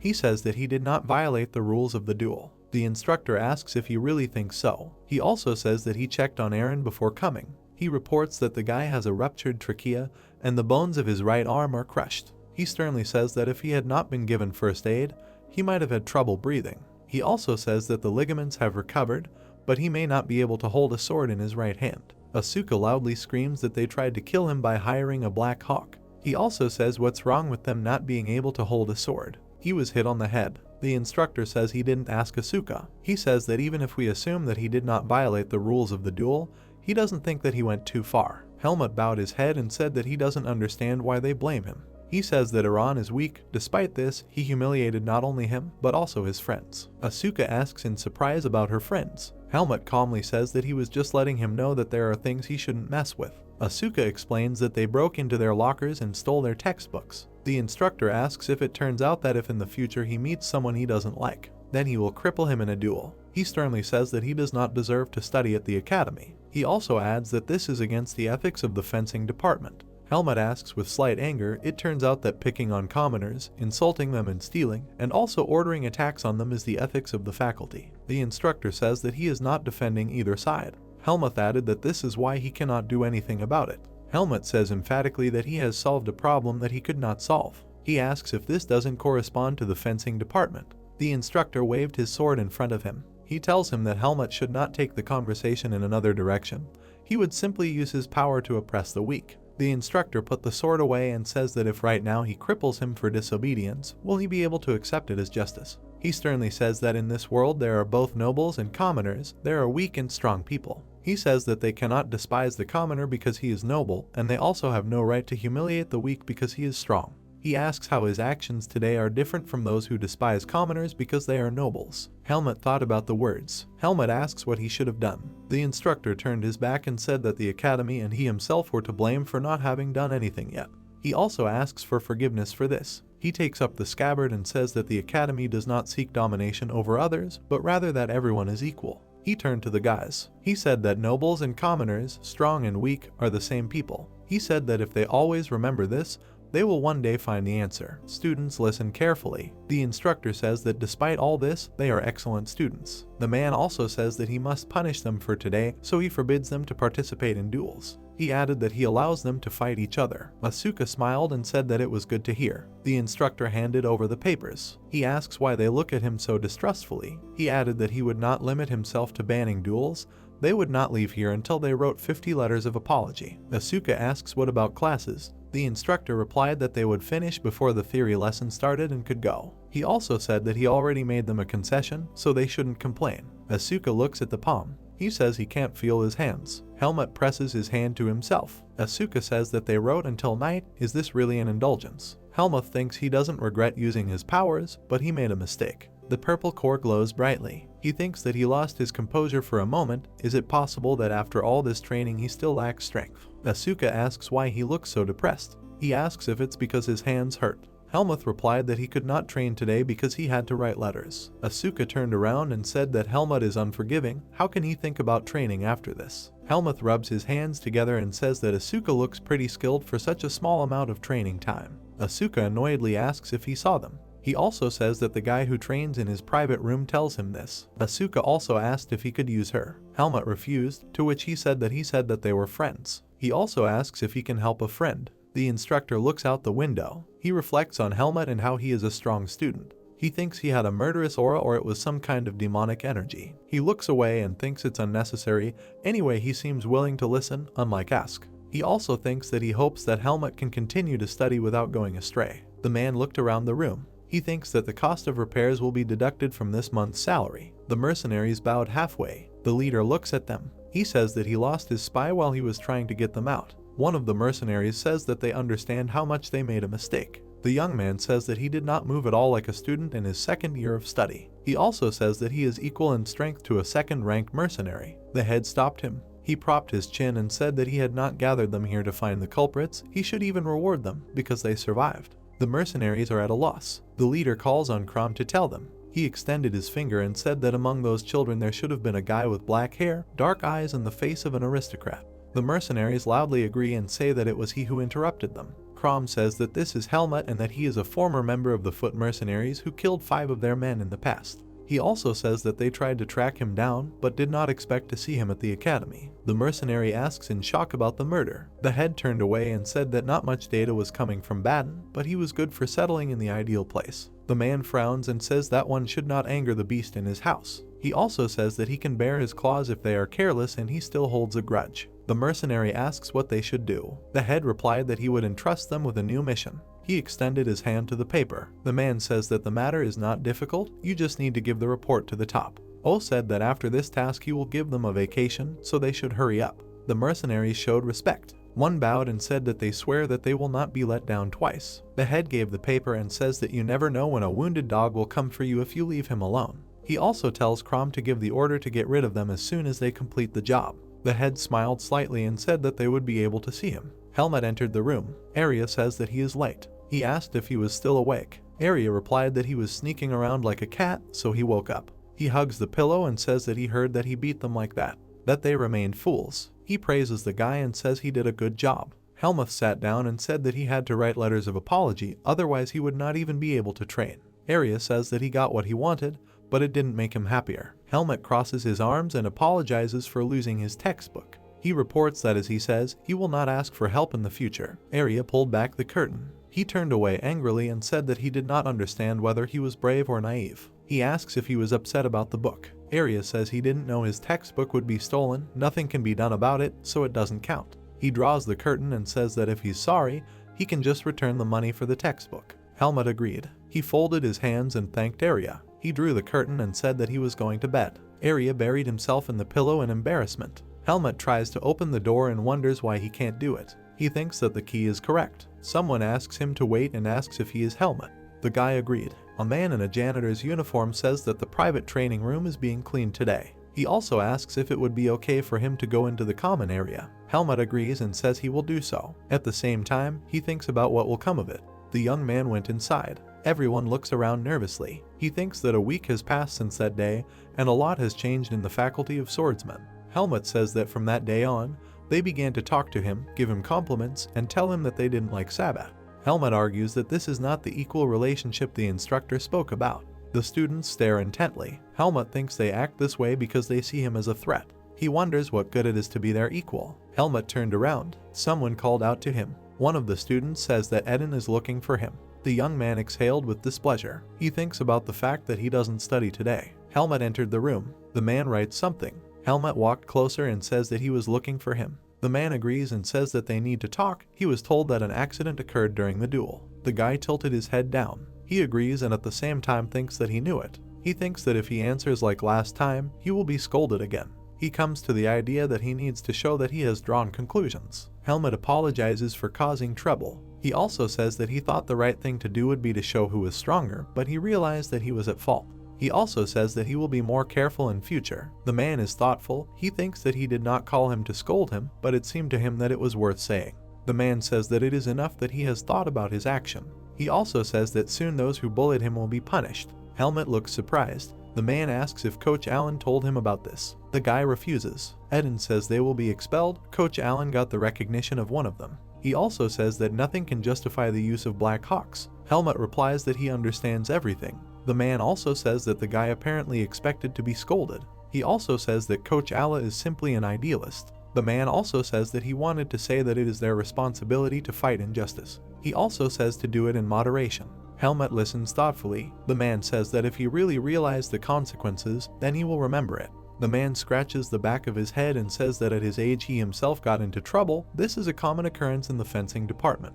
He added that the main thing is not to fly out of the academy. Elon tells the guy to invite his friends to the mansion for the weekend. He added that you don't have to be friends with everyone, but you have to get along with your classmates. Helmut remembers the guys and says that he cannot promise this. The man stood up and said that he had prepared textbooks for him.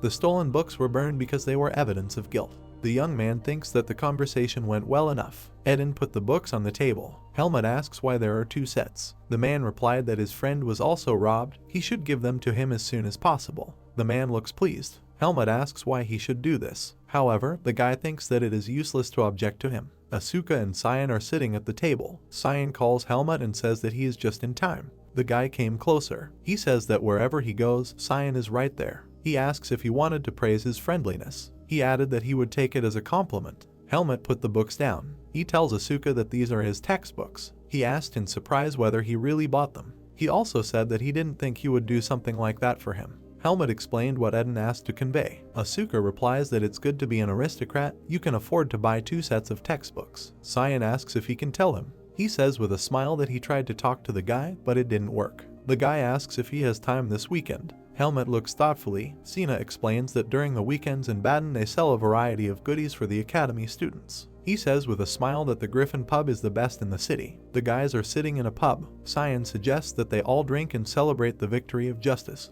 He says with a smile that Asuka is giving a treat. He is indignant that this did not happen. Cyan tells him not to worry, he will pay half the bill. Helmut looks into his mug. Cyan dreams of Arya being here with them. He says with annoyance that he would never go with them. The guy also mutters that he wasn't sure that Helmut would agree either. Helmut remembered what Arya said. He says that not only will Cyan be there, but also crazy Asuka. He says that this very thought gives him a headache, so don't let him offer him anything like that. Helmut takes a sip. He thinks about what it tastes like. The guys are discussing the menu. Cyan happily says that they say that Helmut is now the most popular in the faculty. He says that he doesn't think so, he doesn't communicate with others. Asuka, with a satisfied smile, says that they are just afraid of him, so they make eyes at him. He also says that they didn't pay attention to him until they discovered his power. He asks who would even dare to bully him now. Cyan says that now they won't bother him and he can relax. Helmut agreed thoughtfully. Cyan asks him if something is bothering the guy. Helmut responds that it is very easy to hate him. He asks why they were communicating with him. Asuka and Cyan are confused. Asuka asks if he's worried about this, which is very sweet. Cyan took a sip and said that he had nothing to say. Cyan extended his finger and said that at first sight he realized that his life would be more interesting with Helmut. Asuka teases that this is why he tags along with them everywhere, because he thought about him too. Cyan laughs and says he's not that interesting. He sarcastically says that he himself runs after Helmut like a puppy. Asuka angrily asks who else is chasing who. He holds a mug and says that he likes that Helmut is not a talker. It's immediately clear from him what he is capable of. He also says that he is not happy with his arrogance. He replies that he simply doesn't like fools. Asuka nervously asks why he is always so rude to him. He says that the first impression was not very good, but they still fought together. He added that the guy also brought him textbooks. He even thought that they had become friends. Asuka hits Cyan and tells him to say something because they really are being mean to him. Cyan lies face down on the table. Asuka and Helmut look puzzled. Cyan denies and mutters something incomprehensible. Asuka laughs until she tears up and asks if a couple of mugs really made him sick. He also says that it was he who wanted to ruin him by buying all kinds of booze. Asuka also added that if he gets on his brains, he will get him drunk. Helmut takes a sip. He thinks about how he still doesn't understand much. Asuka leans Cyan against the stairs. He tells him to wake up. He also asks if he is so carried away from one mug, then why did he bring them here? He mutters something. Helmut looks at the girls thoughtfully. He noticed Arya's hood. Arya is reading a book. He is looking for something on the shelf. He looks in bewilderment and thinks that she must be here somewhere. He definitely wouldn't have made a mistake in the arrangement. He wonders if maybe he forgot it at home. Arya took out the book and thinks that he has read it many times. It would be nice to buy it. He remembered Helmut. He asks if Arya has time, they could go somewhere on the weekend. He also added that Cyan and Asuka requested that they come together. Arya holds the book and thinks that she should have agreed. He is standing surrounded by girls. He thinks with annoyance that he shouldn't have come here. The girls chatter incessantly. Someone wants to buy him a book. Arya asks why they would buy him anything. He also says that he doesn't need it, so let them get out of the way. The girl mutters that she just wanted to have tea with him. Arya thinks dissatisfied that the words don't reach her. He can't even scatter them with magic. He noticed Helmut. He waved his hand. Arya moved towards the guy. He grabs him and says that they had plans for today and they are disturbing them, so let them leave. Asuka turned around and said displeasedly that he merged when they called him, that he forgot here. Arya angrily thinks to shut him up. The girls are shocked. One of them asks why spend time with them. The second says that he will ruin his reputation if he is with such people. Asuka is unhappy. One of the girls says that this is the same madman from the faculty of swordsmen. Asuka raised his head angrily. He tells her to finish the sentence to the end. The guy calls her a little rat. He also says that he is not from the faculty of swordsmen. He asks them not to annoy him and to quickly leave before he bites them. The girls are nervous. Helmut looks sideways and asks how Arya ended up here. He pushed him. Helmut asks why he is letting his hands go. Arya displeasedly says that he is sorry that he came across them. He also says that they smell like booze, so they should stay away. Asuka asks in shock if he has a split personality. He says that Arya first asks for help, and now this. He replies that he didn't really need help, he was just infuriated that Helmut saw how he was suffering. He looks sideways and asks if he should have saved him. He also speaks that he thought that with his skills it was not necessary. Arya says with displeasure that he'd better keep his mouth shut. Cyan is still sleeping. Arya asks what happened to him. Asuka says he's been asking for something for a long time. Arya tells him that they can look in his pockets. Asuka asks displeasedly if he really decided to tell him. Arya shuts down the objections and tells him to just check them. He holds a jar in his hand. Thoughtfully asks what this potion is. Asuka tries to get Cyan drunk. Arya says with displeasure that this is an antidote. Students from the Faculty of Magic carry it around with them. He tells Asuka to just pour it into his mouth and Cyan will wake up. Asuka says that she should have spoken earlier, because of him there were a lot of problems. Cyan opened his eyes and called out to Arya. He looks joyfully and says that he said that he did not want to go. He asks if he was worried about them and that's why he came. Asuka clarifies whether he really moved away. His delirium only gets worse. Arya says with displeasure that perhaps he shouldn't have given him anything. Cyan mutters that they can go to the dessert shop. Asuka sternly says that he won't go anywhere, let him return to the dorm. Helmut asks Arya if he is free tomorrow, if he would like to go with him to the Caudro Palace. Arya asks in surprise if he is asking to come with them again. He replied that he proposed only to him. Eden apparently wants him to introduce them. Arya frowns with displeasure. He asks why he offered only to him. Helmut replies that if there are more people, he will not agree. Arya replies that he is right. Helmut says that he owes him a lot. They stand shoulder to shoulder. Arya agrees and asks when they will leave. Helmut calmly asks if maybe he should go in the morning. He added that he did not want to meet Cyan. He enthusiastically asks why they are talking about him behind his back. Arya displeasedly tells him that if he has come to his senses, then let him go to his room, there will be intermediate ones soon. Cyan replied that it was because of them that they decided to break away, and he scolds them. He also asks if he is his mother. Arya asks him not to say such terrible things. Helmut thinks about it, that he still doesn't understand what the real relationship between people is, but he is sure that he feels like the distance between him and Arya is getting smaller. Helmut looks nervous and thoughtful. He thinks about what he might just be imagining. Arya tells him that this is a team fight. Their task is to destroy Cyan and Asuka in order to emerge victorious. Helmut is a little nervous. Arya says that not only will he not lose, there are no weaknesses in his plan. He looks attentively and says that if they fail despite following him, then it is his fault.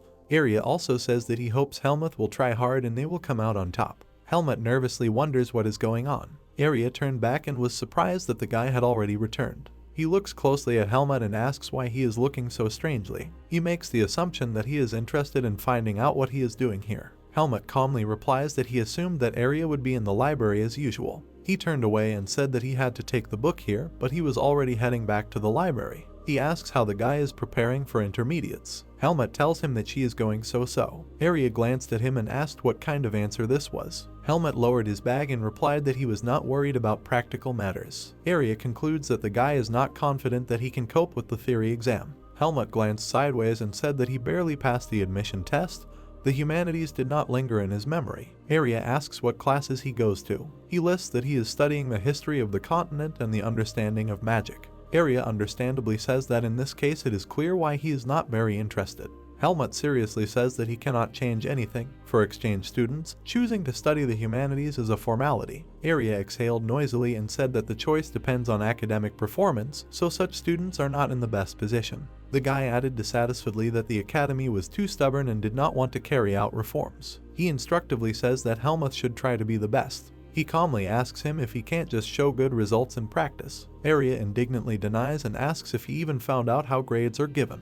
He extended his index finger and calls for listening carefully. He then explains that the fencing department conducts an absolute assessment until the 3rd year of study. This assessment is based on progress in fencing, and a rank is assigned based on this criterion. Arya reports that ranks 1 through 4 receive first class, ranks 5 through 11 receive second class, and so on. The young man also says that even if a student is good enough to get 150 marks, he will still only be given 100. Arya explains that this is why, if you don't get the highest rank, there will be 3 more people with the same scores and the humanities will separate them. Helmut, slightly confused, replies that he will only be able to do this from the 4th year of study. Arya looks at him like he's a child and wonders if he's sure he can say that after being defeated by Asuka. Arya sternly says that if the guy wants, he will give him one more wish and can help him. The young people exchange glances. After a short silence, Helmut asks if Arya said that he would just go to the library. They walked into the library room. Arya turned his head and called Helmut to follow him. They slowly walk along the corridor and Helmut wonders what kind of place this is.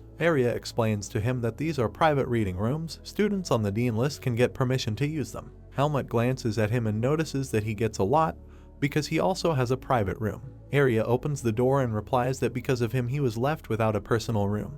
And besides, the guy knows very well what problems he faces in public places. He pushed the door and said that he was only letting him in this time, so let him try his best in the exam. Cyan and Asuka are sitting at the table in the room and say that it is already occupied.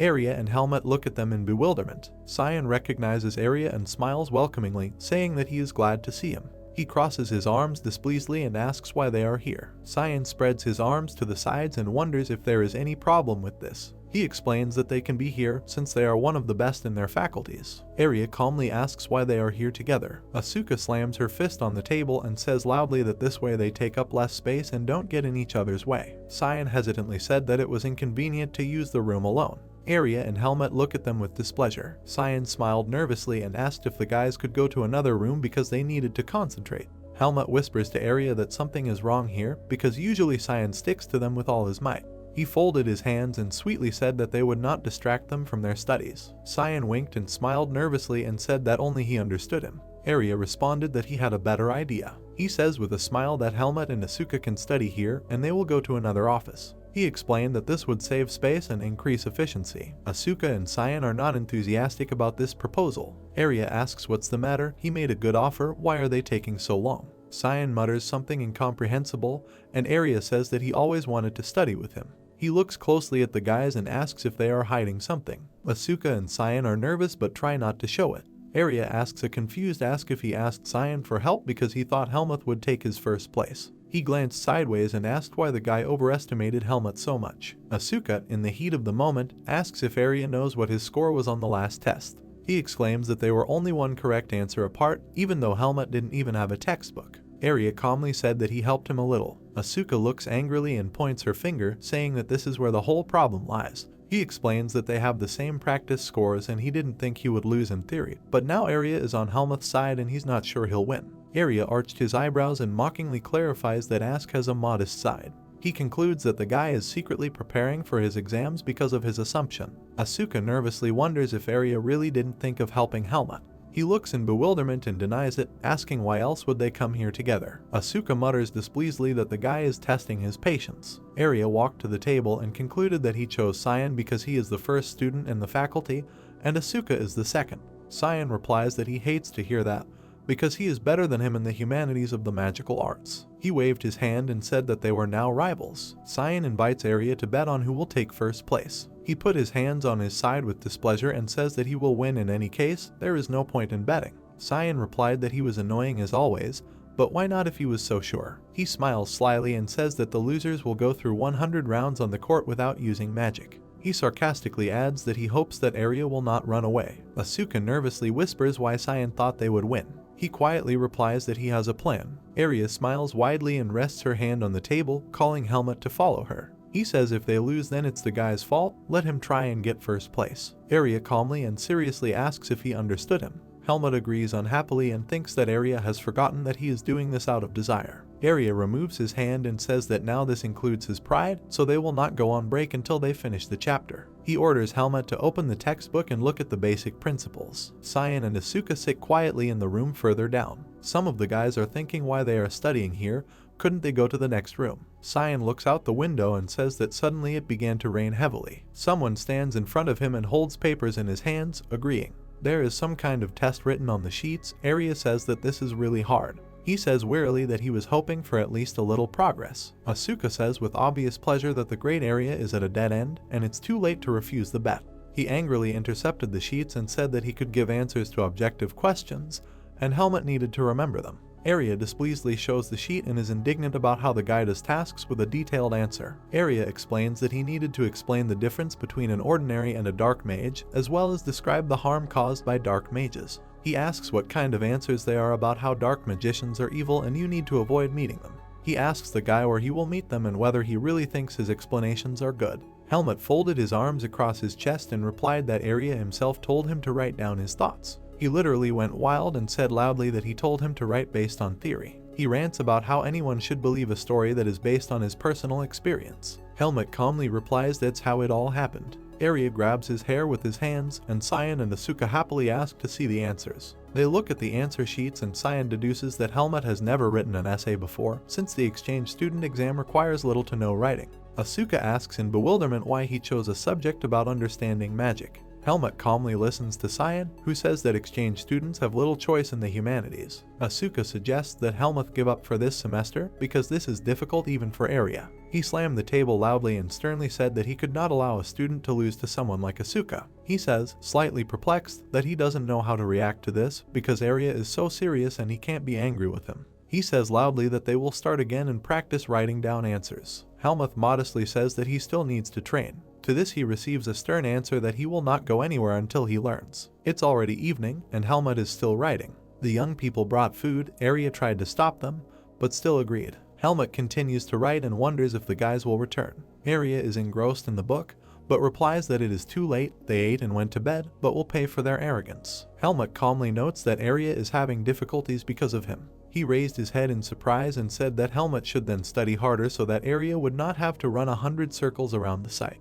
Helmut looks at him and says that in any case he will not lose his first place. Arya looked up from his book and agreed with him. Helmut asks with interest if there is a reason why he wants to be the best so much. Arya closed the book and said that everyone has secrets that they don't want to tell, so he has something similar. Helmut closed his eyes and thought that he understood him perfectly. He reflects that Arya is incredible. Someday he will probably receive the title of Archmage. This means that sooner or later he will find out about the seed of darkness within him, so they will have to separate before that happens. Arya crossed his arms over his chest and says that's enough. He's wondering if there are any definitions on which the guy is stuck. With confusion, he says that he doesn't understand the part about non-standard recipients of magic. Arya moved towards him and asked him to look. He bows his head close and explains that different people absorb magic in different places. He also reveals that the non-standard recipient means a change in the location of the magic being received. This has not been proven, but the professor may ask. Arya yawned and looked at the guy. He says that Helmut first needs to decide whether he agrees or not. The young people are very close and look at each other embarrassedly. Arya broke the awkward silence by saying that he doesn't like to repeat himself twice, so don't let the guy fly in the clouds. Helmut nervously apologizes to him. Arya turns away and says that the guy is having a hard time concentrating and asks if he wants to take a break. Helmut put his hand to his face and agreed with him, saying that it would be nice. He thinks in bewilderment that he is overtired. Arya picked up the book, covering his face, pink with embarrassment. The students are training in the room and one of them turns to Helmut, saying that he heard about the argument with Asuka. Helmut asks him if everyone really already knows. The guy answered with a smile that this is a battle for first place, all classes are discussing it. He turned away from Helmut and said that he was confident of his victory. Helmut looks at his back in bewilderment and asks why this is such a conclusion. He replied that this was the swordsman's premonition, the energy of the best student emanated from him.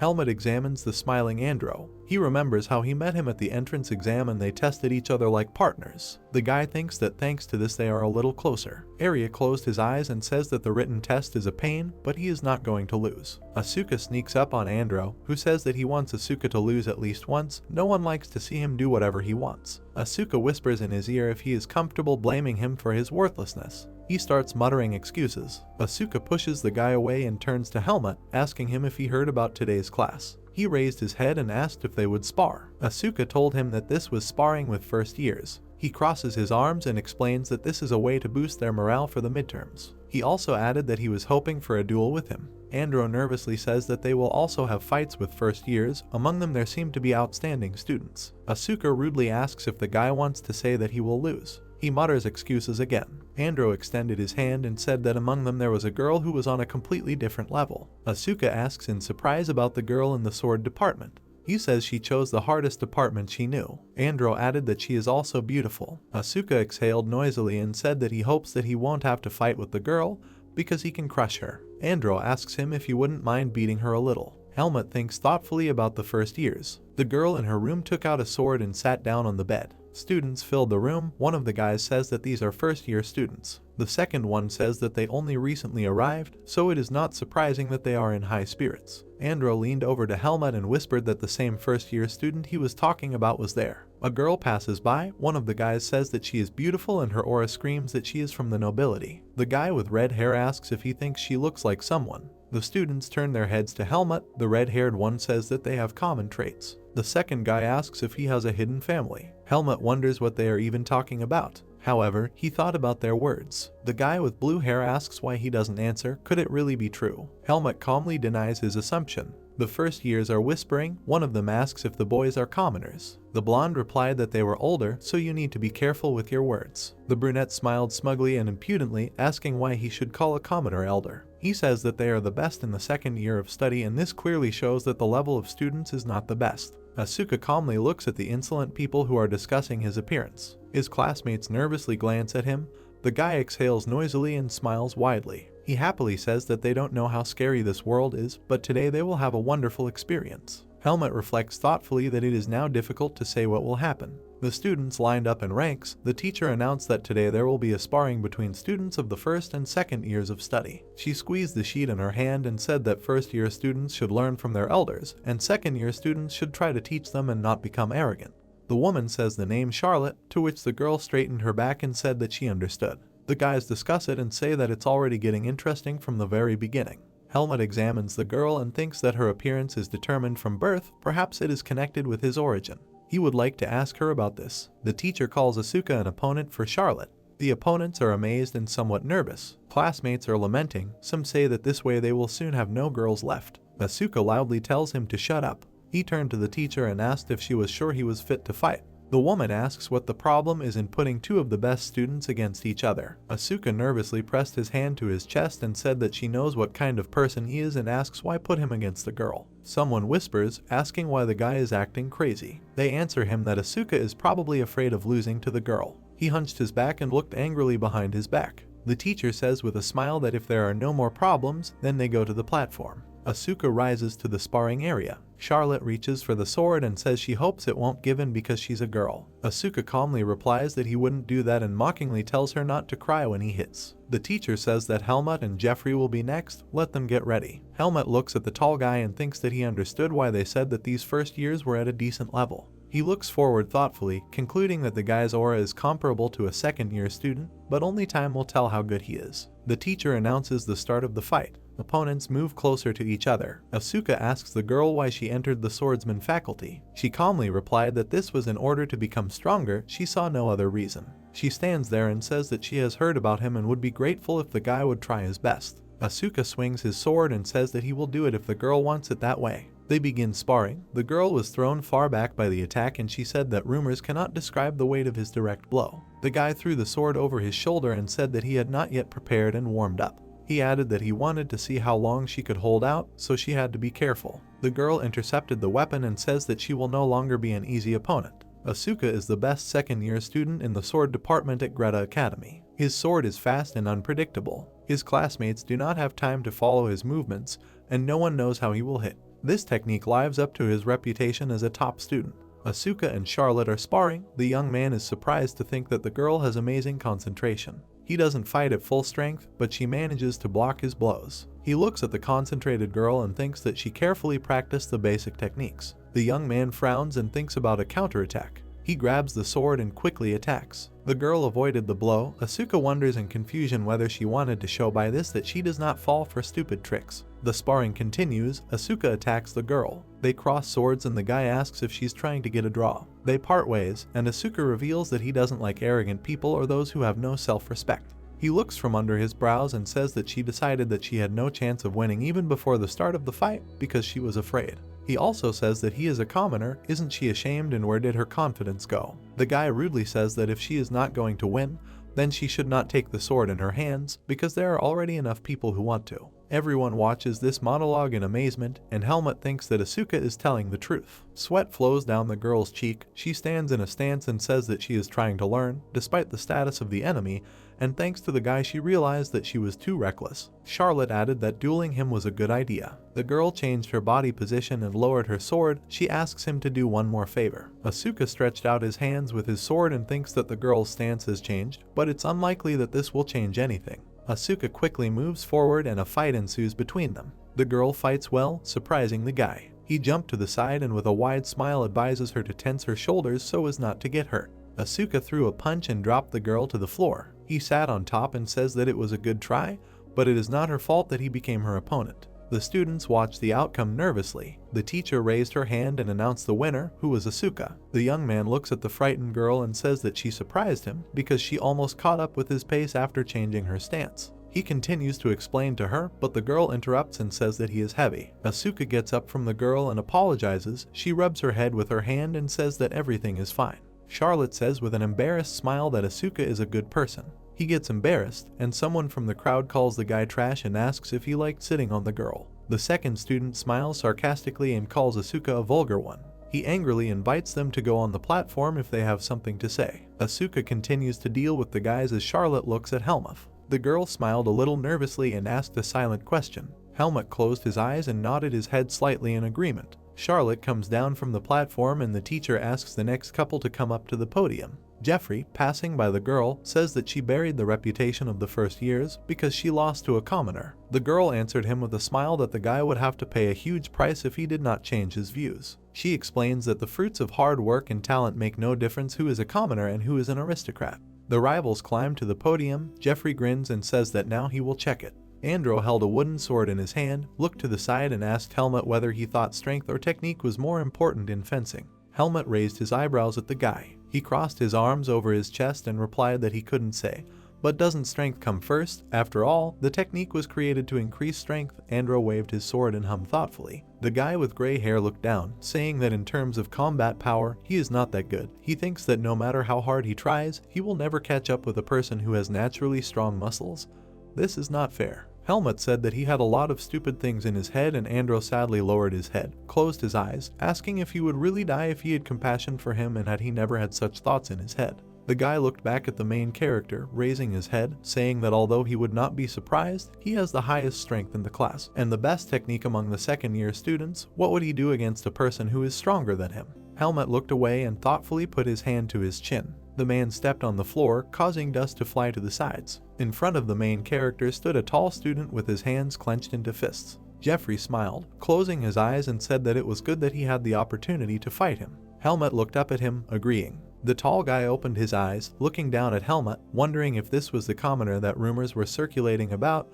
You couldn't tell from him that he could beat you to a pulp. The guy before him was more impressive. The main character also looked up at the person in front of him, thinking that he had a familiar look, as if everyone and everything in this world was beneath him. The blonde girl called Helmut and he looked back at her. The instructor looked at the guy, saying that it was better for him not to cross the line this time. Helmut looked at her silently, looking away. Asuka watched this, saying that it was strange to hear a guy say words that were usually addressed to him. The guy with red hair next to him looked at him, saying that he should treat his peers better, and Asuka replied that he would beat him up and think later. Helmut looked to the side, turning the sword in his hand. The teacher shouted, "If they are ready, they will begin the second duel." Jeffrey sharply stamped his foot on the floor. He sharply swung his sword towards the main character. Helmut frowned, raising his sword above his head. He looked up in surprise, noticing something. The guy pushed his foot off the floor. He jumped back, looking in surprise at the sword that flew next to him. Jeffrey swung his sword at the guy, who dodged the blow. A strong wind swept across the field from his blow, dispersing dust from the ground. The red-haired guy in Asuka's hair was blowing back from the wind. Helmut tilted his head, looking forward. The man in front of him clutched the hilt of the wooden sword in his hand, saying that he quickly realized that if he had blocked as usual, the sword would have broken into pieces. Jeffrey smiled, narrowed his eyes, and said he hoped he wouldn't just shy away. The man bent down, and looking at him, Helmut thought that he only had strength. The guy looked down, thinking that he was unlucky. He had fought so often with opponents who had nothing but combat power that he was already sick of them. The wooden sword flew through the air. Helmut ducked, dodging a sword strike that flew over him. He ducked his head, dodging another blow by looking at him. Another blow missed the guy. Helmut leaned back, dodging another blow from the sword. Jeffrey swung his sword as the guy with black hair bent down, running behind him. Jeffrey looked back at the guy, angrily yelling at him to stop dodging and finally attack. He swung the sword in front of the guy again, and the guy thought that no matter how hard he hit, it wouldn't do any good if he missed. Helmut looked to the side, thinking that since he promised Ethan that he wouldn't cause any more problems, why not finish the fight instead of waiting for his stamina to run out? The other students watched the fight in the arena. One of the students turned to the other, asking what they were doing. It was not interesting, and he was looking down on the first year. Asuka and two other guys stood to the side. The guy with blue hair frowned, wondering what the main character was doing.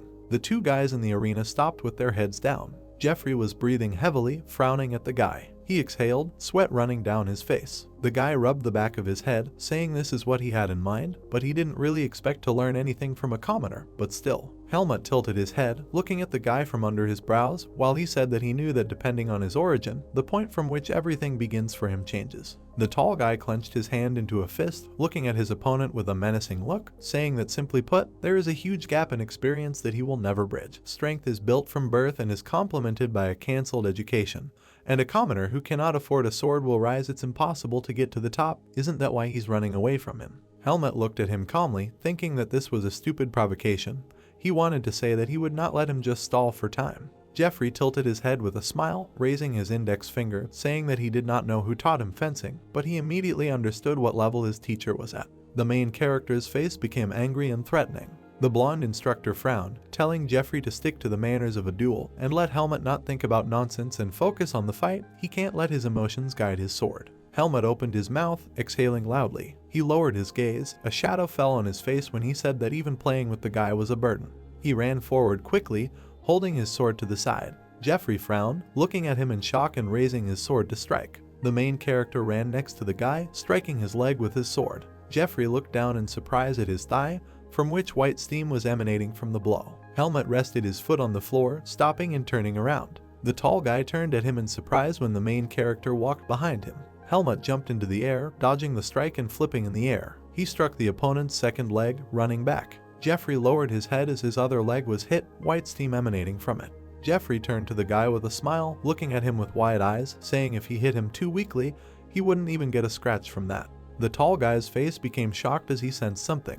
Jeffrey fell to one knee, leaning on his hand in surprise. He lowered his head, thinking about his leg. Helmut stopped opposite him, saying that no matter how resistant his body is, there are always points that cannot withstand even a couple of blows. Jeffrey looked ahead in shock. The main character opened his mouth, asking, because he was talking about the difference in experience. Helmut held the sword in front of him, looking down at the guy, saying that then let him add defeat from a commoner to his experience. The tall guy rushed forward, shouting with an angry face that this was not the end. Helmut's eyes turned white as he frowned, raising his sword back. Jeffrey swung his sword, but the main character rolled across the floor between his legs. The ends of Helmut's sword struck Jeffrey's legs. The tall guy fell face first to the floor, groaning in pain, and the guy behind him rose to his feet.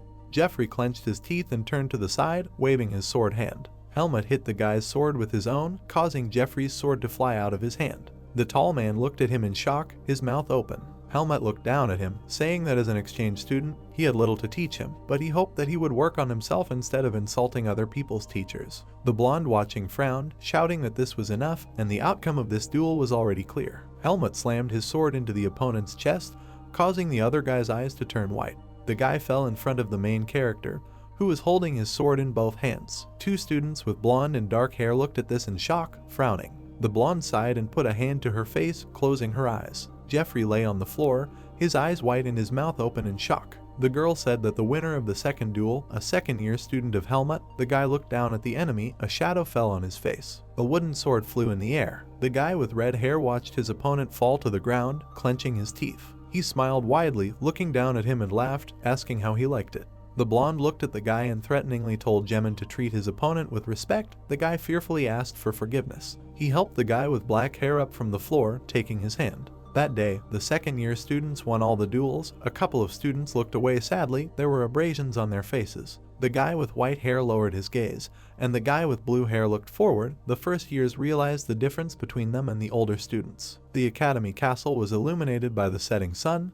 They became more vigilant towards the repeaters. There were a couple of water fountains in the garden. A man took water into his palm flowing from a fountain. He raised his hand and the water from the fountain stopped flowing. Helmut approached Charlotte, who was washing her face, looking at the guy. She sighed in surprise, putting a hand to her head. The main character silently looked at her from top to bottom. Charlotte covered her face with her hand, greeting the guy, and he also greeted her back. Helmut looked at the girl carefully, thinking about her and whether it was worth asking her right away. Charlotte tilted her head, looking questioningly at the guy with a smile, wiping the water off her face with her sleeve. The guy thought about the names on the amulet, wondering whether it was worth asking about them, or rather about Margaret Irene. Helmut lowered his gaze, frowned, and thought where he should start. He could get straight to the point, but it's unlikely that anything good will come of it. The girl folded her hands while the guy thought that if anyone found out about his family members, he would immediately be exposed. He lowered his head, frowning and narrowing his eyes, thinking that if she realized that there was a seed of darkness in him, then any person, and especially an aristocrat, would side with the temple. He was sure that even Ethan would not take his side. Charlotte smiled nervously, looking at the guy, and thought that this was that scary second-year student who was practically playing with his opponent in a duel. Had she somehow angered him?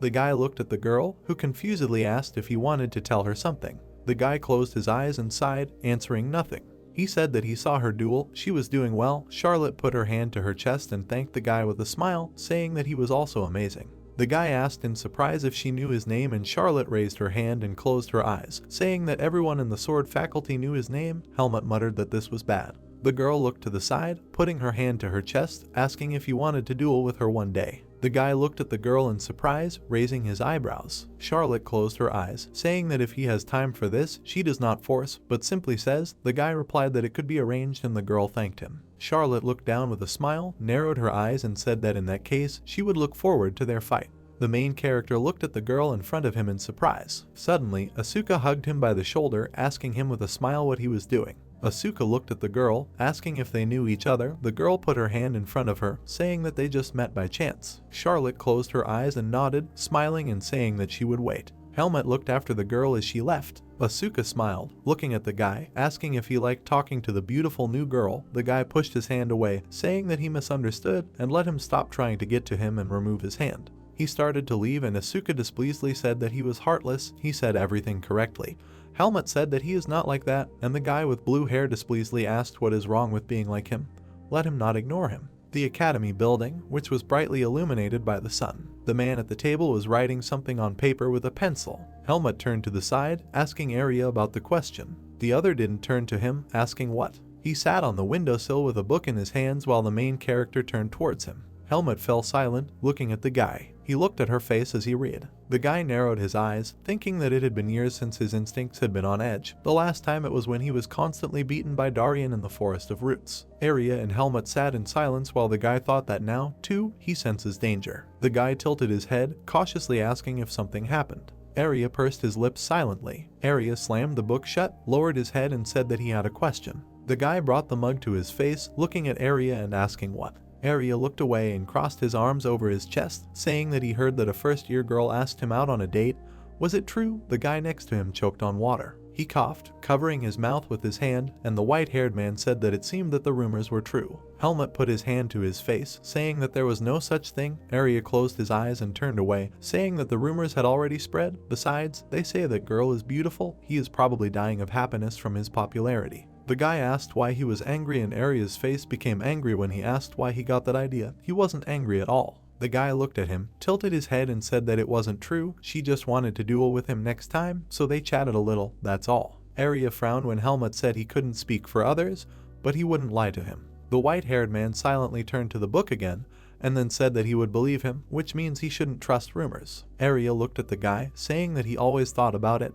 but he is his roommate and the closest person to him. The guy agreed. Arya stood in front of him, slamming the book and closing his eyes, saying that she was saying this because he was too relaxed, so let him listen carefully. The white-haired girl pointed at the guy, frowning, and yelled at him to never trust the words of a girl who starts a conversation with him, because there was a high chance that they wanted to get closer to him through him. Helmut looked at the guy in surprise. He said in confusion that he didn't think that was entirely true. Arya said that he was 100% right. He himself had seen what kind of people usually crowd around him. Arya frowned, saying that some of the girls who follow him are quite smart, even dressing up as boys to sneak into the dorm. Arya pointed at the guy again, saying that this means that among them there are skilled liars who can fool the guy with their acting. Helmut put his hand to his face, looked away and agreed, saying that he understood. He turned to the guy, asking, that is, he wants to say that he should stay away from Charlotte. The white-haired man clenched his hand into a fist, saying that he's not talking about that, he's just telling what they can be. He must make decisions himself. The main character raised his eyebrows, saying that he shouldn't beat around the bush, just let him say that Charlotte is suspicious, and Arya wants him not to let her get too close, he doesn't care about her anyway. Arya looked at the guy in surprise, frowning. He turned away, answering like this, and this is how he says it. The guy raised his index finger, saying that he is saying this out of kindness, but always let him doubt a strange girl who approaches him. He is sure that many want to plunge a blade into his back simply because he is a commoner. Helmut smiled, thinking that Arya was impeccable as always. Helmut did not understand at all that with his appearance, most girls could like him. Sion's face contorted in horror and he put his hands to his face, opening his eyes wide. There was a wooden closed sign on the door. Sion fell to his knees, loudly screaming no.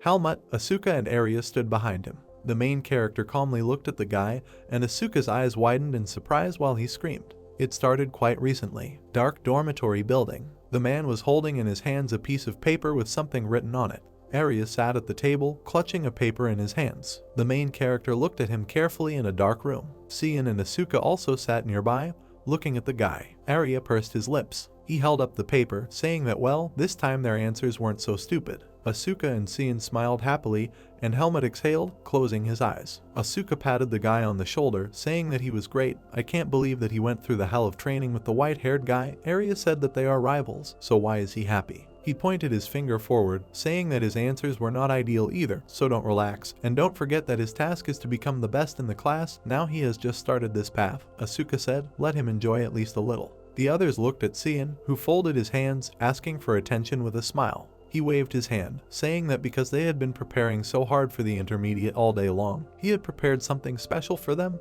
The guy with blue hair asked why so suddenly. Sion raised his index finger with a wide smile, thinking about hot waffles, asking how they can study late if they have nothing to eat.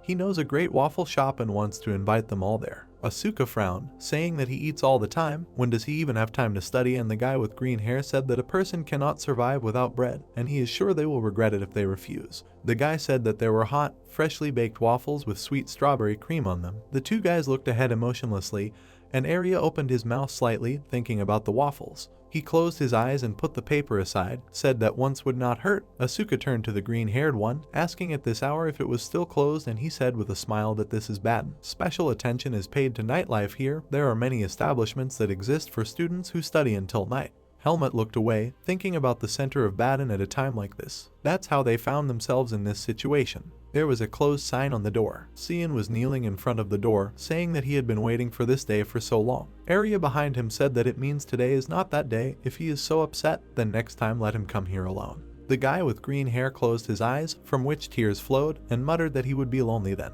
Arya crossed his arms while standing next to the others, asking if they would go back or to another cafe. Sion raised his head, sadly answering that they had already come here, so it would be better to eat somewhere else. He turned to the others, asking how about toast. Arya pushed him in the back, frowning and telling him to show the way, and he turned around and asked the truth and if he was really sure. City at night, the moon was shining in the sky. Sion shouted that there was no sense of romance in him. A two-story establishment where waiters walked around and people sat at tables. The guy was holding a red menu in his hands. Asuka raised his eyebrow as he read the menu and asked why the sandwich was so expensive. He sighed, and Sion, sitting next to him, said, is he really being humble? He is a student at the academy and therefore they should give him money even though he is a commoner. He replied that his family only gives money for educational issues, and Sion smiled nervously, saying that his family's situation is even worse than he thought. Sion covered his face with his hand, saying that he is the best in the class. There must be scholarships.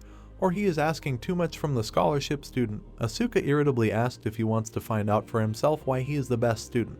Arya raised his eyebrows, looking to the side, and said that this place is crowded. Cian raised his index finger while the guy with blue hair pulled his hair, saying that this is natural, because most of the students are aristocrats. If they have even a little dirt here, they will close. He asked if he really looked at the restaurant as soon as he came to it, and Arya answered with a frown that magicians have to pay attention even to specks of dust, since they can interfere with the experiment. He is too stupid for a magician. Cian turned to him displeasedly, saying whether he even knew how sensitive the magicians who deal with spirits were. The white-haired one replied that spirits were definitely sensitive, but Cian was not. Asuka looked at the main character, asking if he had made an order, and he nodded. The waiter put the sandwich on the table, saying that this was their order, and Cian thanked him. He looked at Asuka with a smile, saying that the simplest order was served first. And what did they order? The guy replied that he also took the simple one. Another waiter placed a huge hamburger on the table, saying that this was Greta's special toast for the swordsman faculty. Arya and Cian looked at the hamburger in surprise. Helmut looked down at him, making a surprised sound. Asuka laughed loudly, turned to him and asked what he ordered. Was he really going to eat it on the way back? The main character replied that it said that it was a special dish, especially for the faculty of swordsmen. Arya looked at him, nervously asking if people from their faculty really have stomachs 5 times larger than the rest. Cian said with a smile that this was just a trick to catch the desire to compete. What was he even going to do with him? He was too big, and maybe he'll eat it. Helmut agreed, and Cian said that there are so many layers of meat here. A man in brown boots approached the guys while someone asked to leave on the side. Someone greeted the senior students and 4 guys turned towards the voice. Charlotte smiled. Jeffrey stood behind her, frowning. The girl said that it was such a coincidence that they met here. Helmut squinted at the girl, calling her name. He looked back at the guy next to her, saying that this is the strong guy. Jeffrey lowered his head, closed his eyes, calling his name. Charlotte folded her hands, saying that they came to eat special toast, and they also came here for this. Asuka looked back at them, asking if they came together. The girl replied that Jeffrey wanted to argue, and the guy with blue hair looked back at him, saying that he was huge like a rock. Why was he arguing with such a fragile girl? It was so humiliating. Charlotte looked displeasedly at the guy with blue hair, asking if he was looking down on her, and he replied that no. The girl said that she was a fencing student. She also eats a lot. You need to eat as much as you train. She asked if Helmut thought so, and the guy looked up at her questioningly. He sat at the table while Cian raised a knife over a huge burger, sticking out his tongue. The main character hit the guy on the hand, causing him to close his eyes. He answered of course, and Cian looked at him questioningly. Charlotte smiled as she stood in front of him and asked, since they were both here, if he would like to eat together. Arya rose from the table. Cian and Asuka looked at him in surprise. The guy with white hair stood in front of Charlotte. Helmut looked up at him questioningly. The white-haired man asked if she was Charlotte, and the girl smiled nervously, answering in agreement. The guy looked down at her, saying that his name is Arya, and does she know him? The 3 guys who were sitting at the table looked at this in surprise. Cian raised the knife, cutting the burger. Window into one of the academy's classrooms. Ethan, a blonde girl, and a male instructor with brown hair watched the fight. Charlotte and Helmut crossed wooden swords with each other. The guy swung his sword sharply, causing the girl to grit her teeth and step back to the side. Helmut swung his sword forward, narrowing his eyes. The sword flew towards the head of the girl, who looked at him in surprise. She ducked sharply, dodging the blow. The guy's hand went through her hair. Charlotte frowned and swung her sword upward. The guy looked back in surprise at the sword that was flying towards him. The guy sharply kicked the sword in the girl's hands, which flew into the air, spinning.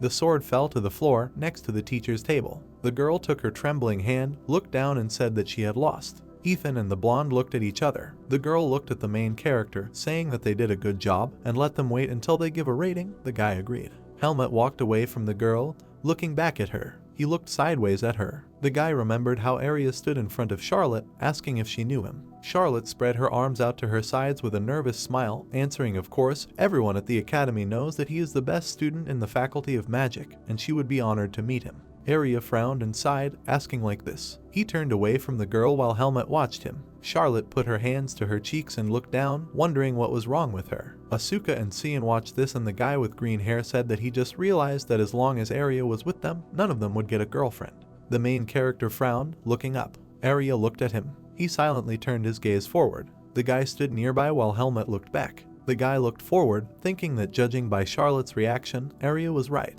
The girl and the guy stood with their backs to each other, and looking back at her, Helmut thought that apart from the external similarity, he had no evidence of their relationship. Instead of telling something about himself, it would be better not to let her get close. He looked forward, thinking that moreover, the most important thing now was to become stronger. He looked ahead carefully, thinking that he must cope with any challenges. Empty corridor of the academy. Asuka leaned back in his chair, looking at the ceiling. He sighed tiredly and muttered that everything was right. Next semester he needed to avoid being suspended. Helmut approached him, asking what would happen if he was not removed. Asuka turned to him in fear, shouting that he had scared him to death. If only he had let him know that he was there. The guy threw his hand on the chair, saying that he was just talking to himself. Let him not get it into his head, he asked, in this duel. After all, his opponent was Charlotte, and what would he say? Since it took so much of his time, it means it was not easy for him. Helmut looked at him questioningly, saying that the duel ended quickly. They were delayed due to the fact that the instructor told him that he needed to get it done quickly. Asuka asked if he was really becoming like his neighbor. Helmut looked back at the guy, saying that judging by how calm he was, his practice went fine. Asuka smiled, saying that everything was perfect. If he doesn't want to see the bad side of Area, he better study hard for the theory test. Area stood behind the guy with blue hair, saying that he was right, and Asuka turned to him in fear, shouting that his heart almost stopped. What was wrong with the two of them? Area looked at the main character, saying that his next exam would be the understanding of magic. Helmut nervously agreed. The white-haired one said that he would test him for the last time, so let him open the textbook. The guy asked how his tests were, and Area closed his eyes and frowned, saying that he had already dealt with them.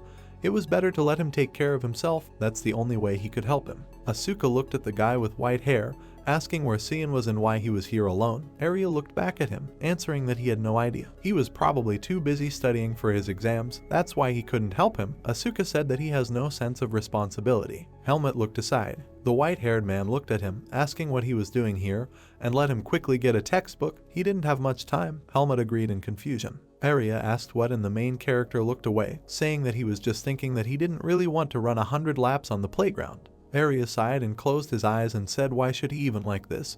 He actually hates losing, and he would die of anxiety if there was a variable in his life that he couldn't control. Area stood in front of Helmut, who was holding a piece of paper, and told him that's why he wants to do everything thoroughly, and for him not to be the first will not be a failure. So let him stop chatting and open the textbook. Asuka looked at them with a smile, sighed and said that this is so harsh. Let the main character study more carefully, it will be difficult to defeat him. Area looked back at the guy with blue hair with a gloomy look, saying that he was disturbing him, so let him leave. He irritably asked what and why all of a sudden he didn't rent a whole room. Area said that they couldn't reveal their strategy before the fight, and another said why don't they leave then, there's something they don't like about it. Helmut calmly watched as they argued, holding a piece of paper in his hands. He frowned and closed his eyes tiredly, thinking that it would be difficult to study for a while. Sheets of paper on which some parts of the text have been crossed out or circled. Helmut wrote with pencil on paper. Area looked thoughtfully at the piece of paper, taking it in his hand. He shook his head and the guy opposite him sighed tiredly, closing his eyes. A textbook page in which some passages have been highlighted in pencil. Helmut wrote with a pencil on paper, lowering his gaze. The academy, which was brightly illuminated by the sun. Students in red robes sat at their desks, looking at the lectern where the professor stood. A man with green hair and a black robe clapped his hands, saying that they had 2 hours and they could start the exam. Helmut lowered his gaze to the piece of paper in front of him, moving his pen over it. The guy raised his eyebrows when he noticed something on the piece of paper. He looked at the text in the test, which said, "You accidentally received the forbidden power of darkness. If you lose it, you can die." Helmut lowered his gaze to the paper, reading further. The text asked him to write what the student would do in such a situation. An empty corridor of the academy, illuminated by lamps. Area sat at the desk in the office, reading a book and resting his cheek on his hand, asking how the exam went. The main character looked at him questioningly, tilting his head. The guy closed the door behind him and said what he thought. He did well. He anticipated most of the questions, but one of them was strange. Area raised his eyebrows at him and asked how it was. The main character remembered a piece of paper on which it was written that he accidentally received the forbidden power of darkness. If he loses it, he will die. The guy sat down opposite Area, continuing that the question asked to write what to do in such a situation. Area put his hand to his chin, looked away and muttered thoughtfully about dark forces. He looked at the main character, saying that it was the teacher who asked such questions from time to time, and he would not be deducted points if he answered thoughtfully. He asked what he wrote and Helmut pursed his lips. The protagonist's gaze became gloomy, and he replied that he would accept the dark power and would find a way to use it and continue to live. Area looked at the guy in surprise, his body trembled. He looked away and hummed thoughtfully and replied that this was a good answer, at least Mr. Ruxin would not think badly of him.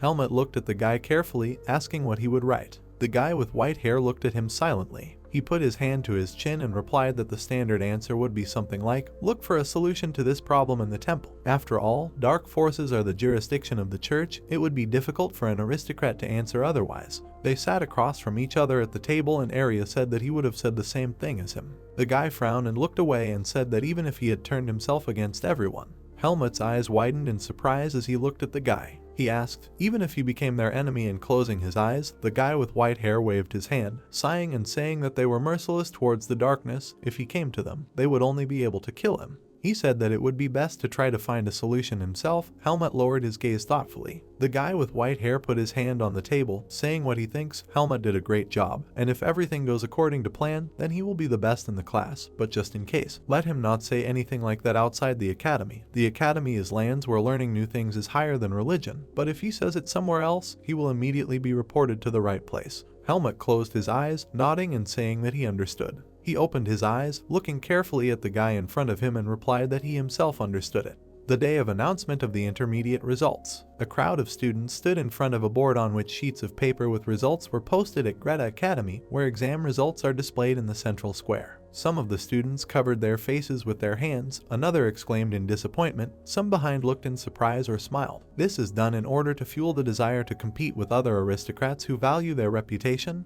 There is no better way to find. Helmut pushed his way through the students, looking at the results. The guy looked up, thinking about the Faculty of Magic and where the name area was. He looked at pieces of paper with many students on lists. In first place with 100 points was the name area. Helmut smiled slightly, raised his head and thought that everything was as he thought. The guy looked to the side, thinking that Cian was studying hard, but this is not the first time this has happened. He can be quite calm. Cian looked up at the exam results with a shocked, tired face. The main character looked in confusion at the guy who was standing in the crowd. The eyes of the guy with green hair turned white and he loudly asked how this happened. Arya came up behind him, raising an eyebrow and asking what, and the guy with green hair turned on him, asking him to swear on his life and tell him how he pulled it off. Cian frowned as he raised his hands and said that they had just started going through spirit understanding this semester. He might have been a little inattentive, but he thought he would beat him. Arya put his hand on the guy's shoulder. He walked up to him, looking at the guy with green hair. Arya looked down at him with raised eyebrows and said that 3 months is enough to fully study one subject at the academy. Cian looked at him in shock, eyes wide. He lowered his head as Arya was surrounded by girls. The guy said he was right, he didn't think ahead. Cian turned over his shoulder with a wide smile, saying that the outcome was not decided yet. It would be a draw. He should not have lost from the very beginning. The guy looked at the lists that were hanging on the board. The list included first place Helmut with 98 points and second place Asuka with 97 points. The guy with green hair frowned and closed his eyes, shouting. The main character stood behind him, his mouth open in surprise. He looked up at the table ahead. Arya stood nearby, looking back at the guy. He smiled, saying that he succeeded and he congratulates him. Helmut looked at him with a smile, thanking him. Asuka behind them scratched his head, looking at the results and said that the difference was only 1 point. The fight was equal. He was unlucky. Arya looked back at him, asking him not to be angry, and the guy with blue hair replied that he lost, and of course he doesn't feel very good. Asuka looked up at the results again, saying that it was better than giving first place to someone else. He pointed his finger at the main character, shouting that next time this won't happen, so let him get ready. He will bypass him without anyone's help. Someone suddenly grabbed the guy's clothes in their hands. Cian, with tears in his eyes, pulled him by the clothes, saying that he was a traitor. He lost on purpose so that he would be punished, but he trusted him. Asuka pulled the guy away from him, putting his hand on his face and shouted irritably, "Who does he take him for?" And he actually offered to argue, and since he lost, he must accept the punishment in silence. Cian, with tears in his eyes, looked up at the two guys standing next to him, asking Helmut and Arya to spare him. 100 circles is too much, he cannot die. The main character looked at him questioningly and said that 100 circles would not be enough to kill a person. Cian shouted displeasedly that not everyone is like him. The guy with green hair turned to the white-haired guy, raising his hands and shouting that Arya also has bad stamina. He should understand him, they can compromise. How about 50 laps? Arya looked at him in surprise, eyes wide. A smile appeared on the guy's face. He leaned towards the guy with green hair, saying with a frighteningly pleased face that there was a greater difference between their scores. Cian's eyes widened in shock as the guy continued that Cian himself was worried about his stomach starting to bulge after his late night snacking. Cian fell to his knees, head hanging low as the three looked at him. It was night, the moon was shining brightly over the academy. and the sounds of running were heard. Cian ran, gritting his teeth, sweat pouring down his face as he mentally called area heartless. The courtyard of the academy, where people stood. A couple of students waved their swords while the inspecting teachers wrote things down on pieces of paper. Jemin tilted his head, asking if they had heard that next week they would be camping in the forest. Andro, Asuka, and Helmut looked questioningly at the guy, turning to him. The four of them sat on the ground and Andro asked about camping in the forest, saying that he had never gone into the wilderness alone before. Jemin smiled with a sigh, asking if he had never done this, although he was the son of rich parents. The guy said that in general everything is fine there, the main thing is to find a place where you can relieve yourself, and you can also step on someone's feces, or they can get on your hands while you are digging a hole. Andro and Asuka's face was distorted with disgust and they frowned. Jemin raised his index finger, saying that therefore, when camping, they should always have a shovel with them if they don't want mosquitoes to land on their face. Then it's better not to leave the tent. Asuka turned to the main character, saying that he was a mercenary. Really? When you spend the night in the mountains, everything is really like that. Helmut turned to the guy, asking if he really didn't know. He closed his eyes and, waving his hand, replied that he tried to live in a tent on the way back from Baden, but he didn't survive in the mountains. A guy with dark hair looked in his direction, saying that there was nothing to worry about. Mosquitoes could be driven away with incense. But what about feces? He replied that they were visible right away. Asuka turned to him and said that he was not helping at all. Now he had even more reasons to worry. He put his hand to his cheek and sighed, looking away, saying that he didn't mind them going to the toilet, but they needed to take supplies with them in advance. Maybe Helmut didn't want to buy them on the weekend. The guy with dark hair looked away and agreed, humming thoughtfully. Many people were walking around the city. People were entering or leaving the building, others were standing in front of him. Helmut and Asuka stood in the crowd and the guy with blue hair said that they had come, but he didn't know what to buy first. He asked if Cian was also here. Helmut looked back at the guy with green hair next to him, who closed his eyes with a smile and waved his hand, saying why he was asking. He always follows them, like their shadow. The main character said that it looks like he has already moved away from 100 circles. Cian smiled nervously and looked away, saying of course he has any idea how effective healing magic is. A few days is more than enough. Helmut looked to the side, remembering how Cian ran along the road while rays of dark magic emanated from him. That day Helmut knew that Cian had sent a dark spirit to run instead of himself, but he let him get away with it, so even half a run was enough. Asuka clapped his hands, saying that then the first thing they need to do is prepare for the bugs. He and the main character approached one of the shops, looking at the goods, and a guy with blue hair raised his hand, saying that they sell scented candles that drive away mosquitoes. Maybe they could take them. Helmut replied that it would be nice when eat. The bugs quickly surround you, so if you need to light it while you eat, you need to buy one that is not very smelly. The guy with dark hair pointed to the lamp in Asuka's hands, saying that he would also need one. The hills are darker than he thinks, and if the lamp is too bright, it will attract predators, so you need to take one that is enough to light the way. Asuka raised his gaze and silently pursed his lips. He looked at the guy next to him, holding the lamp and sighing, said that he was more meticulous than he expected. Helmut replied that it was better this way than to endure troubles later. The guy with blue hair picked up the lamp in his hand, looking at it, and replied that it was true, but if it fell while they were sleeping, wouldn't that start a fire? Behind them, Cian asked how about it, and the two looked back. A guy with green hair with a wide smile held a scroll in his hands, pointing at it and saying that this is a fire extinguishing scroll.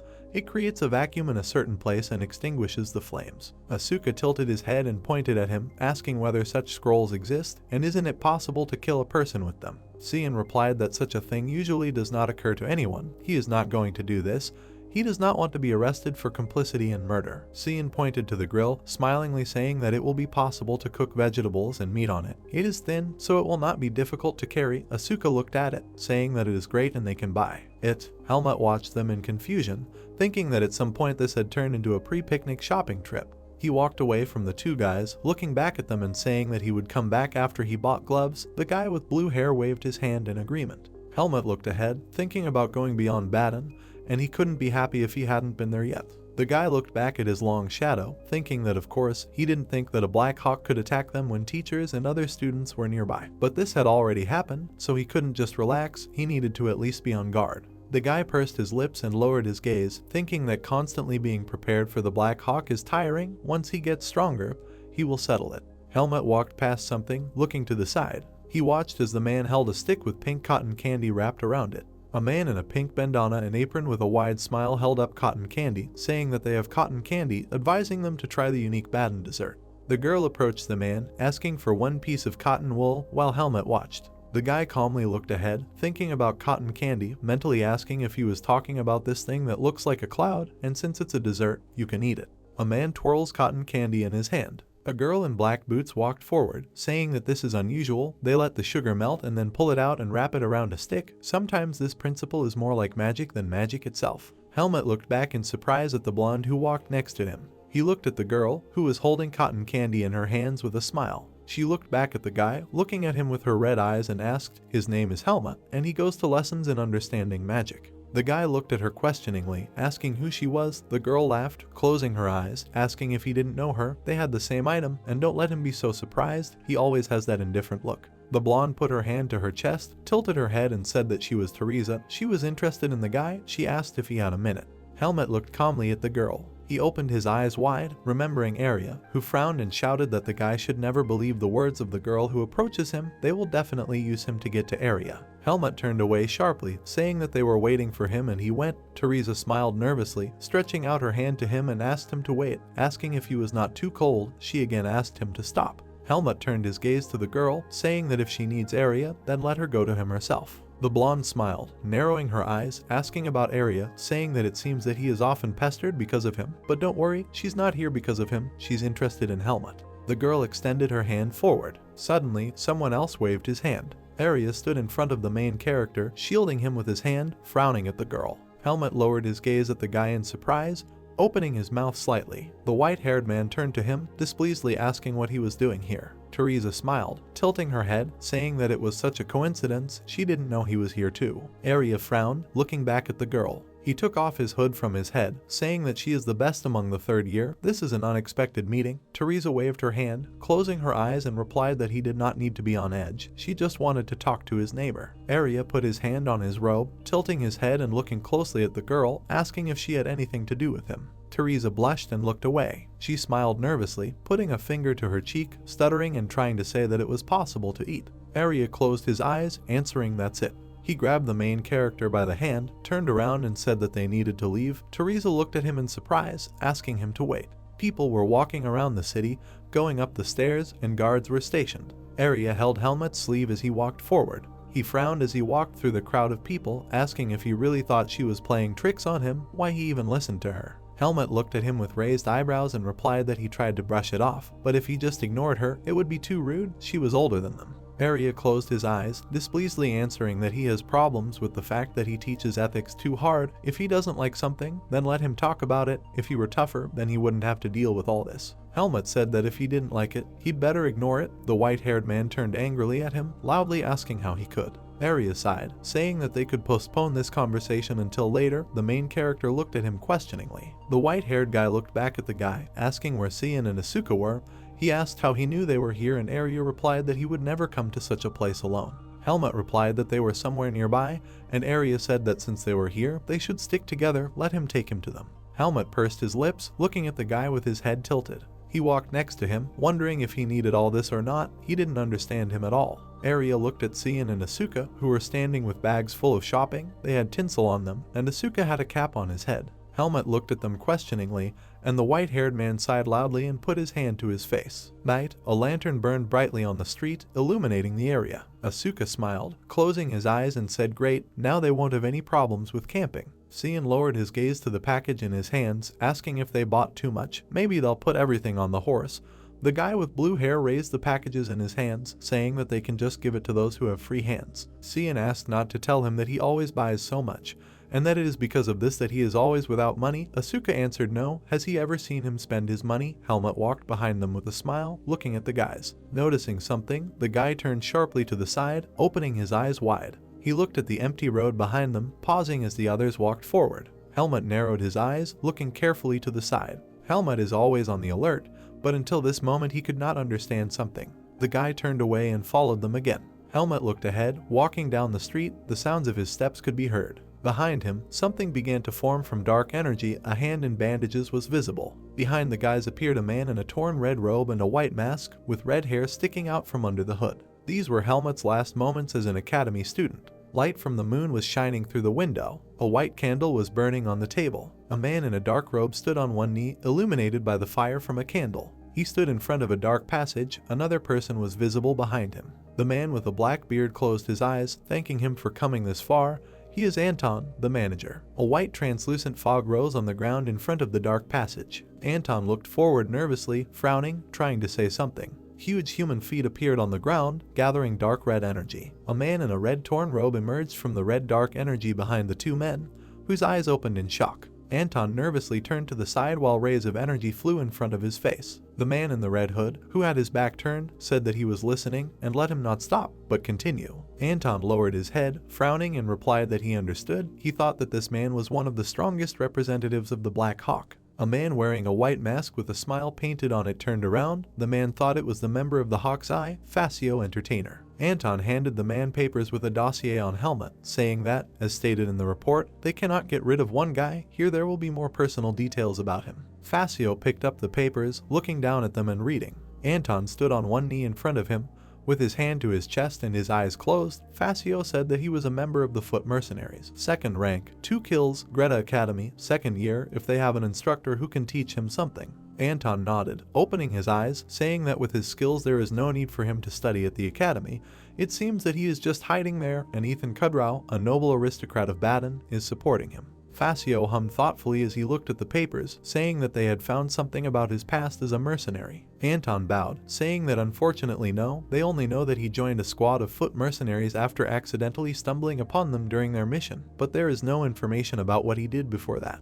Facio raised his hand, with long black claws. He cut one place on the paper, asking where he came from, who taught him, what his status is, and he is also a student with a second rank of mercenary. Anton looked nervously at the man in front of him, raising his gaze as he said that he had never seen anyone more suspicious than him. Anton frowned, saying that they had crossed the path of someone who should not have been touched. Facio inserted his finger into the piece of paper, tearing it. His face became frightening as he held the paper, saying, did they Black Hawks ever go after easy targets? The dead don't speak. If their bodies disappear, then they never existed. Anton tilted his head, causing his hair to cover one of his eyes as the man continued that he would eliminate him. Facio removed his finger from the torn piece of paper from the dossier, saying that this hunt would require a lot of effort. The bright sun was shining in the blue sky. Horses that were walking to the gate, people stood next to them, a couple of carts were visible at the gate. The man was holding a bottle of wine in his hands. Alan smiled, looking at her, and said that this is 32-year-old Marin, a wonderful wine, this is rarely found in bars. He turned away, saying that he would gratefully drink it along with the other instructors. The guy with red hair nervously extended his hand, shouting that he had been putting off for a long time to buy it. Alan frowned and turned to the guy, saying that they had not gathered for a picnic. They had warned them in advance that everything unnecessary would be confiscated. The redhead pointed at Asuka, who had a huge backpack behind him, shouting that he was definitely going to a picnic. The guy with blue hair said displeasedly that he had all the essentials. Alan turned to the guy, telling him to choose only the most important and pack his bag again. The horse would slow down a lot due to such a load. Asuka asked in surprise what, saying that he really needed all this. Alan replied that at the campsite, the lighter the luggage, the better. Helmut looked back at the guy, who was nervously asking what he could post. The main character raised his head, looking forward. Monday morning, with the warm rays of the bright sun, the camping lesson began outside the academy. The students rode horses through the gate, with Alan sitting on the front of the horse, leading the others. Green and orange trees with birds flying next to them. The disciples advanced on horseback, following each other along the path. Helmut lowered his gaze, thinking that he had not left Baden for a long time. They often go to the city center, but outside the walls the air is different. Asuka next to him looked back at him. He smiled, looking at the main character, and said that the aristocrat was helping him, so he got an excellent horse, asking what breed it was. Helmut bowed his head, saying that he didn't know. His horse seemed okay too. The guy with blue hair said displeasedly that the difference in price between them was immediately visible. He raised his eyebrows, asking what his name was. Then Helmut looked at him in surprise. They followed the others, and the guy with dark hair asked about the name, answering that he didn't know, and asking if the horse also needed a name. Asuka confusedly asked if he didn't give it a name, and he was so heartless. The guy with blue hair looked at the guy with displeasure, saying that a swordsman and his horse stay together for life. So most people give names to the horse, asking why he didn't do this. The main character asked how he should immediately come up with a name for him. Asuka told him to call him whatever immediately comes to mind. Helmut lowered his gaze, tilted his head, and hummed thoughtfully. He looked at the white horse with a blue mane in front of him. The guy narrowed his eyes, leaning towards him, thinking. He looked back at the guy with blue hair, talking about the name Asuka. He frowned with displeasure, asking why he chose his name. He scares him, let him come up with something else. The main character turned to him, asking why he didn't like it, and Asuka replied that if he was so crazy that he was ready to give a name to a person, then let him use the name Arya. The guy turned away and replied that he did not look like this horse, and Asuka asked displeasedly, does he really look like? The sky became dark and the moon appeared on it. The disciples approached a clearing where the fire was burning brightly. Some had already gathered around it. The blonde instructor got off the horse, looking at the students who did the same, saying that they had arrived at the campsite, now let them rest, and then she would tell them what they would do. She told them to take their time, unload their luggage, and take off saddles from horses. Helmut looked back at the guy with blue hair, who sighed tiredly, leaned over and said that it took them all day to get here, and how far did they even go? The main character silently looked ahead. He looked at his 2 fingers, thinking that from what he heard before they left, on the first day they rest and barbecue, on the second day they have a hunting competition, and on the third, last day, they have some group task planned. Helmut frowned and looked to the side, thinking that luckily he didn't feel anything strange on the way here. Asuka looked back at the guy. While he thought that the third day would be the best time to attack him, he would need to remain on guard at least until then. The guy with blue hair called the guy and he looked back at him, asking what? Asuka put his hands on his hips, standing next to his horse, asking where the main character's horse was. In the hands of a guy with dark hair, only the reins remained. Helmut looked behind him gloomily. He looked back, clutching the reins in his hands, while the guy with blue hair asked where his horse was. Helmut stood silently with a gloomy face, looking behind him. He looked at his hand, which held the reins of the horse. The guy looked at the straight end of the reins. He frowned, lowered his gaze, and thought that they had been cut off with a sharp object. Asuka looked around while the main character thought that this couldn't happen. All this time he was holding on to them, so when did it happen? Helmut nervously lowered his gaze, gloomily thinking that what's more, he didn't even notice it, despite holding the reins all this time. Asuka pointed his finger forward, raised his eyebrows and said that he is over there. Helmut is so clumsy, let him take care of his horse. Between the trees, further in the forest, a white horse stood with its head down. Helmut sighed, tilting his head to look at him. He asked the guy next to him to give him a sword and he raised his eyebrow questioningly, asking why. Helmut replied that he was quick. Asuka watched from behind a tree as the main character walked forward, holding a sword. Helmut looked around, raising his sword. He approached the horse, looking around. The guy looked at the horse, thinking that he didn't see anyone. Helmut called the horse to him. His eyes suddenly widened as he sensed something. The guy frowned and looked down. He looked at the grass, at the place next to which his foot stood. The guy's leg stood next to a black trap, which was hidden in the green grass. Helmut looked at the trap with wide eyes, thinking that the trap was in such a place, and it was so well hidden that you couldn't see it with the naked eye. They were prohibited on hunting grounds. The guy looked at the trap that was sticking out of the grass, thinking that this was not a coincidence, this was a warning. Above the main character stood an entity of red energy with bright red eyes, which stretched its hands towards the guy, while he thought that they silently made it clear that they were hunting him. Helmut suddenly exhaled, smiling. He stood facing the horse, thinking that they were hunting him, curious. If something is inevitable, then he should try to enjoy it. The guy put his hand to his face, looking at the horse, saying that since he is white, he will call him White and let him go to him. The horse raised its head, closing its eyes and chewing grass, and the guy said that, well, he just gave it a name. Helmut walked up to the horse, stroking his hand on the back, and thought that no matter who they were, if they got in his way, he would get rid of them. The guy leaned over, smiling, thinking that he hoped they were worthy opponents. A camp in the center of which a bright light shone. Alan opened his mouth wide, looking forward, and shouted to everyone to gather, saying that before preparing for dinner, he would announce the instructors of each squad. The disciples gathered in front of the man as he looked at them. Alan held up a purple ball in his hands, pointing at it, and said that from now until the last day of camping, all tasks will be performed in groups that they have formed in advance. They should avoid unnecessary contact with others. Also, each team leader will have a communication ball so that they can contact the instructors and immediately report any problems that arise. There was a purple ball lying on the purple fabric. Helmut looked at him silently, lowering his gaze. Someone called the guy and he looked to the side. Asuka looked at him, saying that he was in charge and should be on his guard. Their guys were here. Andros stood next to the guy, as well as 3 other guys. A guy with blonde hair and 2 guys with dark hair, one of whom closed his eyes. Jemin, next to him stood a guy with dark green hair and red eyes. Helmut silently looked at them with a calm face. He said that there were so many unfamiliar faces here. A guy with blonde hair asked seriously with displeasure, and another with dark hair said that he saw them when he was gathering a detachment. Andros smiled, extended his hand, and said that now they can all get acquainted. You can say that fate placed them all in one squad, so he introduced himself. He is Andro. 4 guys stood next to each other, saying their names. A guy with dark short hair said he was Michael. Another with dark hair and closed eyes said he was Bashel. A guy with brown hair said he was Wesley, and the last one with green hair said that he's Dino. Helmut looked at the guy with red hair, asking who he was, and Jemin frowned at himself, calling his name and shouting that they had already met before. Let him remember it. The main character crossed his arms over his chest, saying that he remembered, and Jemin asked them to introduce themselves too. Asuka asked why. Everyone already knows them. Jemin sighed and bowed his head and agreed, asking who hadn't heard of them.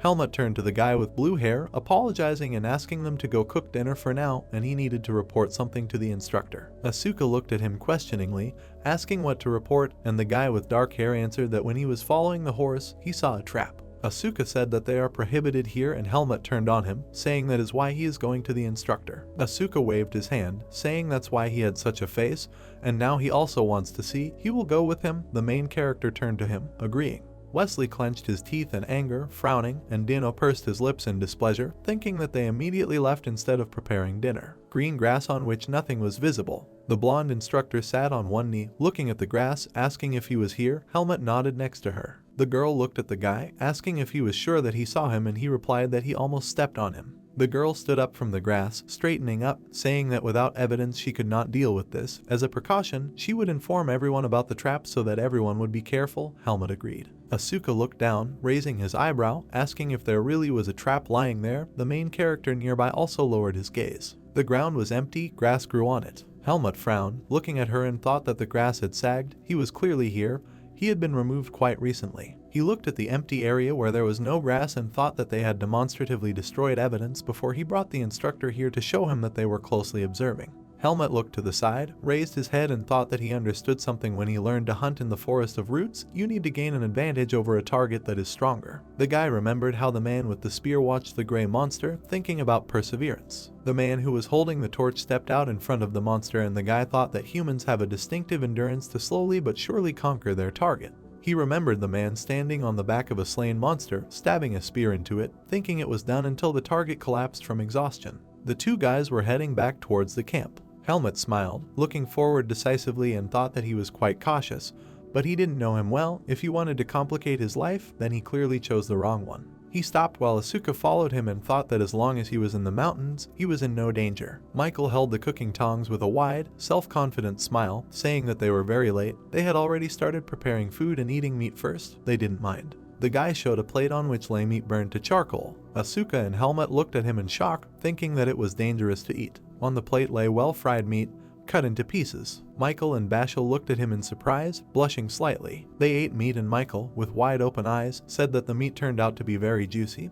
The second guy said that before that they were just chewing coal. And Asuka, looking at them, asked how they were even going to cook for themselves if they couldn't even fry the meat. Such adults, but they don't know how to do anything. The 2 guys turned to look at him, blushing. Dino said with a smile that, as he thought, commoners are completely different people. Asuka said, maybe it's better to feed them coal. Helmut sat behind everyone, looking down. Wesley looked up with a smile, saying that he had better look at what he brought. The guy took out a bottle of wine, holding it in his hand. He held it in front of the other guys, and Jemin asked in surprise, this is Hennessy. How did he even carry it? The blonde replied that there is one way. Wesley picked up the black robe in which the bottle disappeared, saying that this is a robe with a storage spell. Even the trainers don't know about this. Dino lowered his hands, looking to the side, and said that he was not joking. Where did he get all this? Jemin asked if he really wanted to drink so badly, and the blonde asked what kind of barbecue without alcohol. Bashel looked back at him, asking if he only took 1 bottle, and looking at the guy. Wesley asked him to say thank you for bringing at least 1. It's not for nothing that they say that greed will not lead to anything good. He raised the bottle with a smile, saying that Professor Patricia would be making his rounds soon so they could drink later. The other guy replied that he couldn't wait. Helmut looked back at them. The fire burned brightly, from which fiery sparks emanated, illuminating the area. Patricia stood near the fire, holding 6 bottles between her fingers with a gloomy face. She asked if they really had nothing. It was strange that they didn't have any alcohol. Dino looked down, thinking that she had already confiscated several bottles. Wesley, next to him with a nervous smile, replied that they really didn't have anything. Asuka and Helmut attract too much attention, they wouldn't dare. The girl frowned, asking the main character if they really had nothing, and he answered that it was true. Patricia pursed her lips, looking at them carefully. She turned around, looking back at the guys, saying that the leader is responsible for the mistakes of all team members, so let Helmut keep an eye on them. She told them to enjoy their meal, and the 2 guys nodded. Wesley told her to be careful on the way back. The two boys bowed with nervous smiles, frowning. Dino looked at the guy, asking the danger had passed, and Wesley looked at him, saying that now he could get the bottle. 7 guys raised their hands, which were holding glasses, exclaiming joyfully. They sat at the table and Jemin frowned at the glass, saying that it was some kind of poison. Wesley said that let him drink, he won't die. Helmut lowered his gaze thoughtfully. Andro turned to him, asking why he had such a face. Was the taste not to his liking? The guy looked at him in surprise.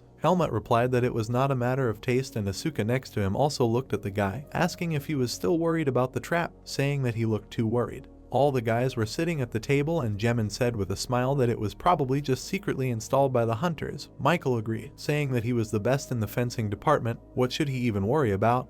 And Dino said that if he were as talented, nothing would happen at all, wasn't afraid. Jemin raised his eyebrow, raising his index finger, and said that they still haven't seen anything. Helmut is much cooler than they think. Asuka looked at him asking why he was bragging about it. Dino said that he beat Asuka. One of the guys said that Helmut was from the city where he learned to fight like that. The guy looked forward, answering that he lived in the forest. His mentor taught him how to use a sword. Bashal asked with a smile, this is how the hermit taught him. He doesn't believe it. Michael also looked at the guy smiling, asking if he would introduce them to his mentor. The main character closed his eyes, bowing his head, answering that it would be difficult. He was no longer alive. Everyone at the table fell silent, looking at Helmut in surprise. Bashal's smile became nervous and he apologized. Jemin, closing his eyes, also smiled nervously, saying that he thought the mentor would be very proud of him, considering that he is the best fencing student at Greta Academy.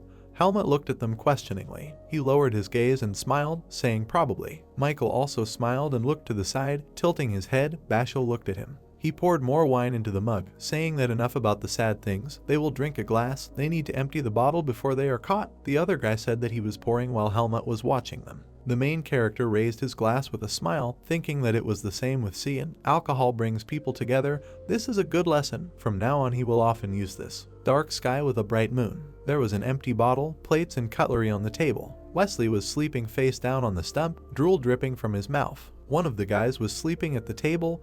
Jemin was lying right on the ground. Asuka, blushing and with a drunken smile, looked at Helmut, who stood up, asking where he was going. The guy was walking somewhere, saying that he was going to the toilet, and Asuka waved his hand at him, telling him to go away from here. Helmut walked through the forest among the trees. A purple light shone in his chest and he looked around, thinking that this was good. He was able to neutralize the effects of alcohol. The guy stood on the grass, thinking that they were probably still watching him. Helmut frowned, looking to the side, thinking that he was all alone now. Would they attack? The guy stood in the forest. The moon was shining brightly in the sky above him. He closed his eyes as the wind blew, blowing his hair. Helmut opened his eyes with a smile, looking back, and thought that they were careful, but it was time to come out into the light.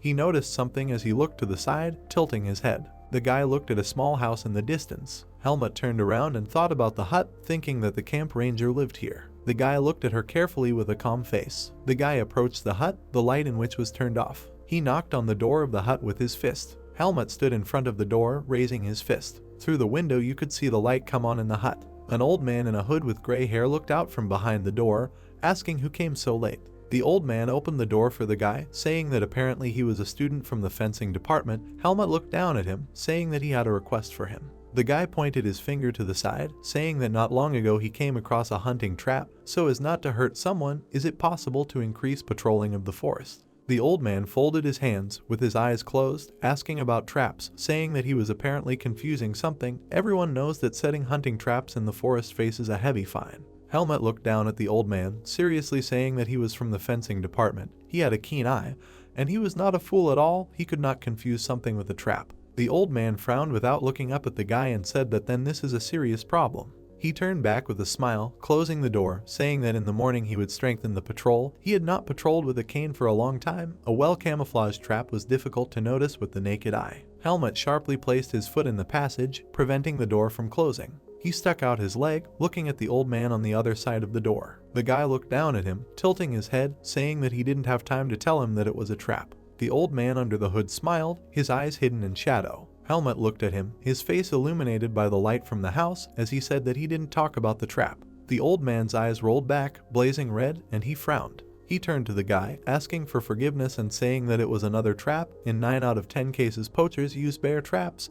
And what kind of trap did he stumble upon? Helmut narrowed his eyes, looking down intently. He looked at the old man's smile. I looked at how he was clutching the door handle in his hand. Helmut's pupils dilated as he examined it closely. The guy closed his eyes with a sigh, saying that he was right. He was just surprised that the old man had guessed. The guy bowed slightly, saying that spotting traps is more difficult than it might seem, so let him be careful. The old man tilted his head and laughed, saying to leave it to him. The guy said that there was something else and the old man froze. Helmut, looking at him, said that as far as he knows, the fencing faculty holds hunting competitions and other events in the forest every year, and what kind of competitions they are. The old man bent down, placing one hand behind his back, answering that the hunting competitions were usually held north of the camp, and other events were held on 12 hills not far from here. This was the case every year, and this time nothing bad would happen. Helmut nodded, turned his head and replied that he understood. He thanked the old man, a small hut that was illuminated by the moon. The guy walked away from the hut, looking away at the door from which light was shining.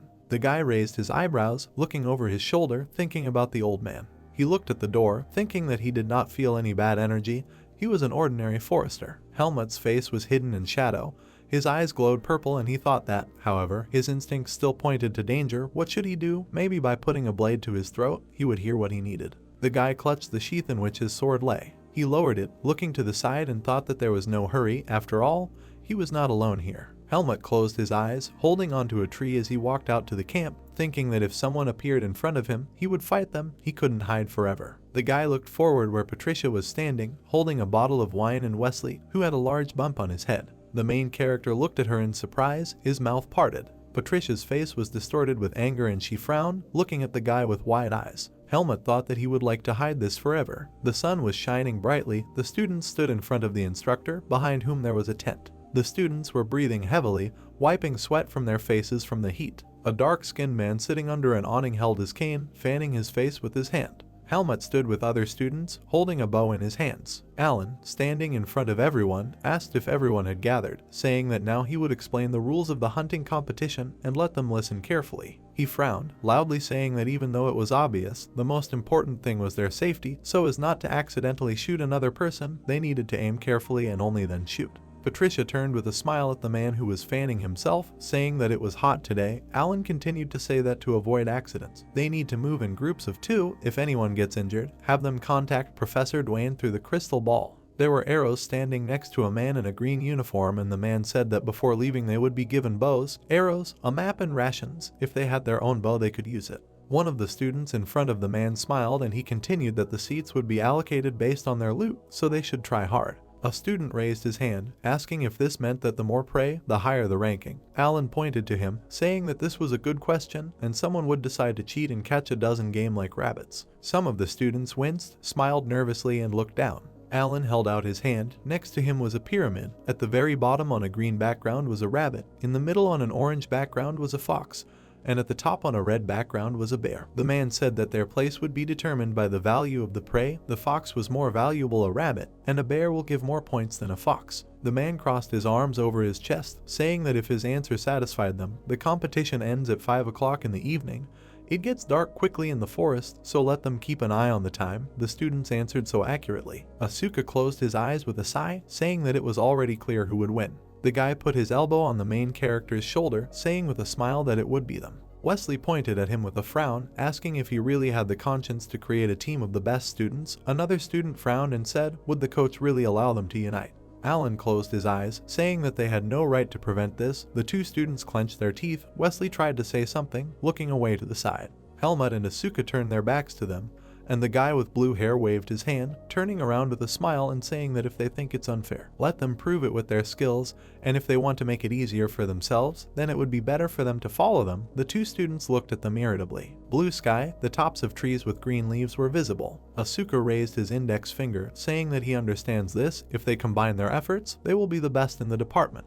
The guy walked behind the main character, smilingly saying that in other words, first and second place are already theirs, and they will find out who will get first place. Helmut in front of him thought that it was good that others did not follow them to fight the blacks. The Hawks need to somehow get away from Asuka. The guy with blue hair raised his head to Helmut, walking behind him, asking if he knows any good place for hunting. He hopes yes, he answered, who would even share such a thing. Suddenly, Helmut noticed something and looked up. He looked back at the guy behind him, thinking that if he let him catch more game, he would be out of the competition early and he could be left alone. The guy agreed, saying that let him follow him. Asuka followed him along the path, saying that this is a different matter, let him lead him faster. Water that flowed next to the stones. A waterfall flowed down the mountain and flowed into the river, which was surrounded by trees. Asuka and Helmut stood behind the bushes, looking at the river. The guy with dark hair said that animals always come to the spring to drink, it's easiest to track and kill valuable game here. Asuka looked attentively at the river, asking if he really had to sit here forever and wait for prey, which is unknown when it will appear. Wouldn't it be faster if they themselves went there to look? The guy next to him answered that if they moved, the prey would notice them faster,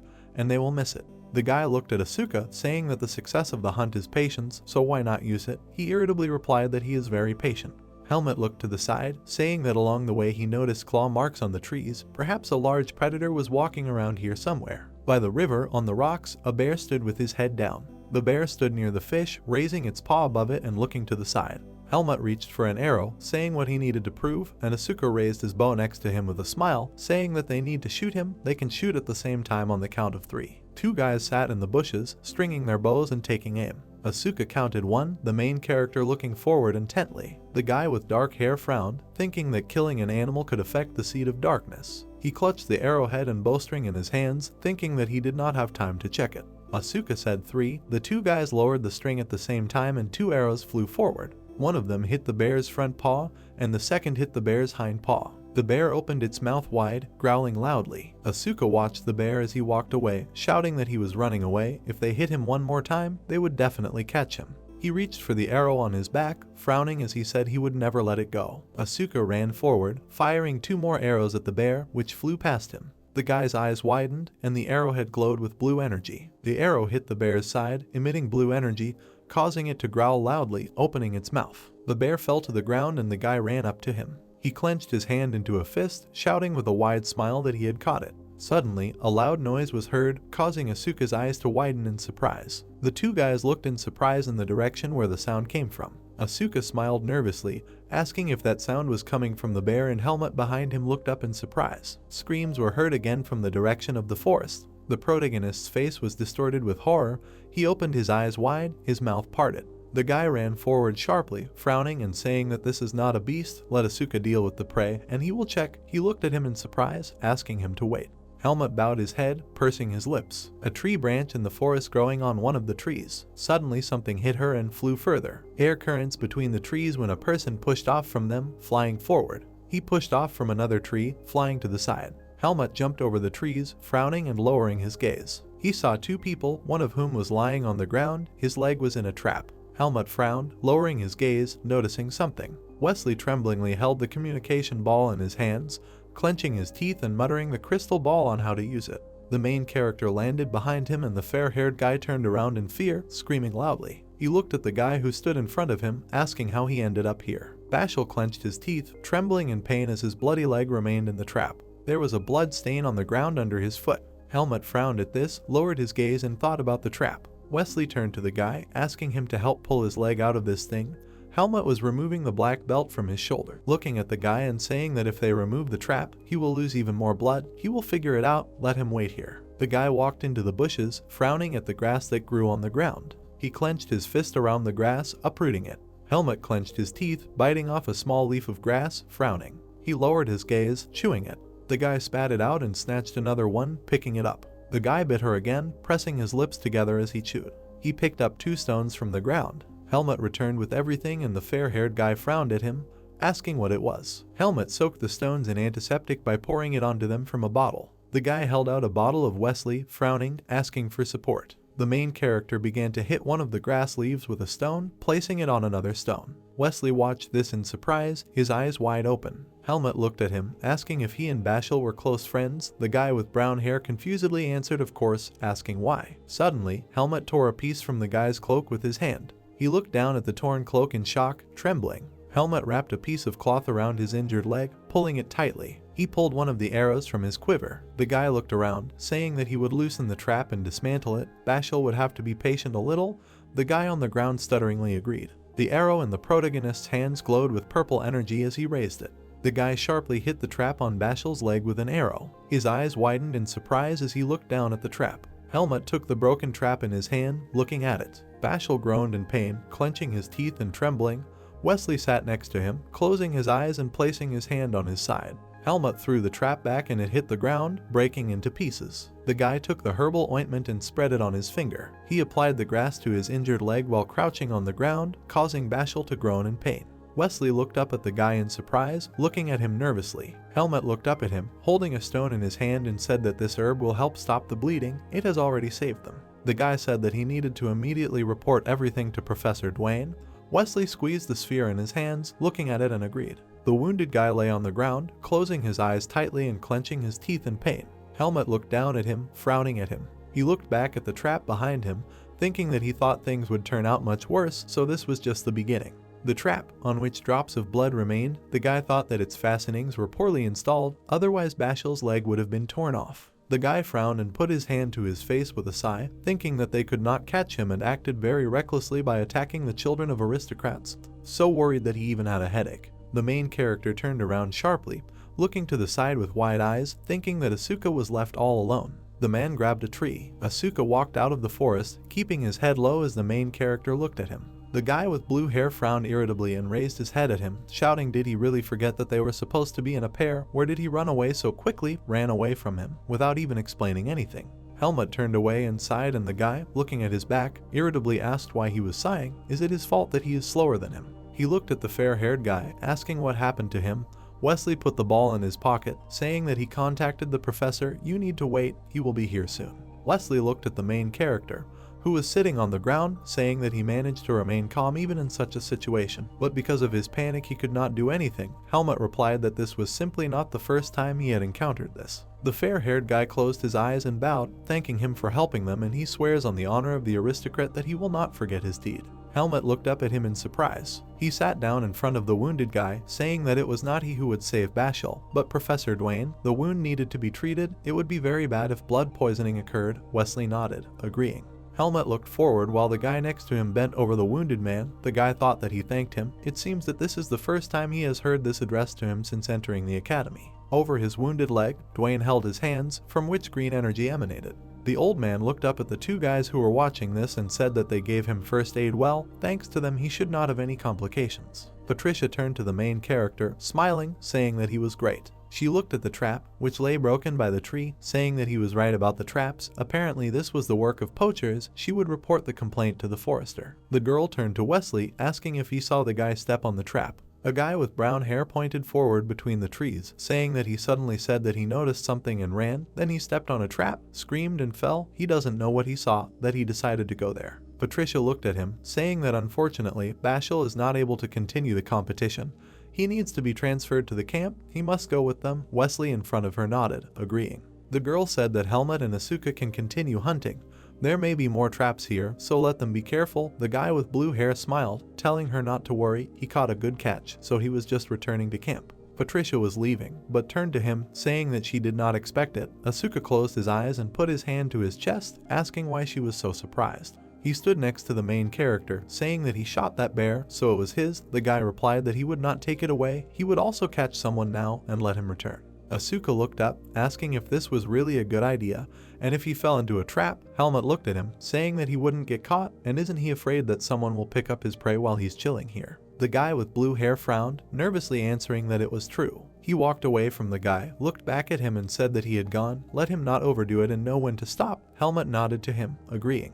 Helmut watched the guy leave, narrowing his eyes. He pushed off the ground sharply, running forward along the road. The guy pursed his lips, looked to the side and thought that this was his chance. If they were following him, then they must be somewhere nearby. The guy ran through the forest between the trees, thinking that he needed to concentrate and find their shelter.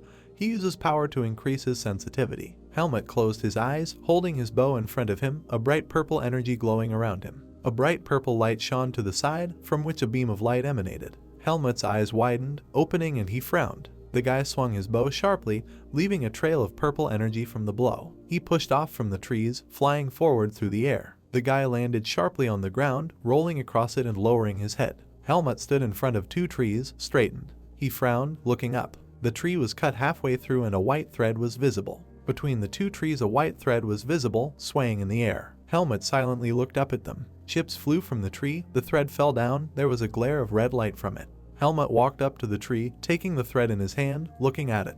He frowned, looking down at it, thinking that it was a wire. Bashal was lucky that he did not fall into this trap. If he had touched it, it would not have cost 1 blood loss. Helmut looked to the side, turning his head, thinking that another trap must be somewhere nearby. His eyes widened as he looked to the side, noticing something. Between the trees there was a silhouette of someone fidgeting.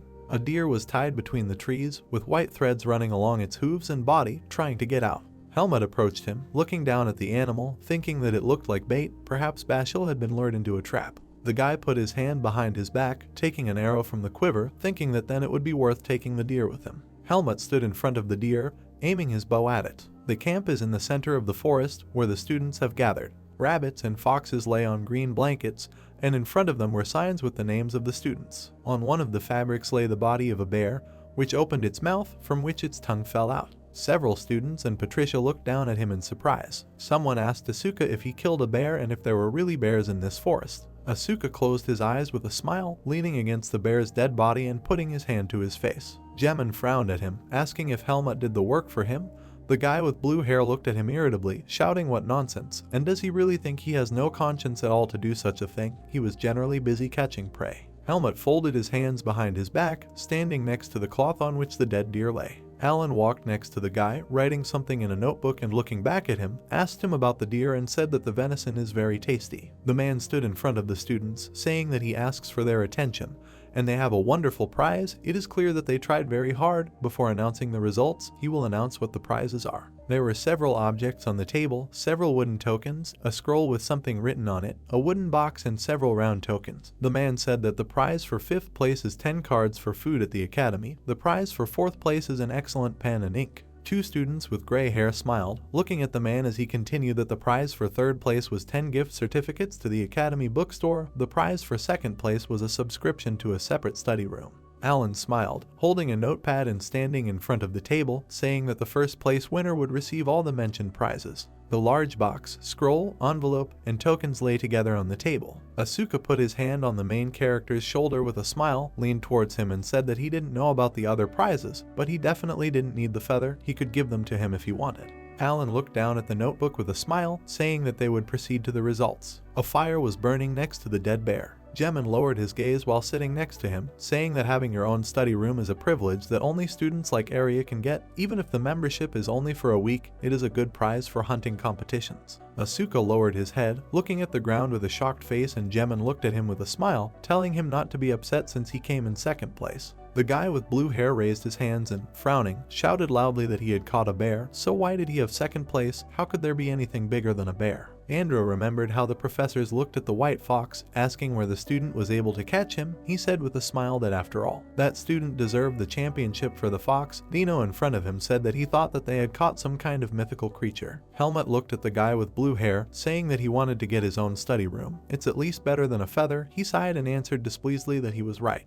Asuka looked back at the guy, asking if he had received anything, and he tilted his head, saying that he had received 10 food cards. Asuka muttered that it was quite useful. On the blanket by the fire lay a hare, a bear, and a fox. One of the guys said that thanks to Asuka they would finally try the bear, and he replied that he only cooked for 2, so those who did not manage to catch anything could butcher it to the end. Jemin, Helmut, and Andro lowered their gazes, silently looking at the fire. The guy with gray hair looked at everyone. All the students lowered their heads, sitting around the fire, and Andro said that without 3 people it became so quiet. Jemin and Dino silently pursed their lips as they sat next to each other. Helmut was also silent, looking at the fire, which illuminated his face. Everything is clear with Bashal, but to understand where the other 2 went, you need to go back a few hours. Wesley fell from the bridge, which broke under him.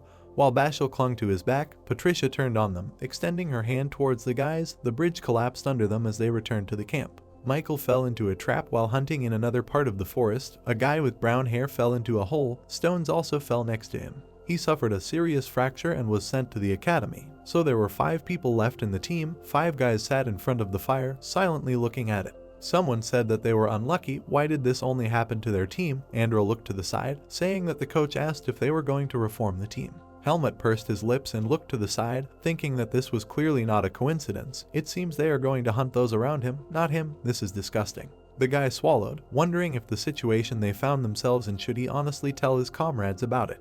Dino said that probably those who had to return are all right now. Asuka put his hand to his face, looking away to the side, saying that more than likely they wouldn't be all right. After all, they sleep in the soft beds of the academy, and from tomorrow they will sleep on bare ground. Dino and Jemin frowned at the guy, and the latter thought that he was very cruel. Andrew rested his cheek on his hand, closed his eyes with a sigh, and said that tomorrow a lesson in survival in the wild would begin. He hoped there would be no traps in the camp. Jemin agreed, saying that he hoped they would return safe and sound without the help of a trainer. Helmut silently looked to the side. He lowered his gaze thoughtfully again, thinking that he shouldn't tell them just yet. It would only make them worry even more. The dark sky, on which the moon was shining, the guy thought that now they should act together. As long as he was next to them, everything would be fine. The bright sun illuminated the forest with its rays. The man was holding a map in his hands, on which something was marked with a red dot. He pointed at the red dot with his finger, saying that their camp had been assigned this place. The journey there would take about 4 hours. Helmut clutched the map in his hands, holding his horse by the reins. Others stood behind him, and the guy looked up, saying that they needed to move out.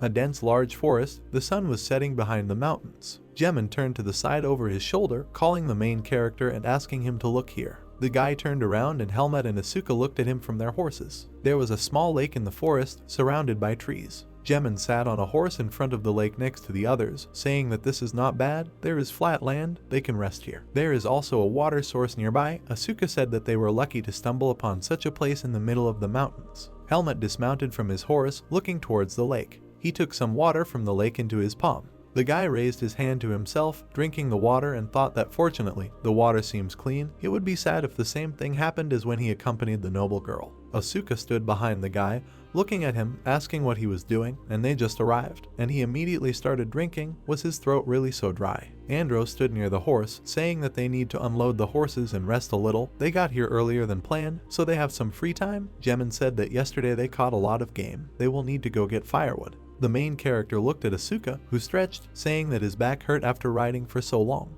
Helmut pursed his lips and silently looked away. There was a tent next to the lake. A little further there was a fire, behind which 5 guys were sitting. The guy with gray hair and the guy with blue hair silently lowered their gaze to the fire. Jemin and Dino also silently lowered their gaze, frowning. Helmut looked sideways at them. He looked at the guys carefully, thinking that everyone was exhausted. They were probably worried that 3 had already returned to the academy due to injuries. The guy got up from his seat. One of the group asked where he was going, and Helmut replied that they were running out of brushwood and he would go and collect more. Asuka stood up after him, saying that he would also go, and these guys were draining the last of his strength. The guy looked back at him, thinking that he tags along with him too often. A dark forest in which footsteps could be heard. Asuka picked up one of the sticks from the ground. He picked up the sticks he had collected and looked to the side, asking if this would work. Helmut looked at him, also holding sticks in his hands, saying that he was great, but she was too wet. The other asked if they could just put her with the others, and Helmut replied that then the brushwood wouldn't catch fire. Asuka bent down again, picking up sticks, and said that it was so dark in the forest that he couldn't even see his nose. When they returned to Baden, he would probably go blind from the bright light. Helmut silently bowed his head, looking to the side. The guy with blue hair frowned at him, asking him to answer him something. Helmut advised him to collect brushwood normally, and the other said that it was so sarcastic. Asuka bent down again, picking up a stick from the ground and sang some kind of song. The main character suddenly called him, and the guy looked back at him with a frown, asking what it was and whether it was really impossible to even sing. Helmut handed the rest of the sticks to the guy, and he looked down at them in surprise. The guy with dark hair looked away, frowning, and told him to take it and go back to camp. Asuka looked at him questioningly, asking why suddenly, and was he really up to something again? The guy answered that he had an urgent matter, and the other asked something serious. The guy hummed in agreement. Asuka, closing his eyes, waved his hand, leaving and saying that the main thing was that he buried it well so that it wouldn't stink, otherwise it's like walking through a minefield with them. Helmut turned away silently, looking ahead and frowning. A dark forest, the moon was visible in the sky between the trees, and some sound was heard. Green grass next to tree roots. A man with long black claws was cutting something out of wood with a knife. Helmut stopped as he approached him. He frowned, looking at the man from under his brows, and asked him if he was well prepared. The guy stood in front of Fascio, who was sitting away from him. The man lowered his head, saying that thanks to him, it was even pleasant for him to prepare, and he thanks the guy for accepting his invitation. The man said that they had something to talk about with each other.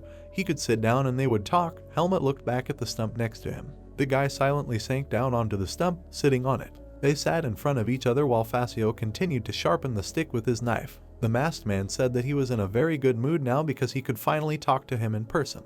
Helmut frowned at him while the man continued that of course he was tired of looking at his face. He asked what the first impression of the attacking predator was. The main character frowned at the man in front of him, saying that this mask is very strange. It's immediately clear that he is a dishonest person since he doesn't even show his face. Fascio raised the wooden spear in his hand, saying that he was very different from his other victims. The man pointed a spear at the guy, bowed his head and said that usually people, realizing that they are being hunted, run away, but he, on the contrary, pointed his claws at him and tried to catch him. He has no doubt Helmut is also a predator. The main character sat calmly on a tree stump while a man pointed the sharp end of a stick at him. Fascio reached into his pocket, standing up, saying that since they were not so different from him, he came to him to give him one last chance. The man waved his hand sharply, throwing something. Helmut looked up in surprise as something landed next to him, reaching for his sword. On the ground lay a gray worm with many legs and sharp teeth, which wriggled on the ground. Fascio pointed his finger forward, saying that he was the leader of the elite squad of Black Hawks, the mercenary of the Eye of the Hawk, the Dark Jester. Helmut looked up at him carefully as the man said that he had the power to accept talented warriors into the ranks of the Black Hawks, and he was too talented to simply kill him. The man looked at the guy from under his mask, under which his eyes were not visible, saying that if he wants to join them, let him eat this bug. Without their medicine it will give complications to the heart, there will be no other side effects. The two sat opposite each other in the dark forest. Fascio said that if he refused, he and his friends would die at the hands of his people. Let him think carefully before making a decision. Helmut raised his eyebrows, looking at him carefully. He frowned, saying that this was a lie, he was not someone who should be obeyed. Fascio lowered his head, laughing quietly, and said that it was not a matter of trust, but his freedom. Helmut sat calmly opposite the man, with his hands down and saying that they could really just kill the children of aristocrats so easily. Fascio replied that aristocrat is different from aristocrat. He took care of those who are especially dear to him in advance, so don't let him worry. Helmut frowned, remembering Michael, Bashil, and Wesley. The masked man raised his hand with a sharp claw, telling him not to bother himself with this. He no longer has a choice. His only way to survive is to humbly accept his offer. The worm on the ground continued to squirm, twitching its legs. Helmut silently lowered his gaze, looking at the insect. He looked at him carefully. The guy closed his eyes and frowned. He said that they were very different from him, and Fascio looked up at the guy. The worm squirmed on the ground. Suddenly, the main character stepped on him with his foot, crushing him. Helmut frowned and reached for the hilt of his sword, saying that it seemed like he didn't know enough about it. The guy jumped, leaving a bright blue light at the place of the jump. He jumped over the man who was sitting on a stump. Fascio swung his arm sharply, throwing the wooden spear to the side. It stuck into the tree, pressing something on it. White thread stretched to the right, cutting some sections of the ground. The same thing happened on the left. Fragments of cut trees flew in the air. Threads appeared in front of Helmut, and the guy looked at them with wide open eyes, raising his sword to strike. The guy swung his sword sharply, delivering a strong blow that sent rays of violet energy flying. He walked through the threads, pointing his sword towards the standing man. Helmut's eyes widened and he asked that no matter what, if he killed him now, everything would be solved. The guy struck with a powerful blow, swinging his sword downwards, its blade glowing brightly. The guy looked in front of him in shock as red dark energy appeared around him. He lowered his gaze. Fascio appeared to the side of him, from whom this energy emanated. The man held a dagger on a white thread, saying that he had missed his chance. He would never leave this forest again. The man raised his dagger, cutting through the white thread. Many daggers flew towards the main character. Helmut turned over his shoulder in surprise, looking at them with wide eyes. A mug and a plate stood on a wooden table. Suddenly, they shook on the table. Jemin looked at the cup in surprise. He looked around, asking what that sound was, maybe a landslide. Asuka held branches in his hands, looked up and told him not to make things up. Andro looked back at him, asking if Helmut was that far gone. The guy with blue hair threw a branch into the fire and answered that he didn't know, asking if they thought something happened to him. The man stepped on the grass as he approached the camp. Dino approached the camp, looking around and holding hay in his hands. The guys looked at him and the one with red hair said that he was going to feed the horses. And why did he bring the food here? Dino replied that there weren't any at the pond, and had they really decided to tie them up in another place. Jemin looked at him in surprise, saying that they didn't touch them. The guy said that there were no horses there, and Jemin said that this couldn't be. There was a torn rope lying on the ground near the tree. The three boys looked at the rope wrapped around the tree. Jemin frowned, nervously asking if they were sure they weren't being transferred anywhere. Asuka frowned and said that no one would be able to transfer 5 horses silently. Suddenly a sound was heard, causing the 4 boys to flinch. The guy with the blue hair and the guy with the red hair frowned as they looked over their shoulders. From the dark forest, a human figure came out to them. The 2 boys' eyes widened as they looked at him in fear. Helmut emerged into the light, panting and leaning against a tree, a couple of leaves stuck in his hair. Asuka raised his hand, looking at him and shouting that he scared them. Their horses were missing, and then asked what happened to him.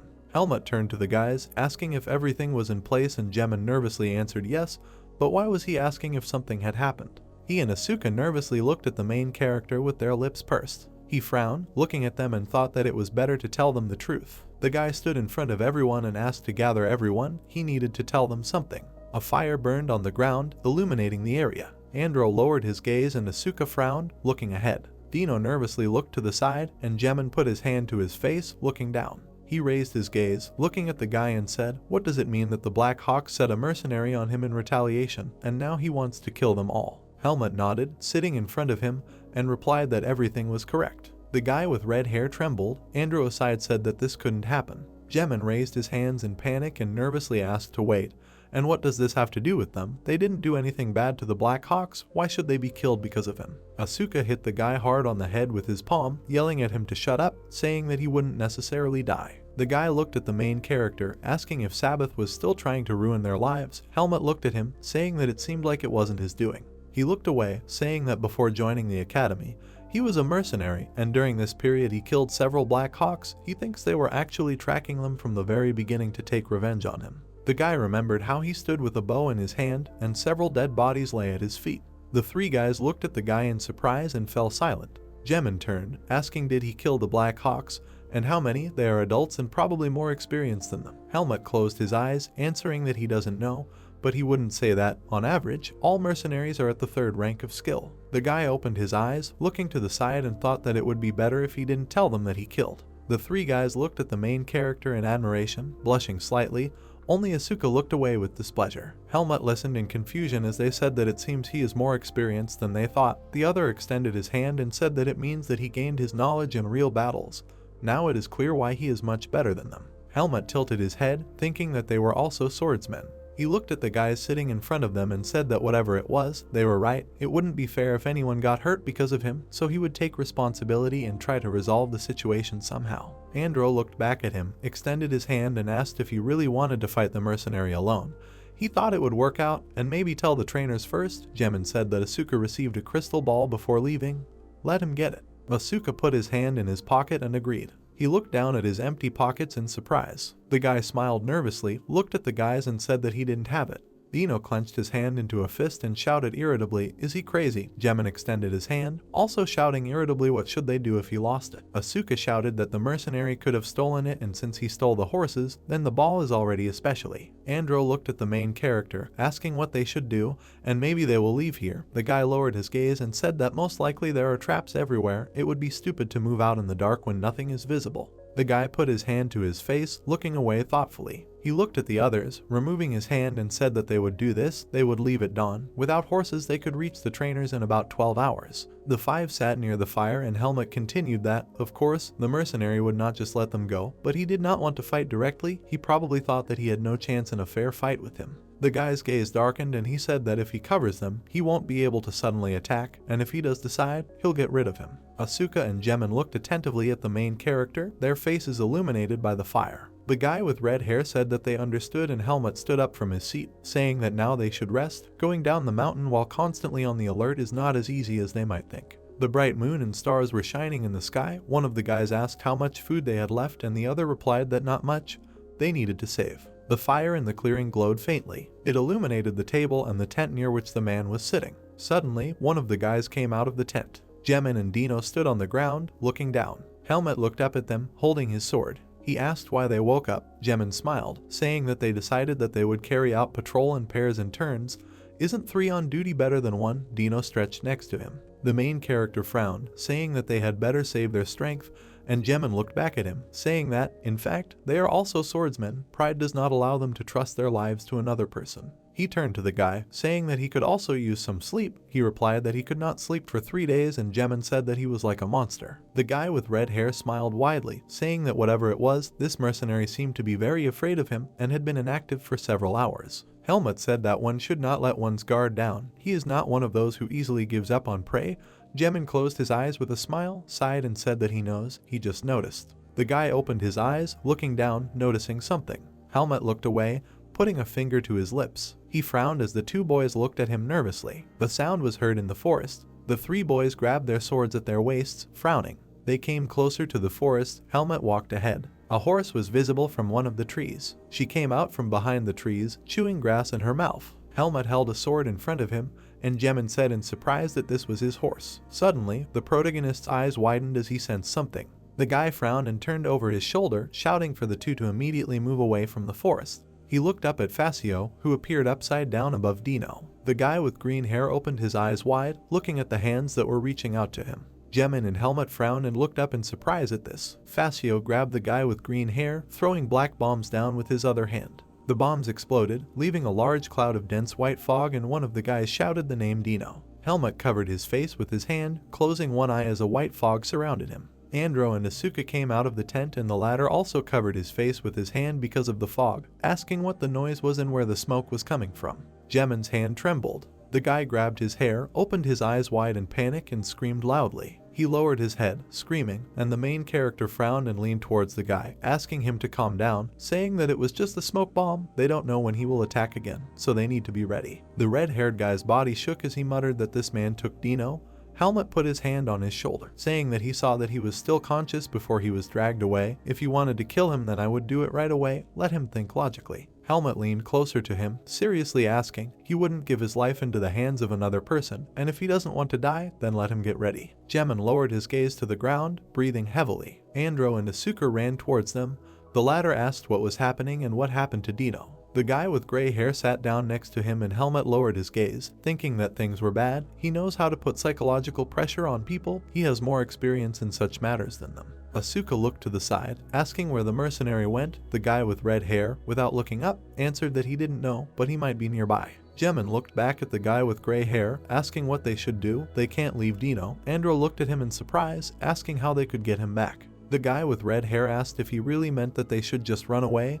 Helmut looked back at him. Jemin looked back at him, asking him not to say that he also wanted to give him Dino, but he answered no. Helmut frowned, saying that if they all went together, then he would get what he wanted, and if he went alone to save him, then they would remain defenseless. Jemin rested his hands on the ground while everyone sat around him with their head down, asking why this happened to them. The guy suddenly grabbed Helmut by the collar of his shirt. The guy with red hair frowned at him, telling him to think about it. It was all his fault. He wouldn't let him leave Dino. Andro took the guy with red hair by the shoulders, stood behind him, and nervously asked what was the point of blaming him. Let him go and cool his ardor. Helmut looked down at the guy with a calm face, saying that, of course, he was not going to abandon Dino, but he did not want to put everyone at risk to save one person. Jemin clenched his teeth, frowning at the guy as he continued to say that he could only take responsibility for bringing back as many people as possible. Jemin raised his fist to strike, shouting angrily that this was the same as leaving without him. If he had to, Andro closed his eyes, trying to pull him away, asking him to calm down. He was not himself. Let him calm down. While the guy tried to pull back Jemin, who was struggling, Helmut lowered his gaze, adjusting the collar of his shirt. Andro rose from the ground, looking at the main character, who did the same, asking if he was okay. Helmut sheathed his sword, saying that Jemin was not far from the truth. The guy with gray hair bowed his head, putting his hand to his chest, saying that he does not agree with his conclusions. He also thinks that he should not leave without Dino. The guy held out his hand, saying that they could talk about it once Jemin calmed down. If they all thought about it, they could come up with a plan. The guy with dark hair looked back at him. Helmut looked away and hummed thoughtfully. A fire was burning on the ground, and a man was sitting next to it. Helmut sat alone, looking down at the fire, which illuminated his face. He looked back as three guys approached him, Jemin standing in the center, awkwardly scratching his cheeks. The guy with red hair closed his eyes and apologized, saying that he was scared and didn't think with his head at all. The main character silently rose from his seat. The three guys looked at Helmut in surprise, who said that he had to ask them one thing. He looked at the guys, putting his hand on the hilt of his sword, saying that now they don't know where Dino is if they fight all together. He won't be able to guarantee that they will all survive. To be honest, he even thinks that it's almost impossible. The guys nervously looked at the main character, who turned to them and asked if they still thought that they could not leave without Dino. Jemin put his hand to his chest, saying that he has known Dino since childhood. He simply cannot leave. Andro looked at them, agreeing and saying that leaving a comrade in danger is a great shame. Asuka crossed his arms over his chest, saying that he has no loyalty to these guys, but he doesn't like the idea of just leaving. Helmut looked at them carefully, tilting his head. He nodded, closing his eyes, and answered okay, they want one thing. The guy clenched his hands into fists and decisively said that now they have no time to sleep. They need to figure out how to kill the assassin and save Dino. Suddenly, the guy's eyes widened when he noticed something. Helmut swung his sword sharply, deflecting something that was flying towards him. The object spun in the air and the guy raised his head to it. The arrow, with a bag tied to it, stuck into the ground. 4 guys looked at him in surprise, eyes wide open, and Andro asked what it was. The main character looked back at Asuka, who pointed at the arrow, saying that something was attached to it. There was a white mist flying around the arrow, and a bag tied to the arrow lay on the ground. The 3 guys gathered around Helmut, who was holding a bag in his hands, opening it. The gray-haired boy's eyes widened in horror as he looked down. There was a man's finger in the bag. Jemin and Andro frowned, and the latter nervously asked if it was a human finger. Helmut looked back at the guy with red hair, asking if he could figure out if it was Dino or not. He held out his hand, asking how he would figure it out, and given the circumstances, it was definitely him. Jemin looked at the main character in horror, trying to ask something, but he looked at the bag again, picking it up and said that the finger was cut off while the blood was still circulating through the body. The finger was cut off while he was still alive. The guy looked to the side, frowned, and said that he didn't plan to kill them yet. Andro looked questioningly at the bag, raising his eyebrows. He said that there was something else inside, and Helmut looked down at the bag again. In the guy's hands there was a map on which 2 places were marked with dots. The guy read the text on the map. If they want to return their friend, they need to come to the indicated place before dawn. The guys stood near the table. Helmut bent over the map. Andro next to him put his hand to his chin, asking where it was. Was it on a rock? Jemin said that it seemed to him that he saw this place on the way here. Let them give him a map. The guy with red hair took the map, and Asuka stood next to him, also looking at it. Jemin pointed his finger at one of the places on the map, saying that there it is, a large stone hill. Asuka said that it is quite far away. How long will it take? Helmut replied that it would take 15 minutes if he ran at full speed. Asuka frowned at him and asked about 15 minutes. The other replied that he was serious. Andro put his hand to his chin, asking what he was up to, and the guy with blue hair raised his hand, saying that it was obvious. He told Helmut to come alone, which means he wants to separate them. The 2 guys looked back at Jemin, who frowned and said that there is no need to do what this mercenary says. They can go save their partner together. Andro looked at him, telling him to wait, and if they rushed it could become even more dangerous for Dino. For now it was better to play by his rules. The guy leaned his hand on the table, saying that they have only one choice left. Helmut will go save him alone, and they wait for him to return. Helmut looked to the side, agreeing and saying that he didn't mind, but they would definitely try to get rid of them first. Asuka sighed on the side, closing his eyes and crossing his arms, saying that they need to hold out for 30 minutes until he returns. They will be fine, especially since he himself wanted to fight, so let them attack. The guy raised his index finger with a smile, saying that he also had a plan. The 3 guys looked at him in surprise. The bright moon shone between the trees in the sky. The man ran quickly through the forest. Helmut jumped towards the clearing where a man was lying on the ground. The guy lowered his gaze, jumping to the ground. He landed on the ground, far away from Dino. Helmut looked carefully to the right. There was no one on the right side of the mountain. The guy looked carefully to the left. To the left there was a cliff of a mountain. Trees were visible below. Helmut frowned, putting his hand to the sheath of his sword, thinking that the mercenary was not here. He needed to pick up Dino and return as soon as possible. The guy walked up to the guy with green hair, placing his hand on his shoulder. Helmut shook him lightly by the shoulder, thinking that it looked like his fears were in vain. He was fine. The guy asked Dino if he was conscious, and they don't have time, so let him come to his senses. They will return to camp. The main character's eyes widened in shock. Dino's face was completely pale. The whites of his eyes turned black and his pupils turned red. Helmut frowned, clenching his teeth, looking down at it. The guy with green hair suddenly growled loudly and clenched his teeth, veins popping out on his face. His body arched, beginning to grow, causing his clothes to tear. Helmut jumped away from the guy as red energy appeared around him. Helmut looked at this in surprise, frowning, his hair flying in the wind, and he thought that this was a demonic force. He could not believe that he decided to pull such a trick. The demonic force was berserker energy, rays of red energy that swirled around black energy. If a person is imbued with it, the power of the person and the power of the demon will endlessly clash until one defeats the other. The man put his hands to his head. Behind him, red and blue energy collided with each other. All people died as their power was depleted. A leg with sharp claws landed on the ground, white mist flying around it. Dino, who turned into a huge demon with red eyes, stood in front of the main character. Helmut frowned at him, reaching for the hilt of his sword. Dino clenched his teeth, the veins on his face swelled, his eyes became red without pupils. He suddenly jumped at the guy, opening his mouth wide, to which he began to pull out his sword. Helmut blocked the demon's blow with his sword, opening his eyes wide. The demon pushed the guy far back, swinging his fist. The demon ran towards the guy who was flying backwards, holding his sword in front of him. Dino extended his hand towards Helmut, who raised his sword from his face with a frown. There was a strong blow on the ground, throwing stones to the sides. White thick dust rose into the air. Helmut jumped over the demon into the air. He landed on the ground in front of him, crouching. The guy frowned, pursing his lips, and thought that a lot of demonic power was injected into him and he became a monster. If you still have to kill him, it will not be difficult. The guy looked at Dino, who was frowning, clenching his teeth. The demon opened his mouth wide, screaming loudly, narrowing his eyes. Helmut's eyes widened in shock, purple energy appeared around him, and a purple mist emanated from the seed in his chest. The guy frowned and lowered his gaze in surprise. He touched his chest with his palm, thinking that the seed of darkness was reacting to a demonic force that he had not encountered for a long time. The guy raised his gaze and looked to the side. He was on one knee, looking at Dino, who stood far away from him, surrounded by white fog. The demon frowned, clenching his teeth, a red light glowing in his eyes. Helmut looked at his hand, which he lowered to his chest. The guy frowned, looking forward again, thinking about the seed of darkness. The demon stepped on the ground with his foot, causing it to break and cracks to appear across it.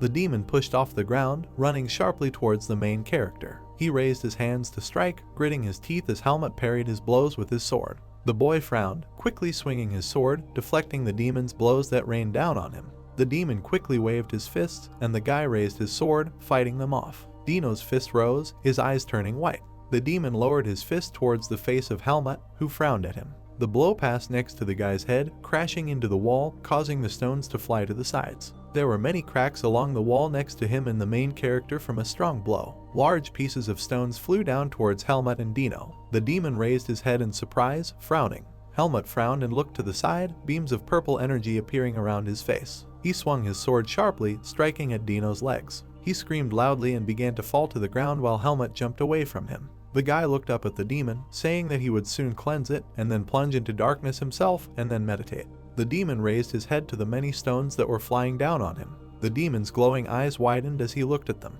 Many stones fell to the ground from the mountain, throwing up white dust into the air. Small stones flew in the air, almost nothing was visible in the white fog. White fog swirled around the broken stones that lay on the ground. Dino was lying on the rocks. Helmut stood over him.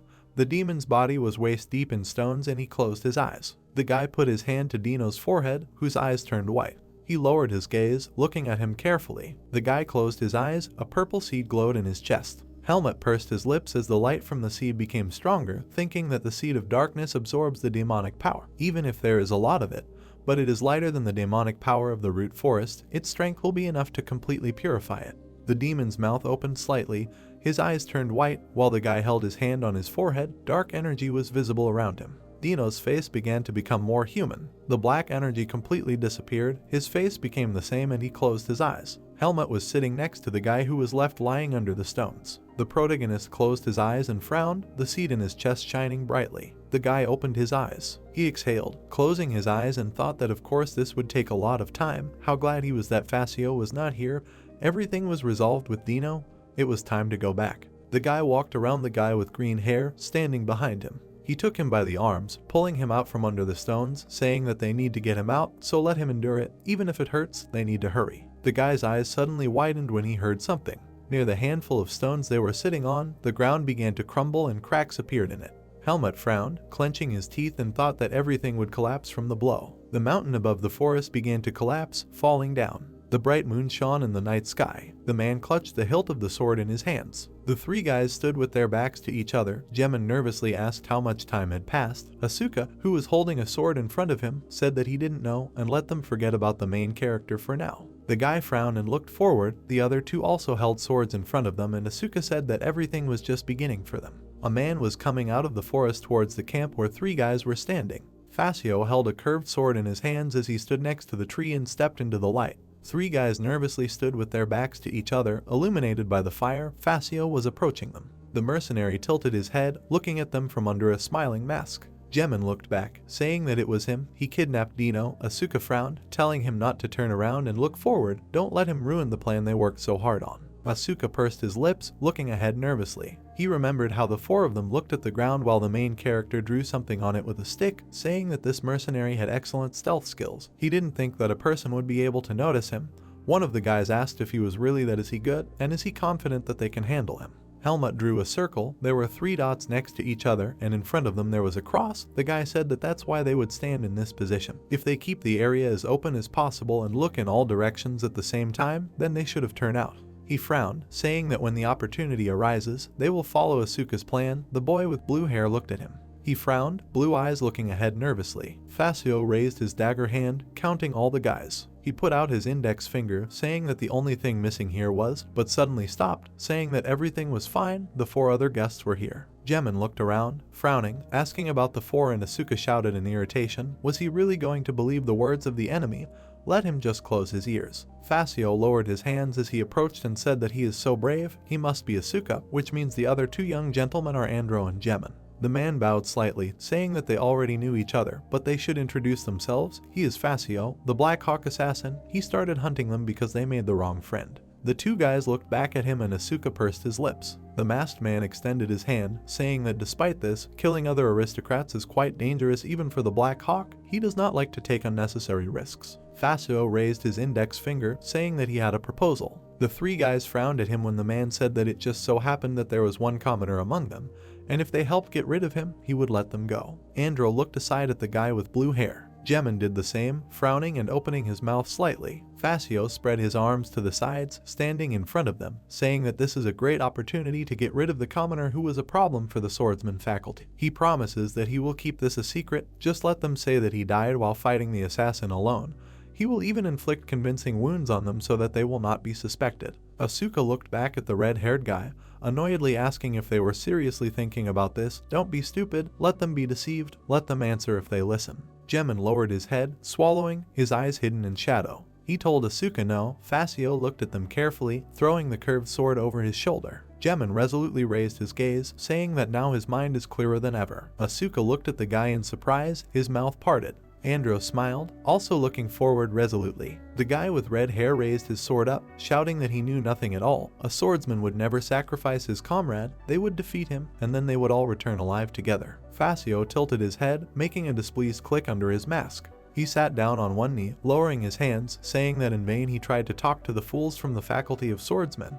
But as they wish, he will bury the 3 of them right here. Asuka frowned, looking forward in shock, and shouted that he was attacking. Let them concentrate. The masked man's body began to dissolve into red energy. The guy with blue hair looked at this in shock, his eyes wide open. The man disappeared, leaving behind a purple dark mist. Jemin nervously looked back at the guy next to him, saying that he had really disappeared. Asuka tilted his head, saying that he had hidden his presence, but not his body. As long as they stuck to the formation, they would manage. The 3 guys continued to stand with their backs to each other, white fog flying over the ground. The sword in the hands of one of the guys was shaking. Jemin and Andro frowned, breathing heavily. They held swords in front of them, and one of the guys asked why nothing was happening, and they at least noticed something. Asuka replied that he was waiting for them to let their guard down, let them not relax. Jemin frowned and looked to the side, saying that he was just playing with them. Suddenly, a mercenary appeared in front of the guy, raising his weapon above him to strike. Jemin clenched his teeth and squeezed one eye shut as he held his sword out in front of him, blocking the blow. Fasio jumped to the side, disappearing, and Andro nervously asked if the guy was okay. He replied that yes, he blocked the blow. Jemin looked back when the masked man's voice was heard, saying that he now sees that he is the weak link. The man was flying in the air, looking down at the guy, saying that he would get rid of him first. Andro looked back at the guy with red hair, saying that he was targeting him, and let him hold on. While he was looking to the side, Fasio appeared in front of the guy and ducked down. Andro looked down at him, looking at the man in fear. He struck the guy, he raised his sword, but the blow went through his hand. The man disappeared again and Andro groaned in pain. One of the guys called him. Asuka clenched his teeth, sweat running down his face as he frowned and said that he was just playing with them. Fasio's foot landed on the ground. He stood up, lowering his swords, saying that they were pretending to be something here, but they were disappointing him. At this rate, he would not be able to calmly enjoy his hunt. The man raised his sword, which had blood on it, and said that now he would take cover and hope they wouldn't break so easily. A cut ran across Asuka's shoulder, causing him to grit his teeth and squint one eye. The man jumped over the guys, making another cut on Asuka, which began to bleed, and then jumped further. He dropped to the ground again, cutting across Jemin, hiding again. All that was visible was the flow of air as Fasio jumped next to the guys, striking them. Another blow landed on Asuka's shoulder, who lowered his sword. Another blow struck Jemin until the others turned around, clutching the hilts of their swords. Jemin clenched his teeth. The guys were breathing heavily, their clothes were torn at the sight of cuts from which blood flowed. The sky began to lighten as the sun emerged from the horizon. There was a pool of blood on the ground, into which another drop fell. The three boys crouched down, breathing heavily, their bodies cut up. Fascio with bloody blades sat on a tree branch, laughing and saying that this is such a sight, they finally look like prey.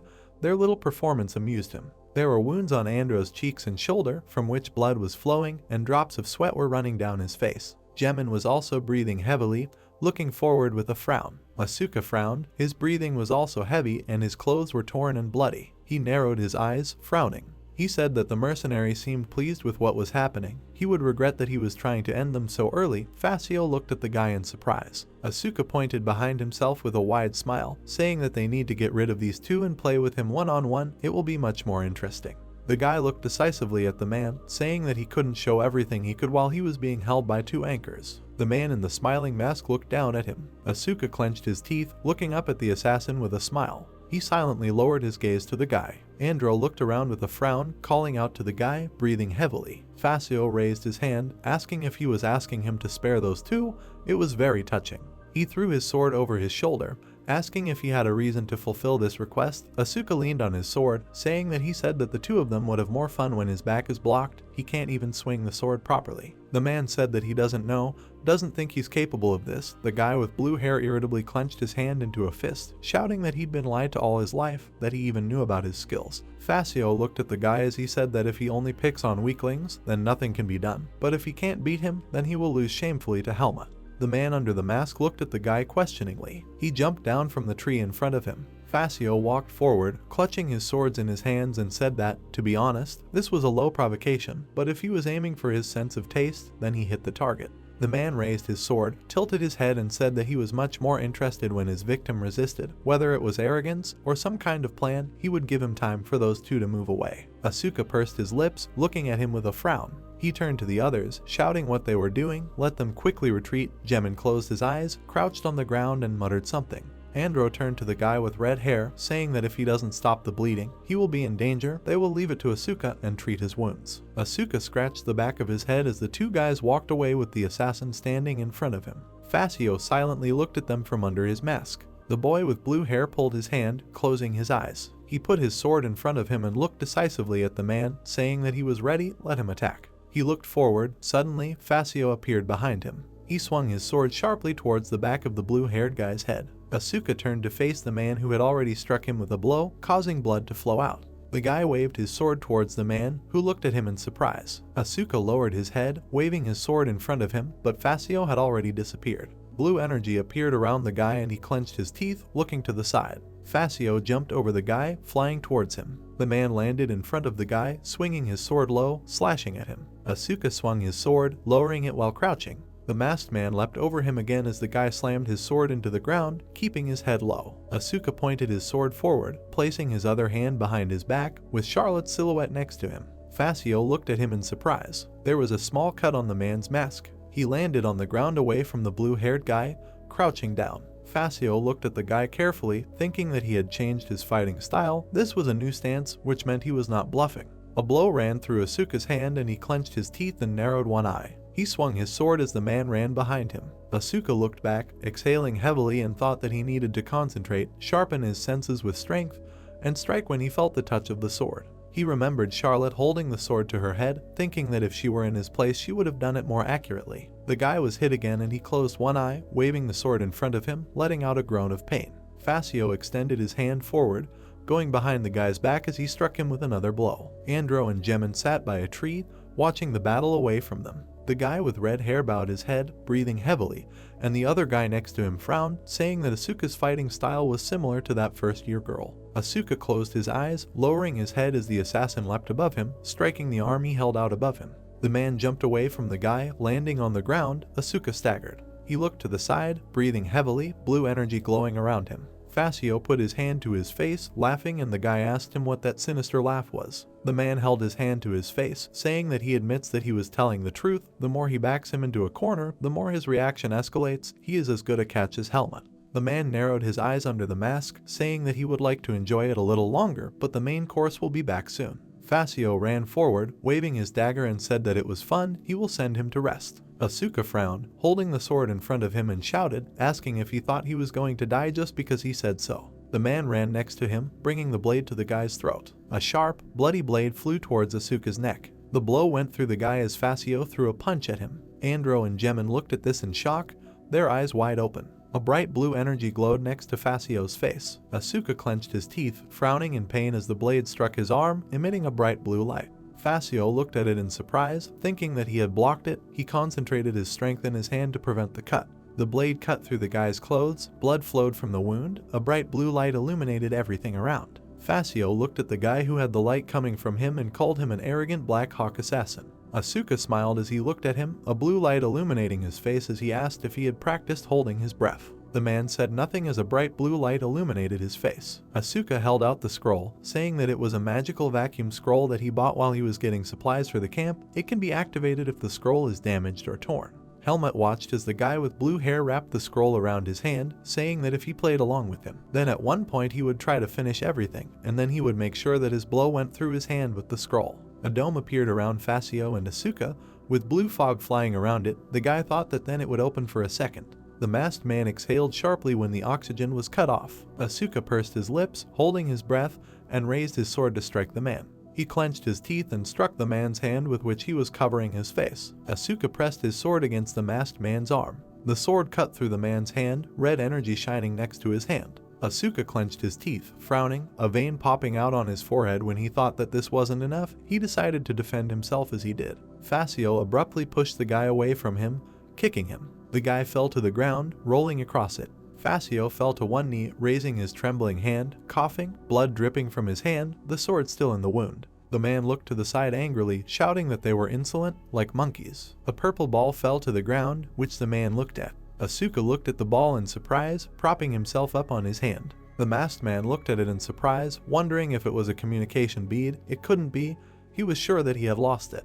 The man remembered Asuka turning out his pockets, looking for the ball. The boy with blue hair clenched his teeth. The man looked at the straps on his clothes. Fasio looked at this in surprise. He looked at the guy's back pockets, one of which was open, thinking that it was in the back pockets of his sword belt. Asuka grabbed the purple communication ball. He kept his hand on him, calling for the trainer and screaming for them to save them. There is a killer here who wants to kill them all. Fasio waved his hand sharply, throwing the dagger, asking loudly if he really thought he would let him do it. The boy with blue hair covered his face with his hand as the dagger shattered the purple ball. The trainer's voice was heard from the fragment of the ball, asking if it was Asuka and what happened to them. The guy leaned his hands on the ground, breathing heavily. The voice died down and the fragments of the ball fell next to him. He looked up at the man with a wide smile, asking if he really thought he had time to sit there. Professor Dwayne would cast a teleportation spell, so it was only a matter of time before the trainers arrived here. Fasio clenched his hand into a fist on the ground, saying that he just needed a moment. He extended his hand forward, jumping at the guy, shouting that he would kill him before they even arrived. Suddenly, the man felt something. Fasio ran forward, feeling something above him. The man thought, dissatisfied that this suffocating force did not allow him to breathe. He thought that Helmut had returned. Something fell from the air into the center of the forest. It landed next to the masked man, breaking rocks, causing Fasio to jump back. The man looked back and a white fog appeared around him. The silhouette of a man with a sword was visible in the fog. Helmut landed on the ground, looking darkly at the man, holding a dino in one hand. Fasio jumped back from him, thinking that this couldn't go on anymore. His plan didn't work. He disappeared, leaving behind dark energy. Andro looked back at the main character, sitting by the tree, saying that he had disappeared. Had he really escaped? Helmut lowered Dino to the ground, and the guy with red hair said that he had succeeded. The guy replied that it seemed like they were well beaten. Asuka looked at the guy irritably, shouting at his back that he said that he would be gone for 30 minutes. If he had stayed any longer, he would have been killed. Helmut apologized, saying that an unforeseen situation had arisen. Dino threw his head to the side, lying unconscious on the ground. The main character looked down at him, saying that nevertheless, they were able to hold out until the end. Gemin and Andro looked at him with smiles, breathing heavily. Asuka sighed and crossed his arms over his chest, looking away. The guy with gray hair raised his head, saying that Asuka also found a communication bead and called the instructors. They will be here soon. Helmut walked forward, saying that then let them wait. The guy's face was completely hidden in shadow. Only his violet eyes glowed when he said that he needed to deal with the problems that started because of him. Trees in a dense forest. Fasio flew near the trees, holding one dagger, thinking that he could only take one. The man looked forward, thinking that Helmut would definitely not give up. He was probably chasing him. But this was a mistake. Here in this forest there were a lot of traps he had set. The man nervously thought that even though he was returning after such a shameful failure, he should destroy the target and only then return. A bright purple cut flashed. Fasio had his back to him, flying through the air. He looked over his shoulder as a beam of purple light flew towards him. The beam of light hit the man directly. Fascio blocked the blow, holding his dagger out in front of him. He waved his dagger when he saw the silhouette of the protagonist, who was aiming a bow at him. The guy's face was hidden in shadow, and violet energy emanated from his body. Another blow hit Fascio and he screamed, flying down to the ground. The man fell to the ground, hitting it and turning over. Helmut, standing on a branch watching him, congratulated the man, saying that he was the first of the Black Hawks to survive this blow. Blood dripped from Fascio's mouth through his mask and he leaned on his hands, asking how he managed to get here without all the traps. Helmut looked down at him with a gloomy look, saying that he didn't know, but had he ever hit them? The masked man looked up at him in surprise. He thought about the threads in the trees. I remembered the iron beams that were attached to the trees. I thought about the spike slabs that had fallen to the ground and wondered if he had broken all the traps. Helmut fired his bow again, releasing an arrow that left behind a purple light. She hit the ground, breaking it, causing cracks to run through it. Fascio jumped away from the blow, looking at the arrow and saying that's how he killed those 5. The man's body began to dissolve into black energy as he said that although he was glad that it was keeping him busy, he couldn't handle it with this toy. Helmut stood on a branch with his bow down and said it was nice to see his prey trying to fight while huddled in a corner. He lowered his dark gaze, violet energy emanating from him as he apologized, saying that he was not going to hunt like him without shutting up. The man stepped on the ground with his boot. He stood in a small clearing surrounded by trees. Helmut looked up at the sky. Fascio thought that he was confidently pursuing him, but made one mistake. But could he cope with him in the dark forest? Helmut pulled his sword from its sheath, grasping the hilt. He looked to the side while holding the sword and Fascio thought he was caught.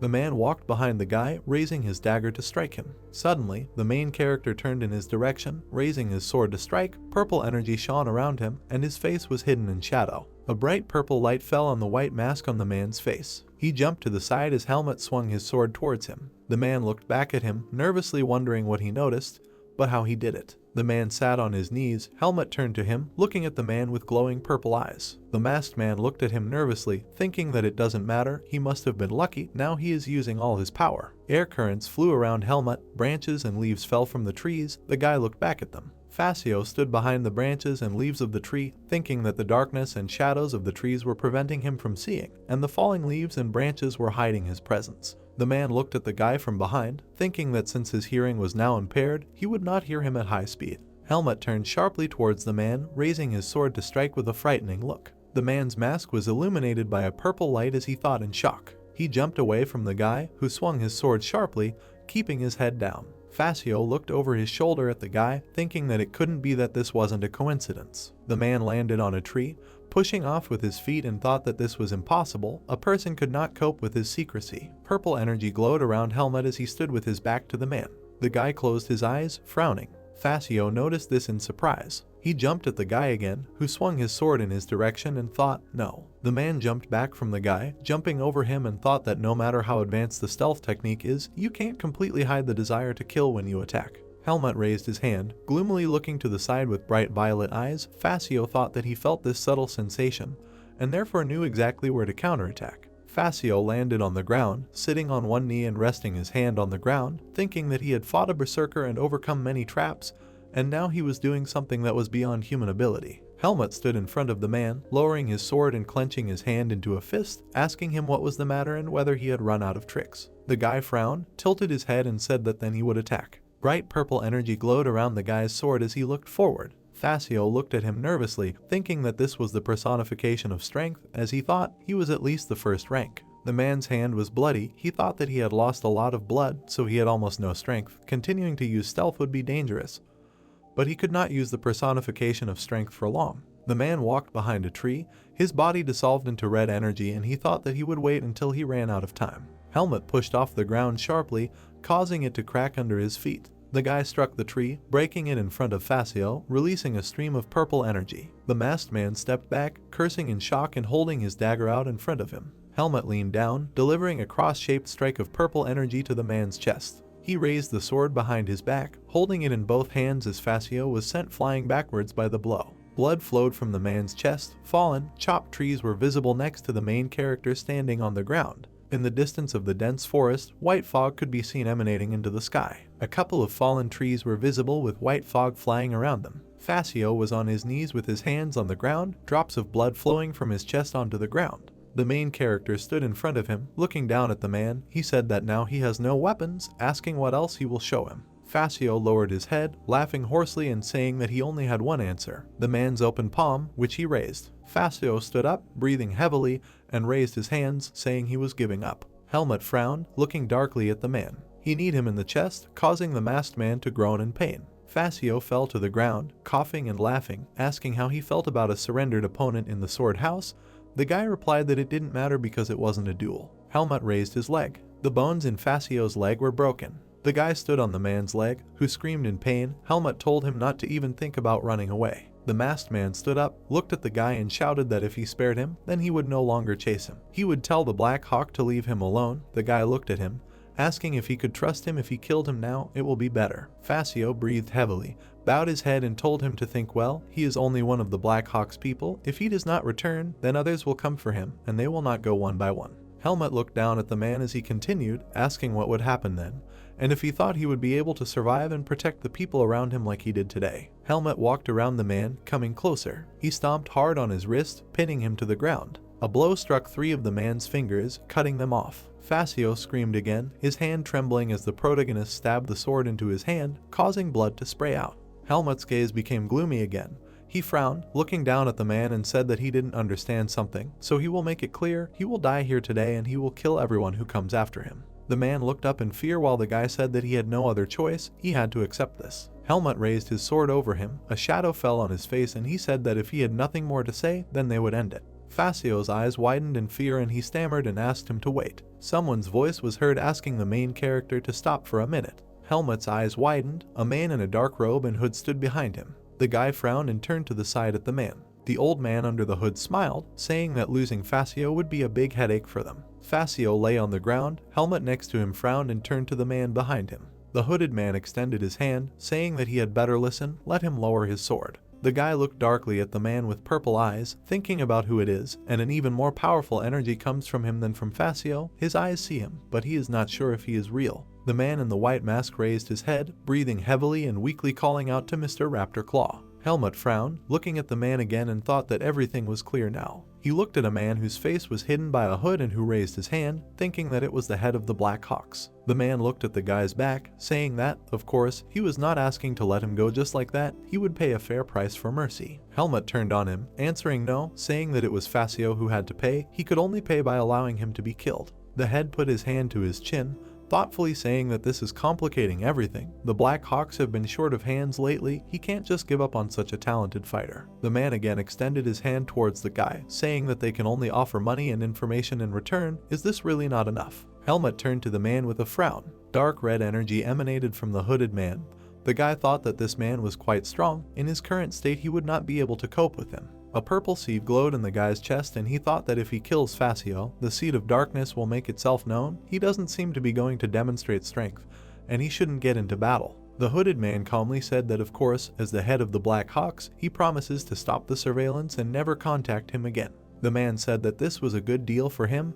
Helmut pursed his lips, looking at him carefully. He looked at his foot, which was standing on the trembling hand of the masked man. The guy frowned, looking down at her. Helmut turned back to the head of the Hawks, saying that he needed both money and information. The hooded man reached into his pocket, saying that he was greedy, but okay, he would give him whatever he wanted. A heavy black bag fell to the ground. Helmut looked at him as the man said there were about 300,000 here.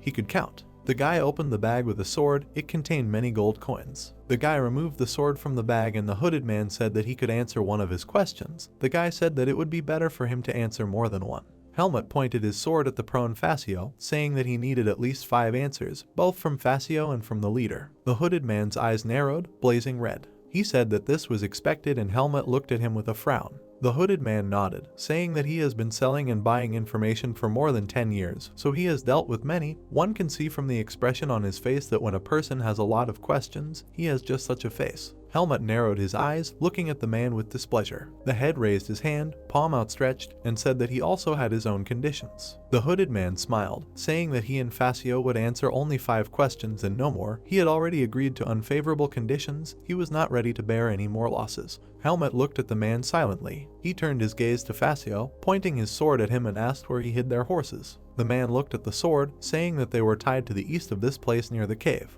Helmut stood on his leg, asking what were the chances that the Black Hawks would attack him for what he did to him today. The man panting heavily answered that all the Black Hawks act separately. Even when working as a team, they do not chat. If he dies, someone will be glad of his death, but those who come to take revenge will not be there. Helmut silently lowered his gaze to him. The guy put the tip of his sword to the man's mask. He abruptly threw it off Facio's face and he shouted at him to stop, asking what he was doing. Under the mask, Facio's face was bruised and pimpled, with jagged, crooked teeth. Helmut frowned, his face contorting in disgust as he looked at him. The man trembled, and the guy turned away from him, saying that it would be better for him not to take off his mask. The guy waved his sword, turning to the hooded man, saying that this didn't count since he didn't want to know. There were 3 more questions left, what he could tell him. The hooded man put his hand into his cloak, searching for something. He took out a red ball, holding it in his palm. The man raised the index finger of his second hand, smilingly saying that he had already held it in his hands. He knows what it is. It is a secret communication bead that only the head of the Black Hawks can use. As soon as he needs information, he can contact him with her help, and he will answer the 3 remaining questions. Helmut bowed his head as the man continued that he was giving him 10 years, after which all obligations would be released from him. The guy pointed his sword at the man, asking if he was wearing a cloak with a magical storage. Let him give it too. If he wears this bead in front of everyone, it will arouse suspicion. The head bowed his head with a smile and reached his hand inside the cloak. He waved his hand, throwing the cloak towards the protagonist. Helmut waved his hand, catching the cloak that covered his face. He frowned and pursed his lips as he looked at the man in front of him. An old man with a smile and gray hair stood in front of him. The guy asked in surprise, "So this is a forester?" And he was sure that he was an ordinary person. How did he hide his energy? The old man put his hand to his face, smilingly saying that he specialized in camouflage. It would be difficult to explain, but with the help of this appearance he was supposed to gain his trust. He removed his hand from his face and instead of an old man, he became a guy with black hair and black red eyes, with drawings of crosses on his cheeks. Helmut pursed his lips and looked back at Facio, who put his mask on his face. The guy suddenly grabbed the man by the clothes, lifting him up. He threw it towards the head and the man flew through the air. The guy with black hair caught it, causing Facio to cry out in pain.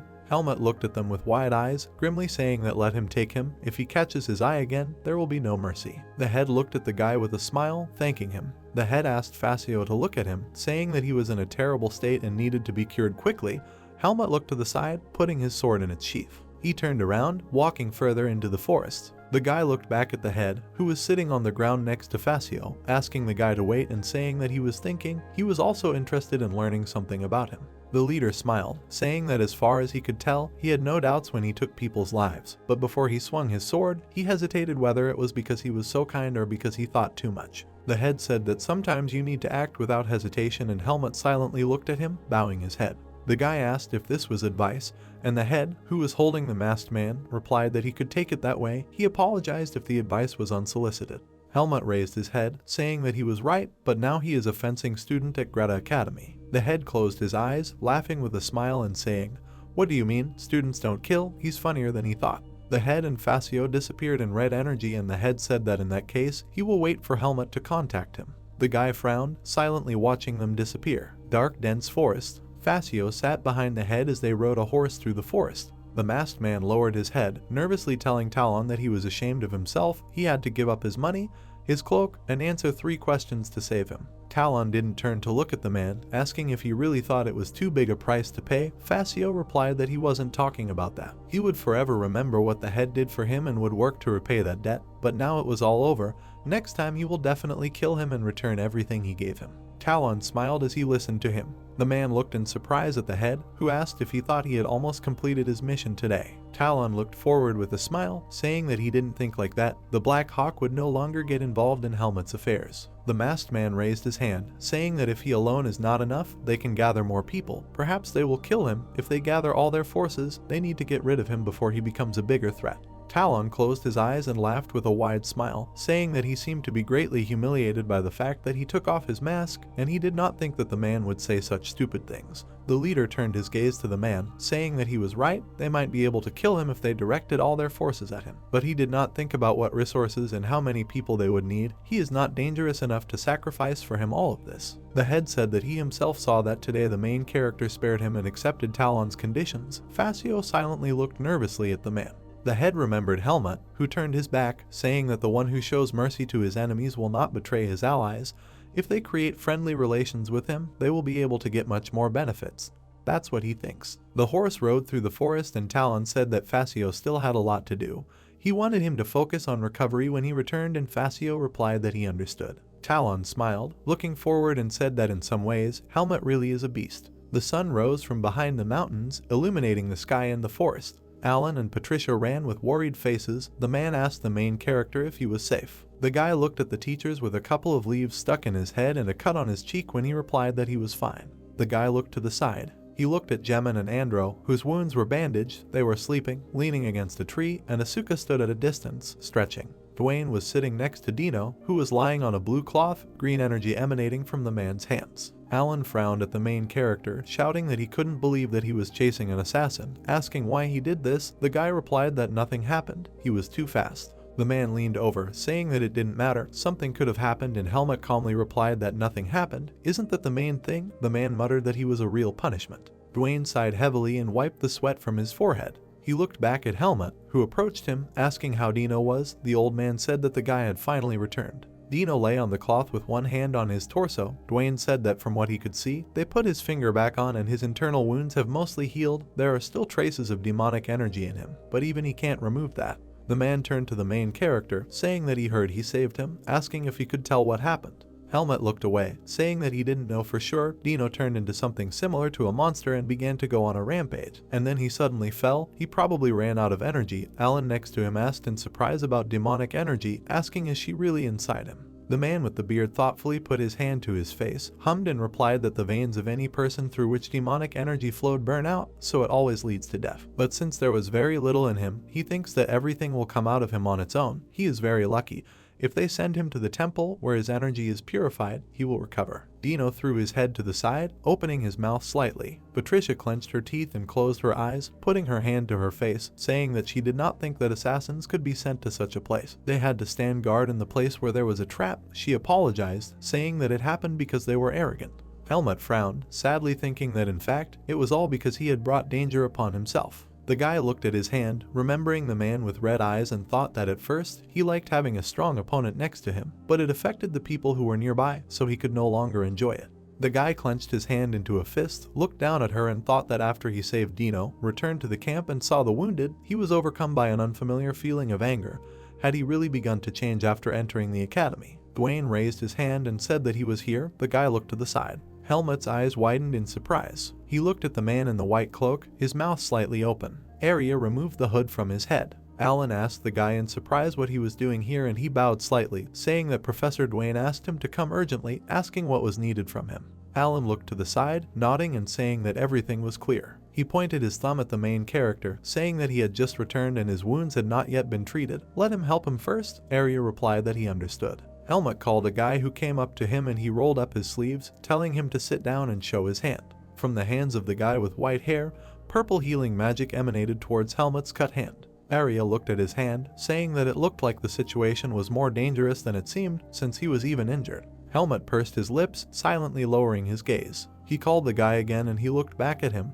Helmut was sitting by the tree, saying that when he taught him ethics, he said that saving a person's life when he is in danger is a benefactor. The guy looked at Arya, asking why people would rush into such an inferno. If they cannot save a person, then a painful life awaits them. Arya raised his eyebrow at the guy. He silently averted his gaze to the side, looking back. Jemin was sleeping by the tree. Andro was smiling widely at Asuka, who was standing in front of him. Arya lowered his gaze again, asking if he was thinking about this because of them. They were all alive. Helmut replied that they almost died because of him, although he was a stranger to them, and he was not sure that he could save anyone something next time. The guy put his hand to his chest, saying that it was because he was not strong enough yet. Arya raised his attentive gaze to the guy. He lowered it again, holding his hands that had a purple glow emanating from them, and replied, "Does he really think that helping others is such a charity? They help others because they expect others to help them." Helmut raised his eyebrows, asking again, and Arya replied that people survive through mutual assistance, since the capabilities of one person are limited and not many people can help him. Jemin looked back at Andro and Asuka, who were talking. Arya continued to make him think, didn't they have a hand in making sure everyone survived today? And since he did most of the work, maybe they will help him in the distant future. Helmut lowered his gaze, saying that they almost died because of him. Wouldn't they hate him? Arya hit the guy on the knee, closing his eyes in irritation, and shouted that he was finished, and if he was so interested, let him ask them himself, and he would go talk to Professor Dwayne. Helmut looked aside at the other guys. Jemin and Andro also looked to the side, sitting leaning on a tree. The main character approached them. looking down, and one of the guys called him. Helmut immediately apologized, saying that they were injured because of him, and Andro smiled awkwardly, raising his hands, saying that there is no need to blame yourself for this, everyone survived. The guy scratched his cheek, looking away, and said that thanks to him, he realized something: they are still defenseless in the outside world. Andro extended his hand with a smile, saying that there is no guarantee that a similar situation will not happen in the future since they are swordsmen, and it is safe to say that they survived because he was nearby. The guy with gray hair looked back at the guy, saying that thanks to this, his goal became more clear thanks to him. Helmut looked at him in surprise, raising his eyebrows. He was approached by Asuka, who raised his bandaged hand, asking if he had dealt with the assassin, and he replied that not really, but he thought he wouldn't bother them anymore. Asuka smiled and pointed forward, saying that this would also work. He understands that it was easier for him precisely because he pulled off this trick and injured him. The guy thought that at least he really didn't care about it. Helmut looked around, noticing something. Jemin extended his hand towards him. The guy with red hair looked at the guy silently, holding out his hand. He looked at him in surprise, raising his eyebrows. He reached out his hand in return to take Jemin's hand. They shook hands, and the guy with red hair said that he heard that Dino was infused with demonic energy and became a berserker. The guy smiled, bowing his head, saying that he thought he was going to die. Helmut wanted to save those he could, but because of his stubbornness, he almost dragged everyone into the grave. It was because of him that they were in this situation.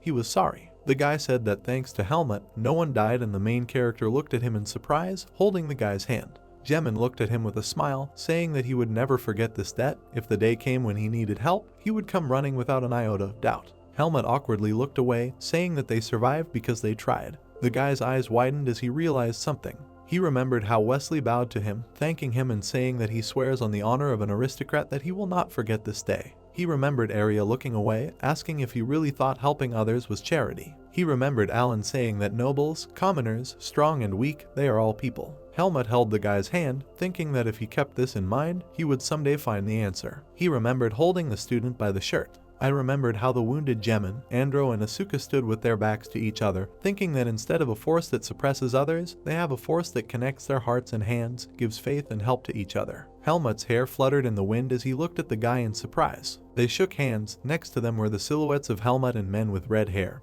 who also shook hands, and the guy thought, is this really the power of people? Jemin closed his eyes with a smile, waving his hand, and said that besides this, he thinks he has become stronger. After being on the verge of death, now he thinks that sparring in the swordsman faculty is just child's play. Asuka frowned, saying that he was just beaten, and at least he did something. The guy smiled nervously, looking at him, and asked how he could say this to someone who fought with him. All the guys looked back at Andro, who was sitting by the tree, saying with a wide smile that it was nice to be alive. The guy with red hair laughed. Behind him, Helmut lowered his gaze. He looked at his hand. The bright sun is bright in the sky, illuminating the trees in the forest. Helmut sat on a rock, looking at the tent. Someone called him, and the guy looked back. Arya stood behind him, saying that he is returning with the professor using teleportation. He can go with them. He is a witness, so there is reason to return him first. The main character hummed thoughtfully. He smiled, looking at the guy, and replied that everything was fine. He wanted to return with his team. Arya looked at him in surprise, lowering his gaze. He turned around, leaving, and answered an agreement, saying that they would see each other at the academy. Arya's cheeks turned red and he frowned, pursing his lips. Helmut looked ahead. One of the guys asked what Arya told him, and Helmut replied that he offered to go back using teleportation. The guy asked what. He suggested, because they are roommates or something, which he answered him. Helmut replied that he refused, and the guy said that was right. The main character walked towards three guys who stood in front with smiles. The action-packed outdoor training session came to an end, the light breaking through the leaves of the forest somehow feeling even more refreshing than usual. But no one knew that it only seemed so. No one knew that they would soon hate the sunlight. Bright sun, big city with square brick houses. The brown high gates of the city, the road was covered with sand. A man in a dark green cloak stood on the ground. He stood in front of the city gates, his robe fluttering in the wind, sand flying in the air. The man put his hand on the hood, taking it off, and said that his grandfather lived here. A guy with white hair, dark skin, and green eyes looked up, saying that this was the Basser Kingdom. That's how this video ends. If you have sat through to the end, please don't forget to press the subscribe button and leave feedback. See you in the next video.